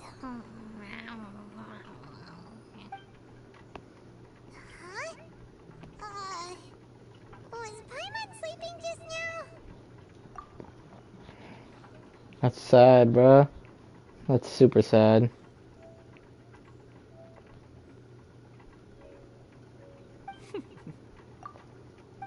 Oh, Paimon wasn't talking to you. Paimon had a dream about eating grilled chicken drumsticks, that's all. Madam Adeptus? Oh, Shuyu, you're awake. I feel, Madam Adeptus. Oh.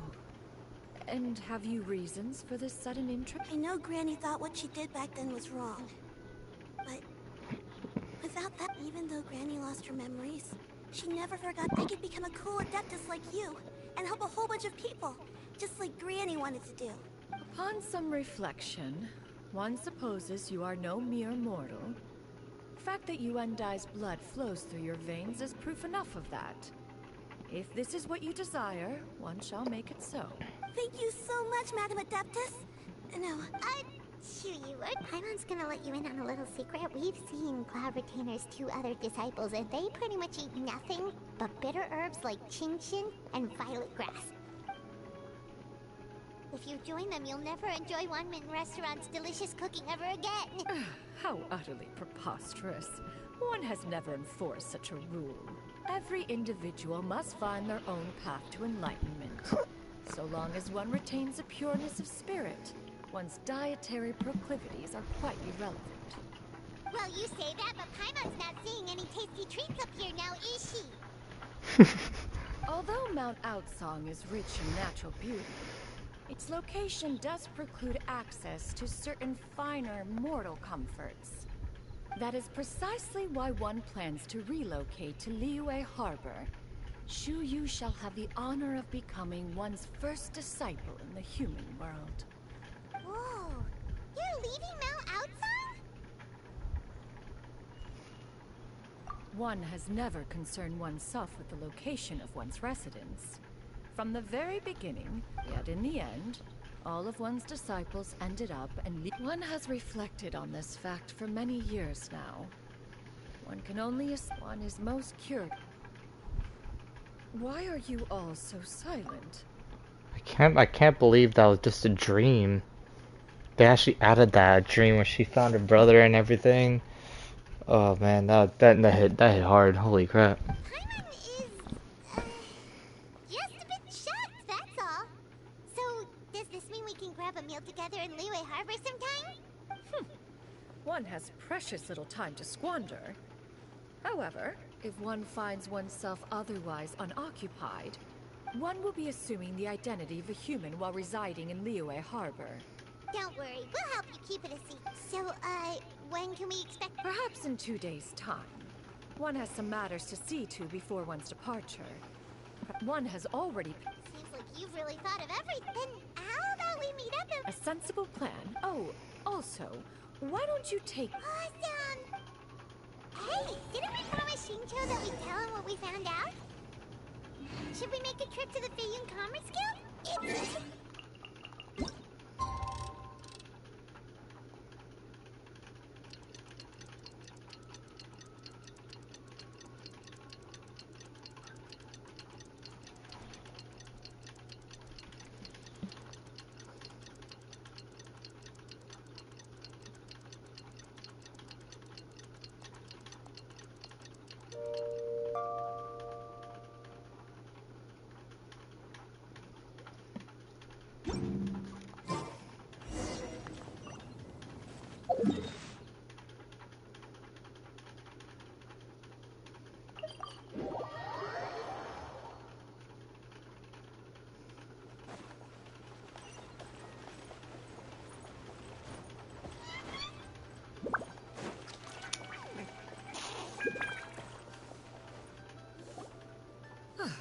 Your concerns are excessive and unfounded. This is but a simple collection of ordinary valuables. Such in...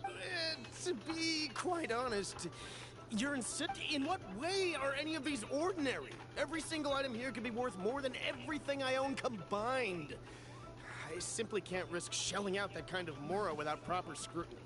If I'm wrong, I would never be able to earn it back, not even if I worked every single day for the rest of my life. I have to be careful. Yes, you can never be too careful. We're here, Cloud! Shen... Ah, perfect timing.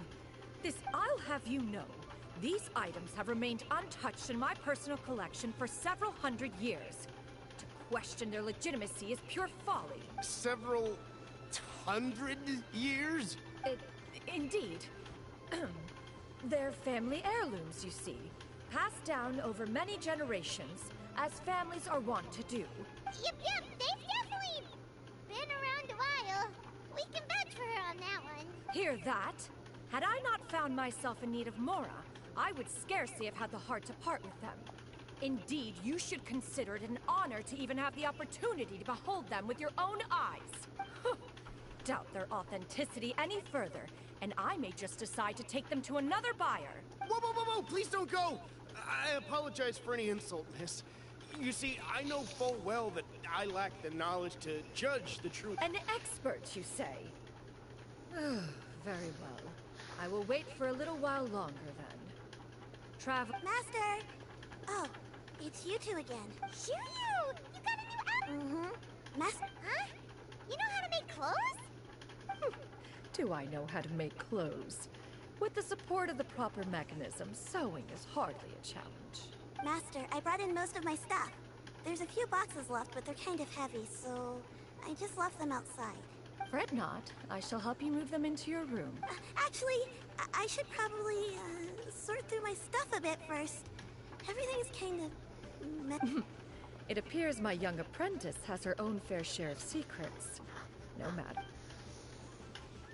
Now, this expert you mentioned. When can we expect their arrival? Soon.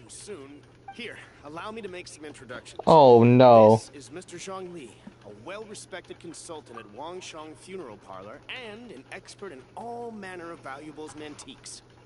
Mr. Zhongli, this is Miss Shen Yun. She's the one who's looking to sell the collection of valuables I mentioned earlier.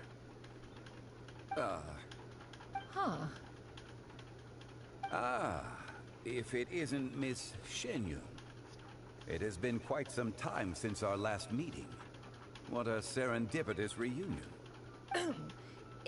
Indeed, most serendipitous.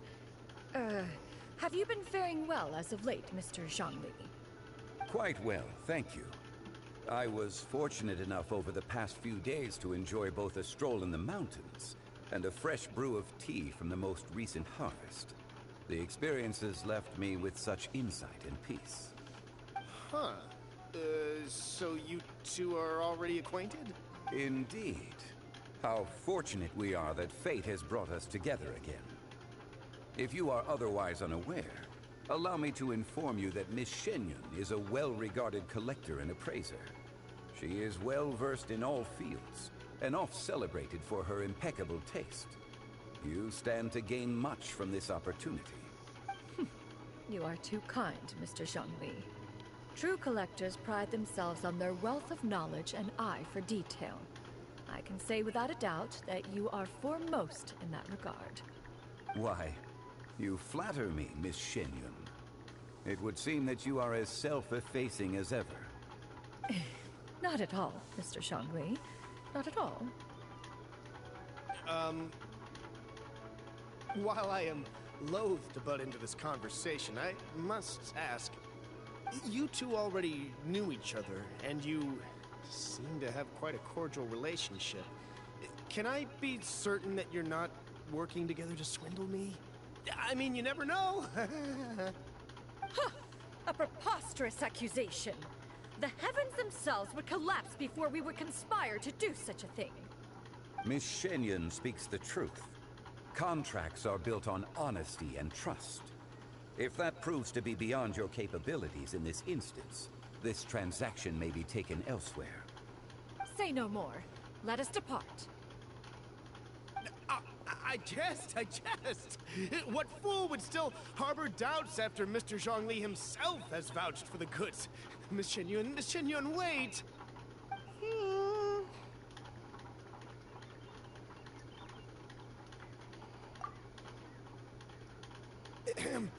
I deeply apologize for doubting you.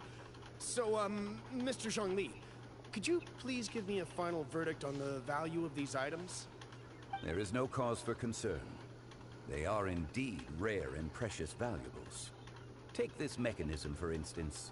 Though one may not immediately perceive its purpose, its structure and appearance are exquisite enough to merit it a place in any fine home. The same can be said for this one here. Few could hope to possess an item that so perfectly blends mechanical wonder with geometric grace. I'm sure you have heard from your travels that the study of mechanisms is among the most wondrous arts in this world. With that in mind, I earnestly recommend procuring every last item in this collection. All right. Since I hired you as my consultant, Mr. Zhongli, I shall, of course, trust your good opinion. Then, in that case, Miss Shenyun, I'll take the lot. However, since the final sum is quite large, how about we start with an initial deposit through the Northland Bank? The Northland Bank? Huh. Oh, you refer to the fiduciary house. Oh, very well. I fear people only use the term bank nowadays. In that case, I'll be off for now. I'll return to collect the goods once you've received the funds.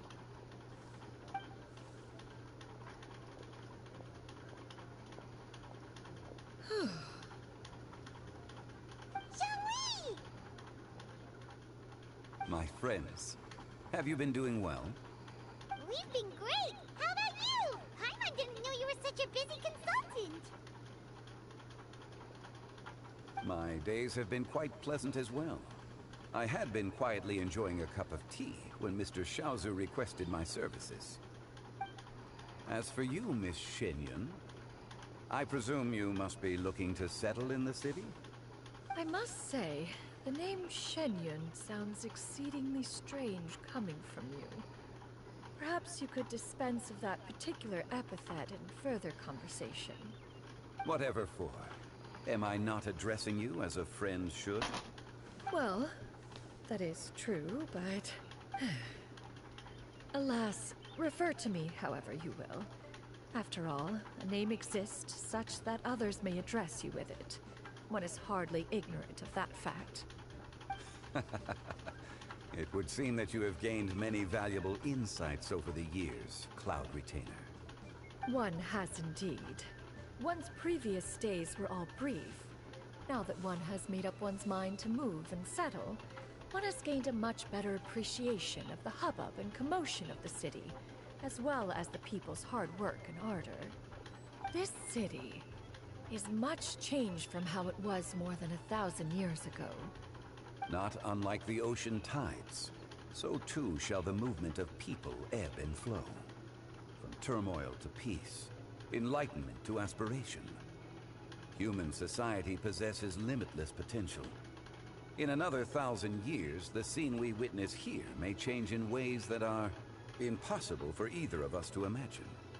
Alright, that's enough reflection for one day. No need to get all sentimental on us. You make a valid point, Paimon.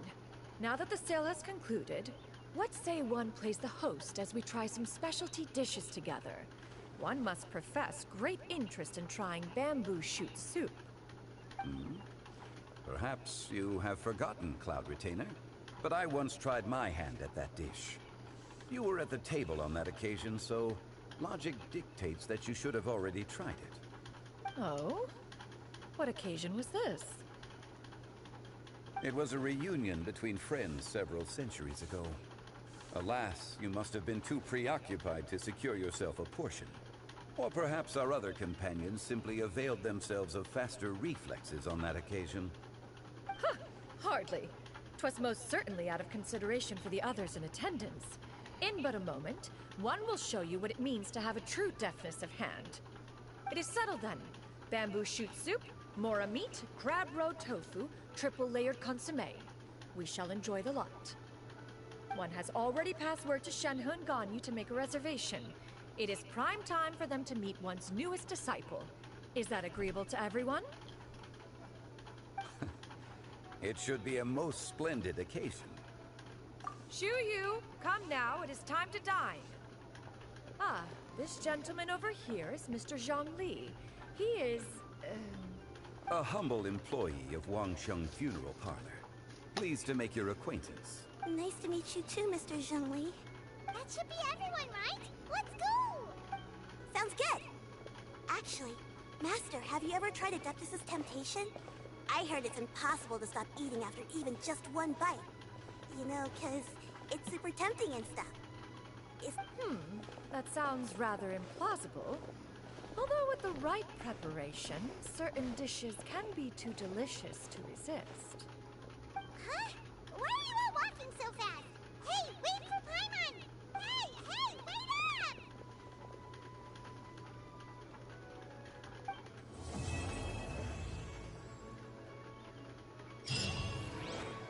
That took a while.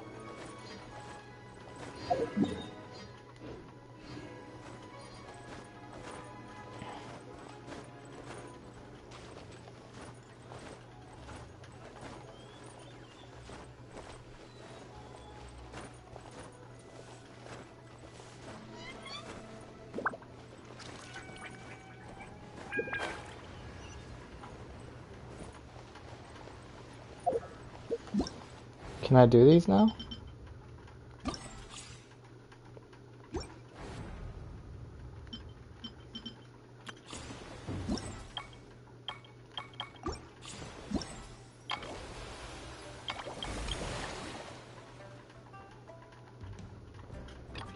Oh, prerequisite stage. I have to do the... I'm so stupid. I have to do the first one first. Okay, you know what? We'll do this another time, because I've been on Genshin, I think, all day today.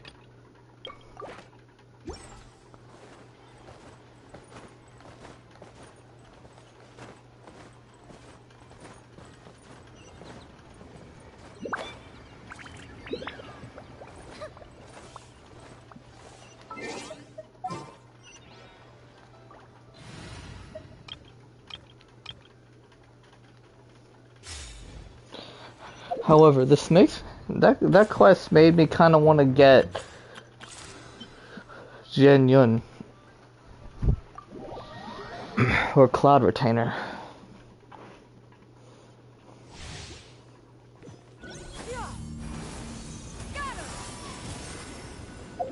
It's pretty sick.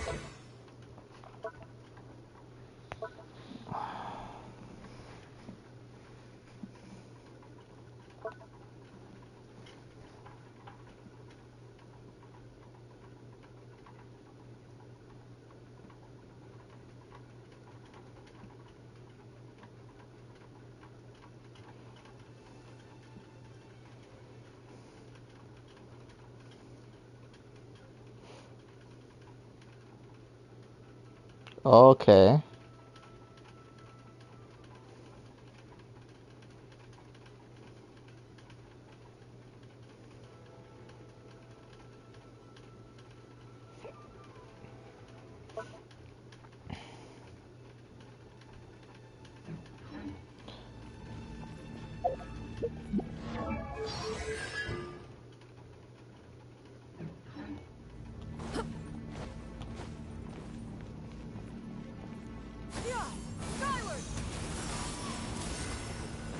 It's pretty sick. I like that a lot, actually.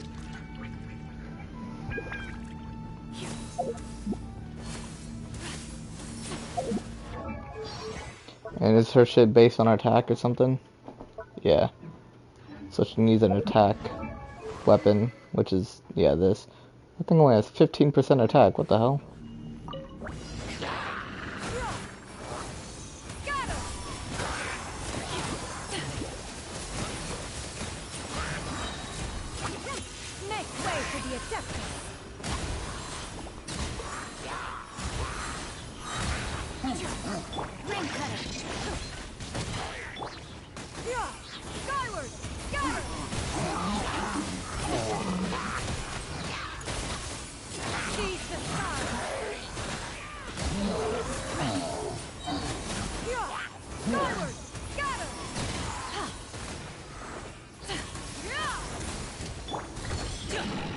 Up to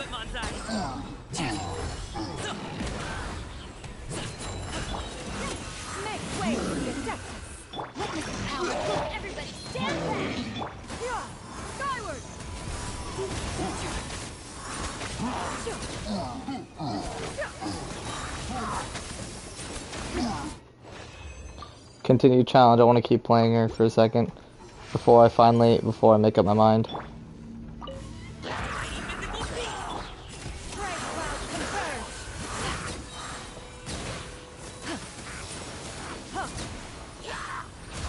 Let me lead you over.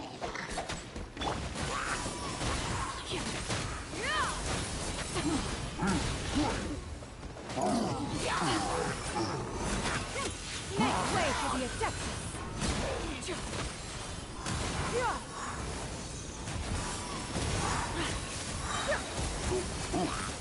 Witness the power of Goodwill, huh?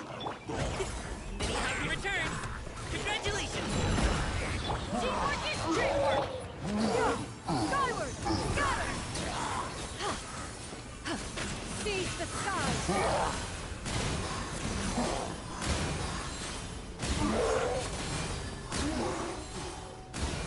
She's just a female version of Zhao. If you think about it.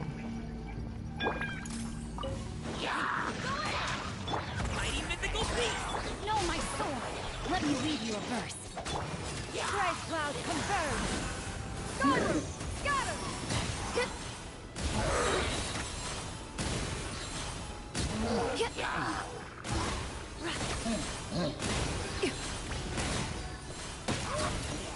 Skyward! Scatter! Happy return! Witness the power! Seize the skies!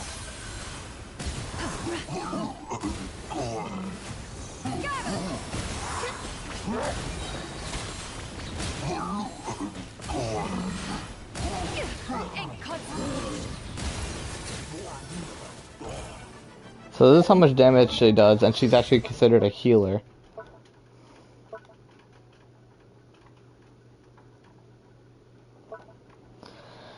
Okay, let's see here. Brings forth sacred faith. Yeah, deals damage. My character is based on attack. Stalker can use to follow the active character and periodically heals all out. Based on attack. Yeah. Okay.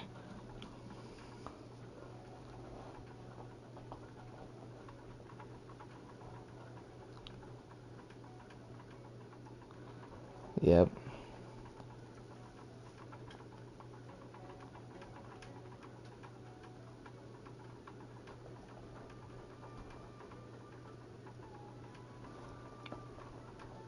Okay.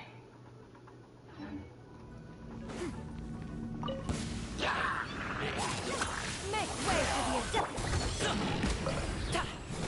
Mighty mythical beast! Ring cutter!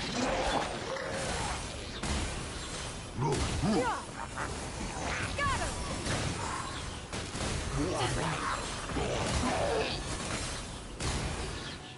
Seize the sky! Teamwork is dreamwork! Up to it, Manzai! Rain outlines your fate. Let me leave you. Skyward!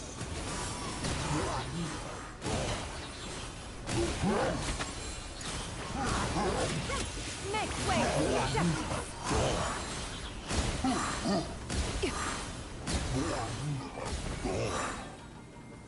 She's good. And what's her weapon does? After the equipping character hits opponent with a plunging attack, all nearby numbers plunging attacks will deal 20%, 8%. Okay, so all nearby party members plunging attacks will deal 28% increased damage for 20 seconds.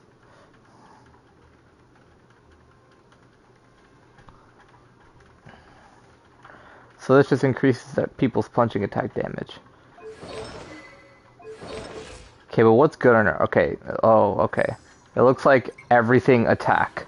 Oh, attack and energy recharge is something that she needs. So her crit doesn't really matter. But at the same time, she has healing bonus. But she can also be used as a good DPS. Her artifact says a healing bonus.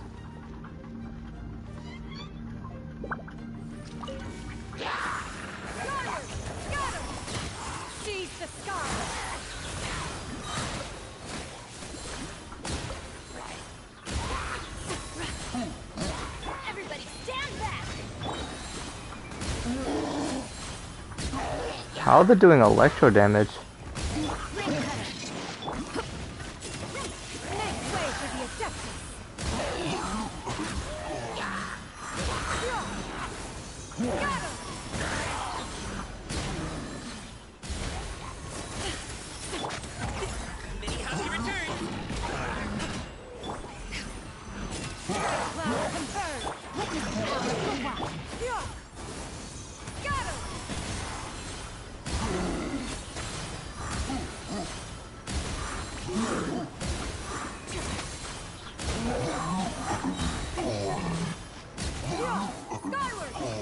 Oh.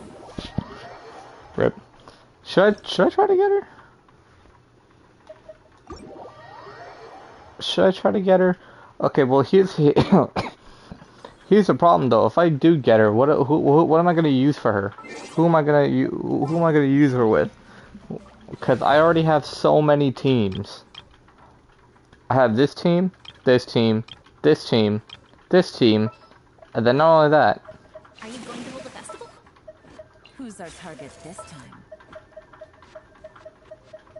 I have this team, and then not only that. Time to begin work?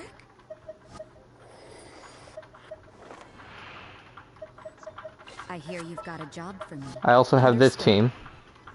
I just have to stand here, right? And then not only that, I'm not, no, nope, I'm not done yet. Where is she? I can't wait any longer. This is destiny. Oh wait, no. It was, where is she? Where is she? You lead the way. I also have this team. Stars foretold.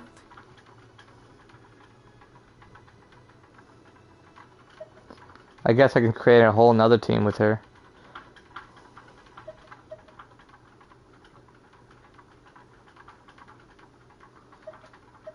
Ooh, I could use her with Farina. Ooh, I have an idea now.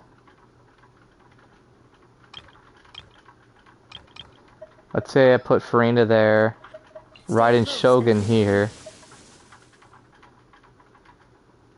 and then I'll put Shang Yun here, and then I could put someone else. That would be good, mainly because she's going to be doing a lot of swirl with Electro, and not only that, she's a healer, so she would work really well with Farina, because Farina, her ability is going to make her lose HP, and her ult will make her gain HP, so it'll be really well with her. But now the question is, who should I have as my as this one? Should I have two animals and have Zhao, maybe? Zhao would be good. Wouldn't this woman be a really good support for Zhao? But I don't have Zhao, so.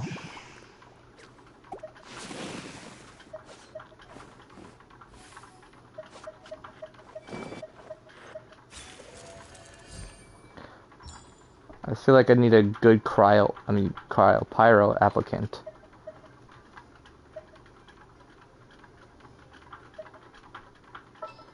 Actually, well, like the other character doesn't matter, so it can be Rosario for all I care. All right, you know what? Screw it. I think we should just pull for her. I mean, if anything, I could lose a 50-50 and it'll still be like I won't really care, honestly.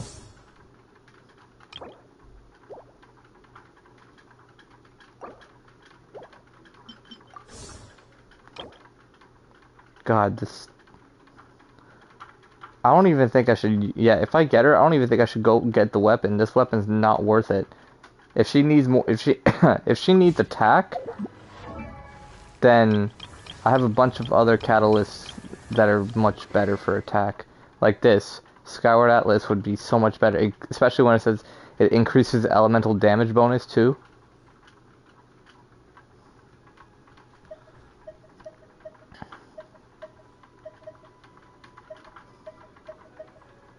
Or this one too. Oh no, this is only normal on charge attacks.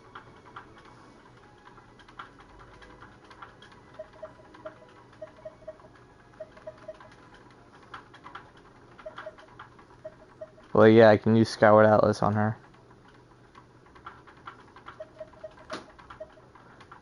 flowing purity if I level this up.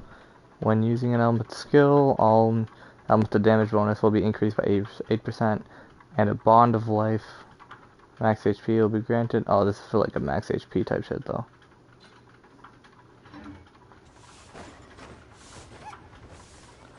What's the worst that could happen?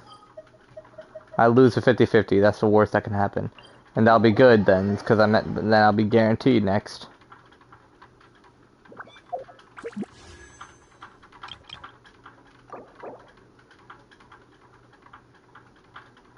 Damn. On. Is there any way I can get more like? Oh no, I'm so close.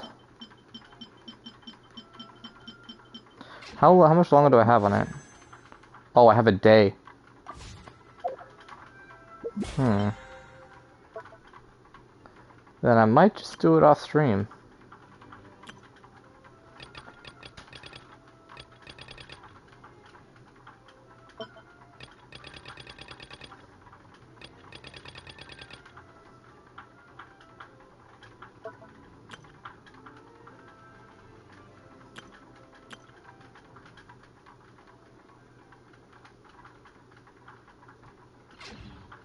I might do it off stream tomorrow.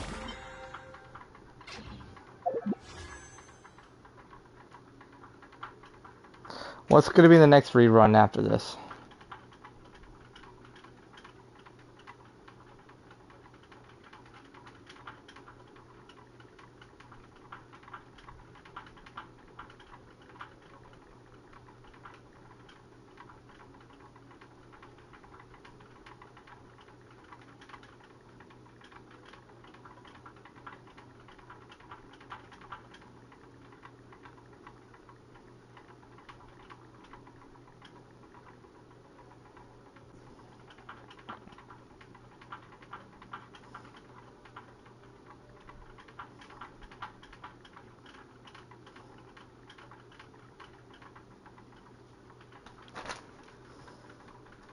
Okay.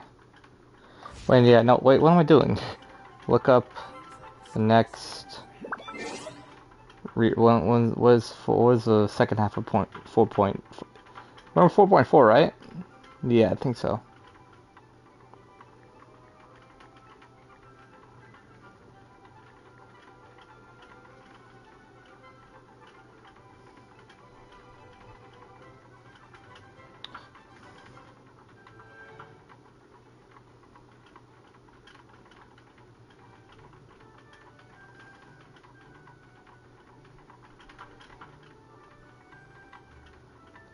Phase 2 of will be Zhao and Yaimiko. Okay, then we'll 4. I don't think I want either of them. But let's see 4.5 banners.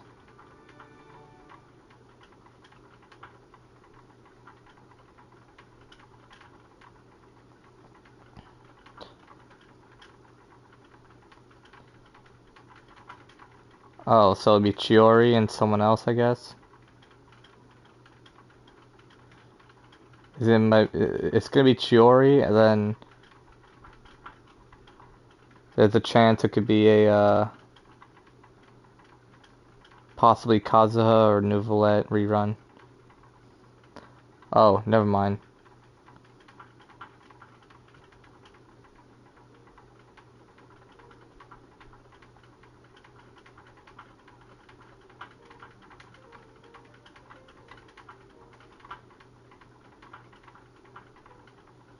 Yeah, Chiori will be new one.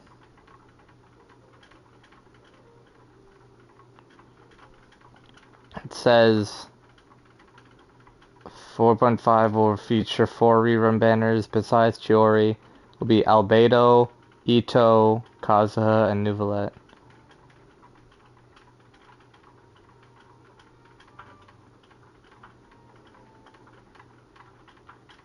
Well, I don't want any of those characters.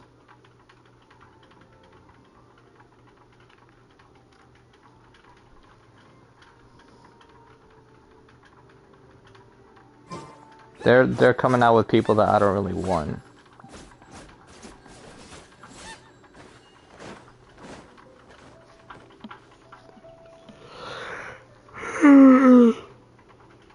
Well, so I'm still thinking right now if I should have,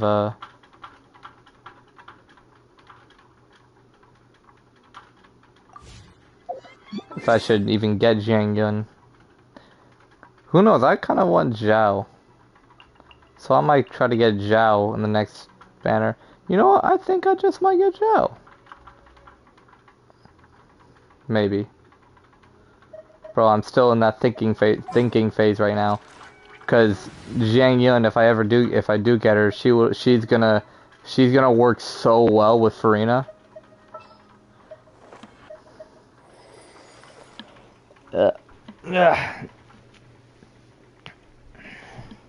She's gonna work so well with Farina.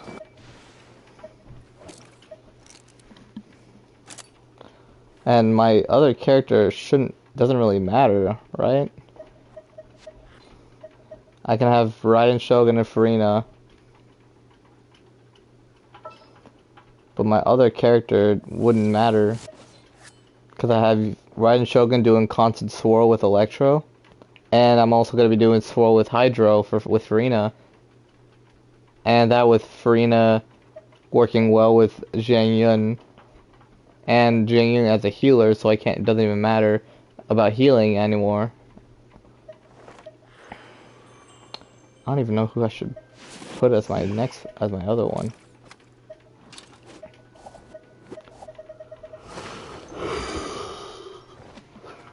Who should I put as my next character? Mona? Increases max HP?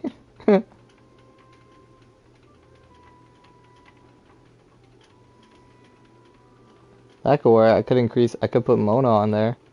But like, this is how it must be. Mona won't really be good with Jiang Yun though.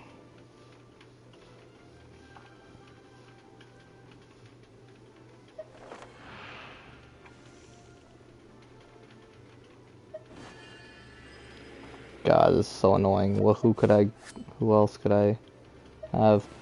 Layla? I could have Layla.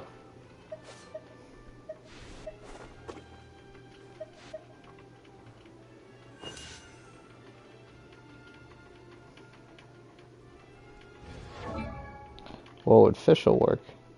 Even though I don't have Fischl unlocked or like built. She could be a good Electro applicant for her, like Fischl.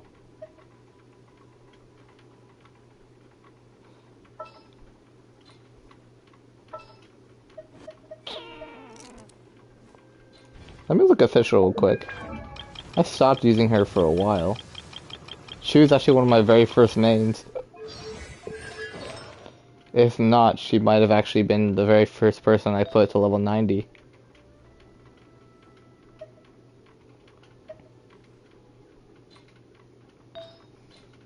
What's her bow? Skyward Harp. I have the Skyward Harp on her. Well, I can give her the, I can give her the the first great magic because I'm not using Kale anymore.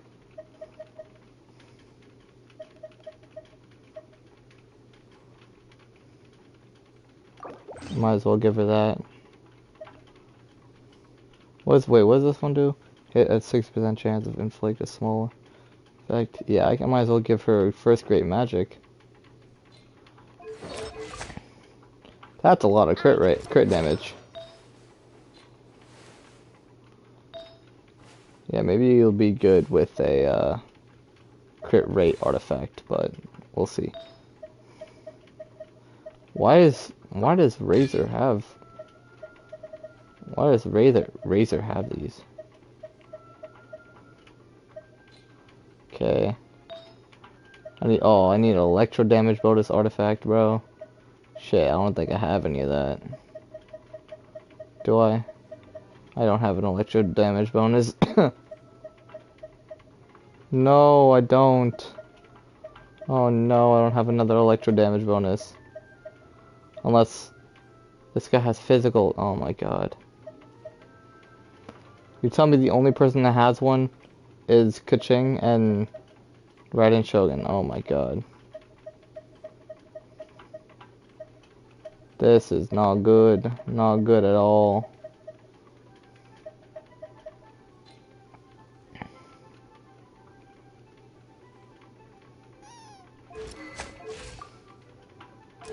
She has a lot of crit. I gotta go back. I gotta go to a crit rate artifact.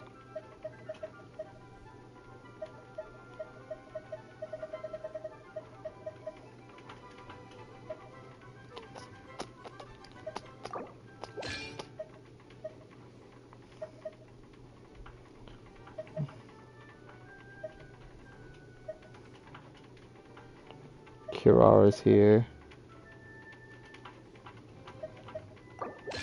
I can give this to him, to her.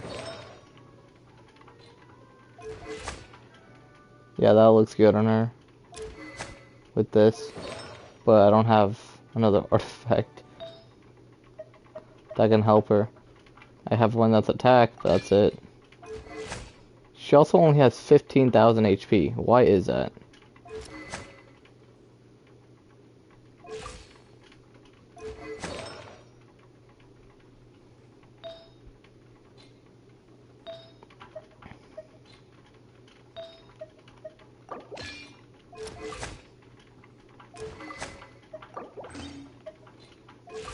This could also work.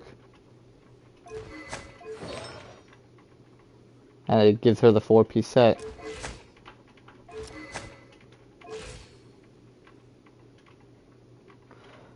But again, she has such low HP. Why does she have so much elemental mastery?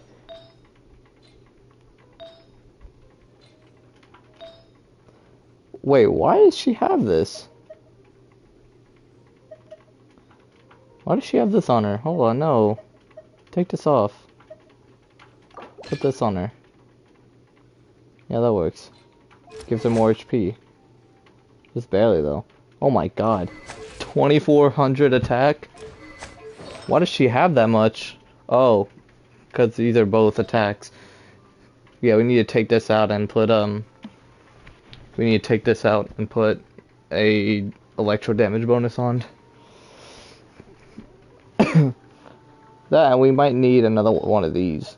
But, like, we need a, thing. But that's but again, that's if she'll be good.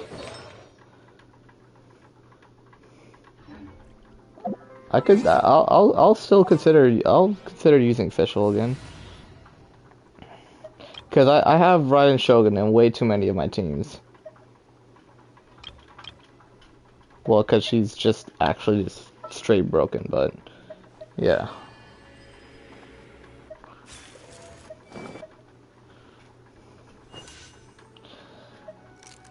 This is so annoying. What else can I put? I could do Charlotte, but that's like having 3 healers in a team.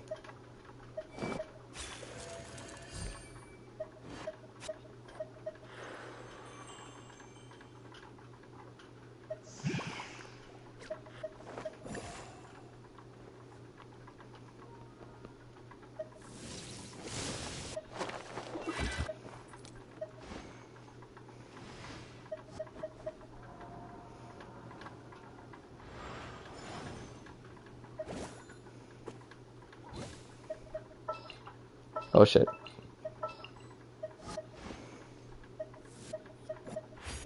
Time for afternoon tea. If I put... I can't wait any longer. Wait, no. If I put Zhongling here, I could still use Zhongling.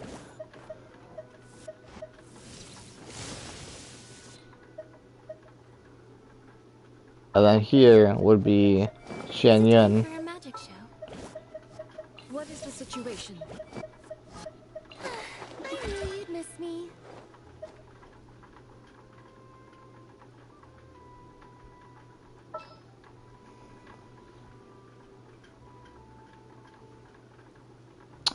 God, why is this such a hard decision?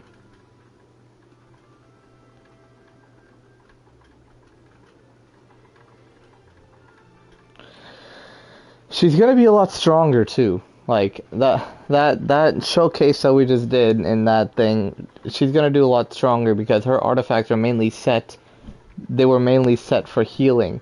So if it wasn't mainly set for healing and it was set for like animal damage bonus or something like that, or elemental mastery, she would do a lot more damage. Let me look this shit up. Fuck it, I'm just gonna look it up. Jianyan build.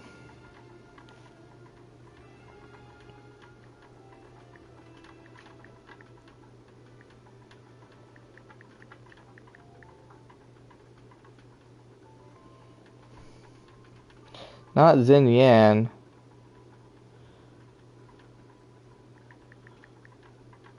Jian. How do you spell her name again?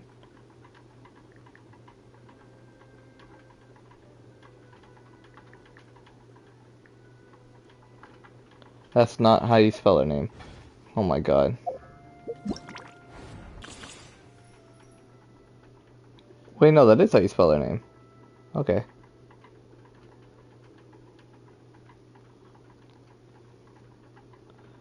She's a good support.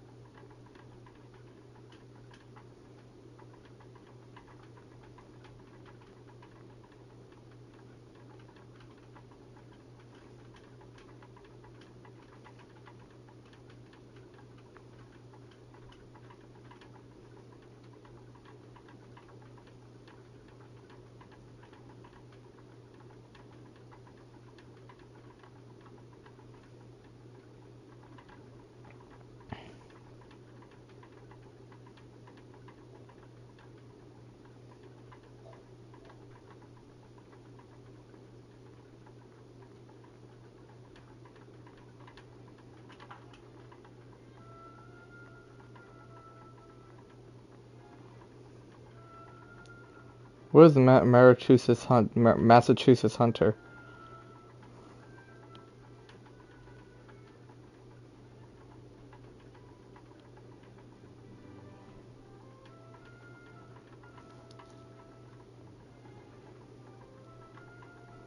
What is Desert of Pavilion Chronicles? What is that? Animal damage bonus.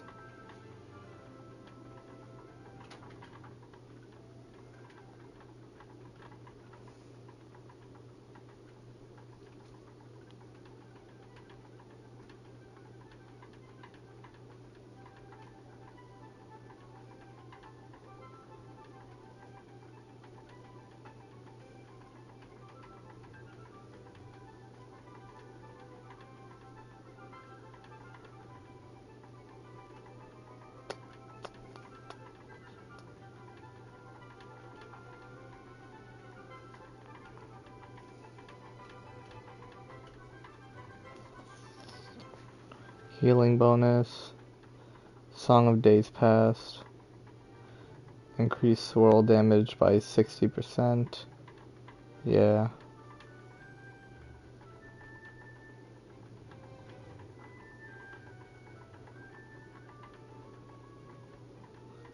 Yeah, like I said, yeah, I could tell, yeah, she works really well with Farina.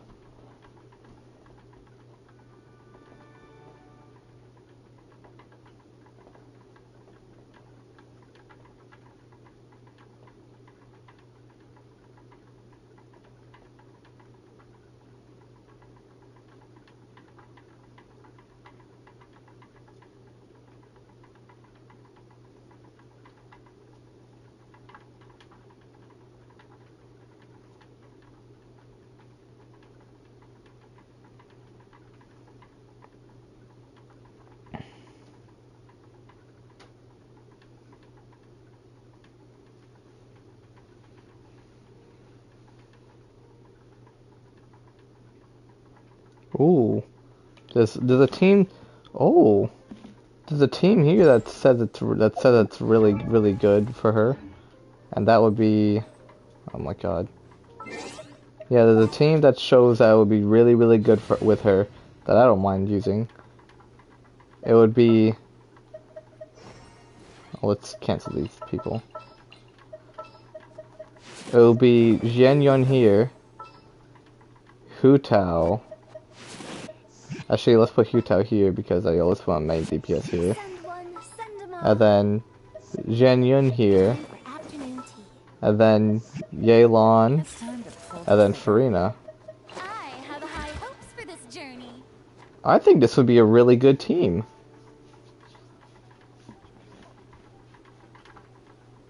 Considering the fact that Hu Tao also can infuse her weapon in. Yeah, Hu Tao can infuse her weapons with pyro. So when she just, like, with her ult, she can constantly do plunging attacks, everything.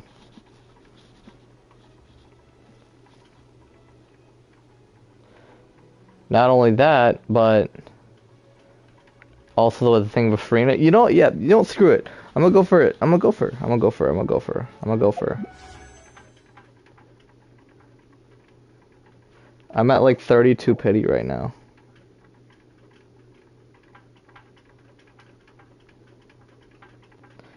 But I could wait till tomorrow though. Because if I wait till tomorrow, I'll be able to get this. And tomorrow I'm also gonna be doing all of this stuff. So like I'll get all the primo gems. So I can wait till I do all that and then start pulling. Cause she is really cool. I do like her. I do like her. Well, no. Scratch that. She's alright personality-wise. She's alright, but she's strong. And kind of unique. I kind of like her stuff.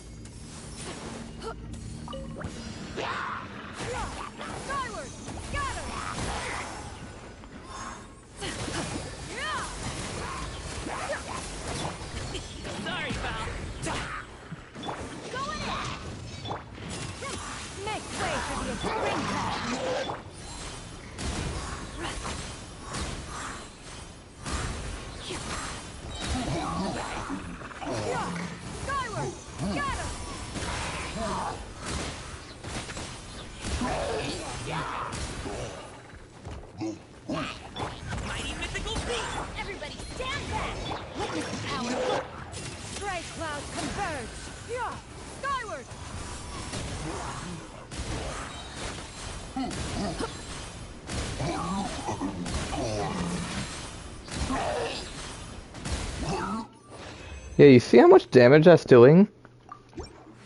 And that is all with healing bonus stat. Imagine imagine if she had the VV stat, the Viridescent Venmer. Imagine if she had that. That would be awesome if she has that. With all the vaporize and everything that she'll do.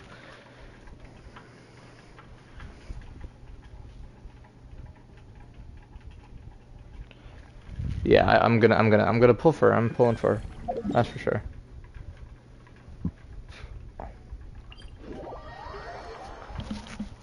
Shit, but I'm impatient. I really want to do it now.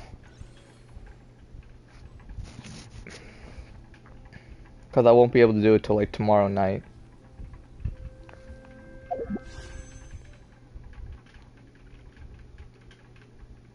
Ah, fuck it. I'll do it now. Could be a really big mistake.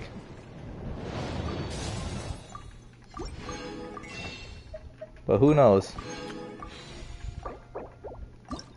Oh, did not mean to do that. No.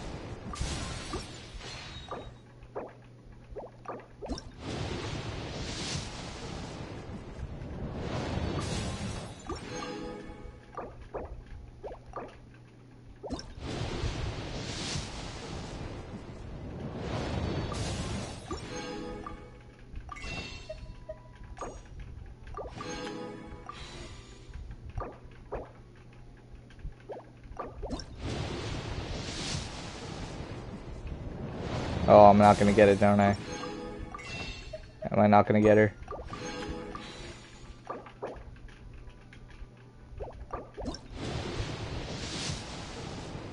Or am I? Is this her?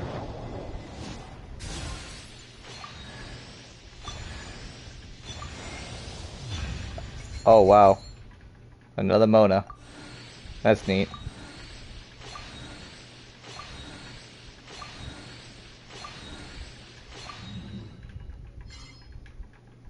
Wait, I got another.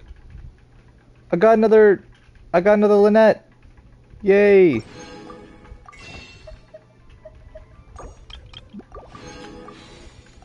I got another Lynette. That means I have her C6 now, which means that she has it all. Oh, never mind. I don't. I lied. Alright, Mona, I have you C4 now.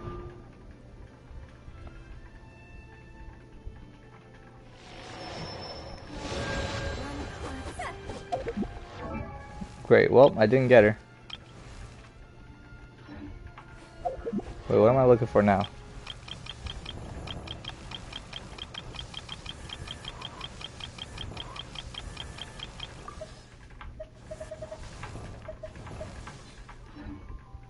Why does it show that?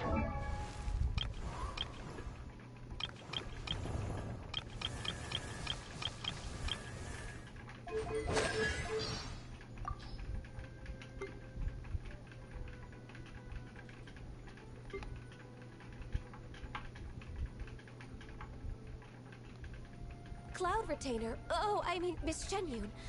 We went shopping together a while back, but we ended up stopping at every single stall. And she wanted to inspect every item they sold before we could leave. When we finally remembered to get something to eat, it was already dark out.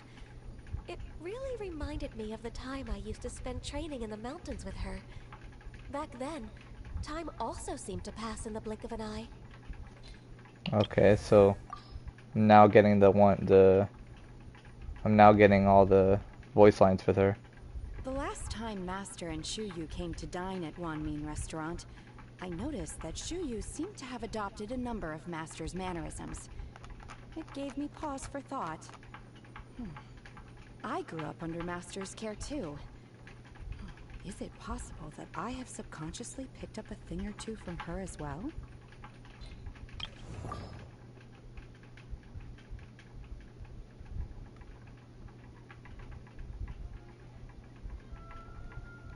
I hear many merchants of Liyue tell tales of a Miss Shenyun.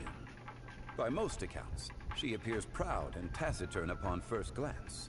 Yet in conversation, people find her to be forthright and fair-minded, and they are pleased to make her acquaintance.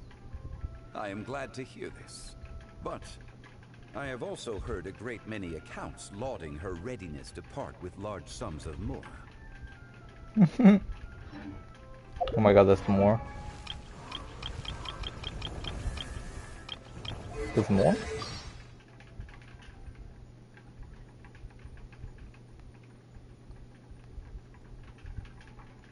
What more is there? Story? Oh.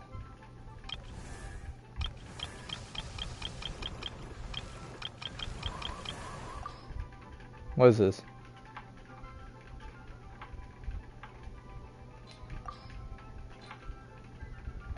Oh, constellations. Oh, I got 2 of her.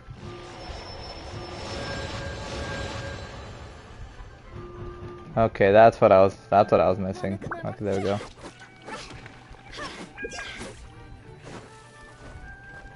Oh, well, it's a shame I didn't get her, but it is what it is.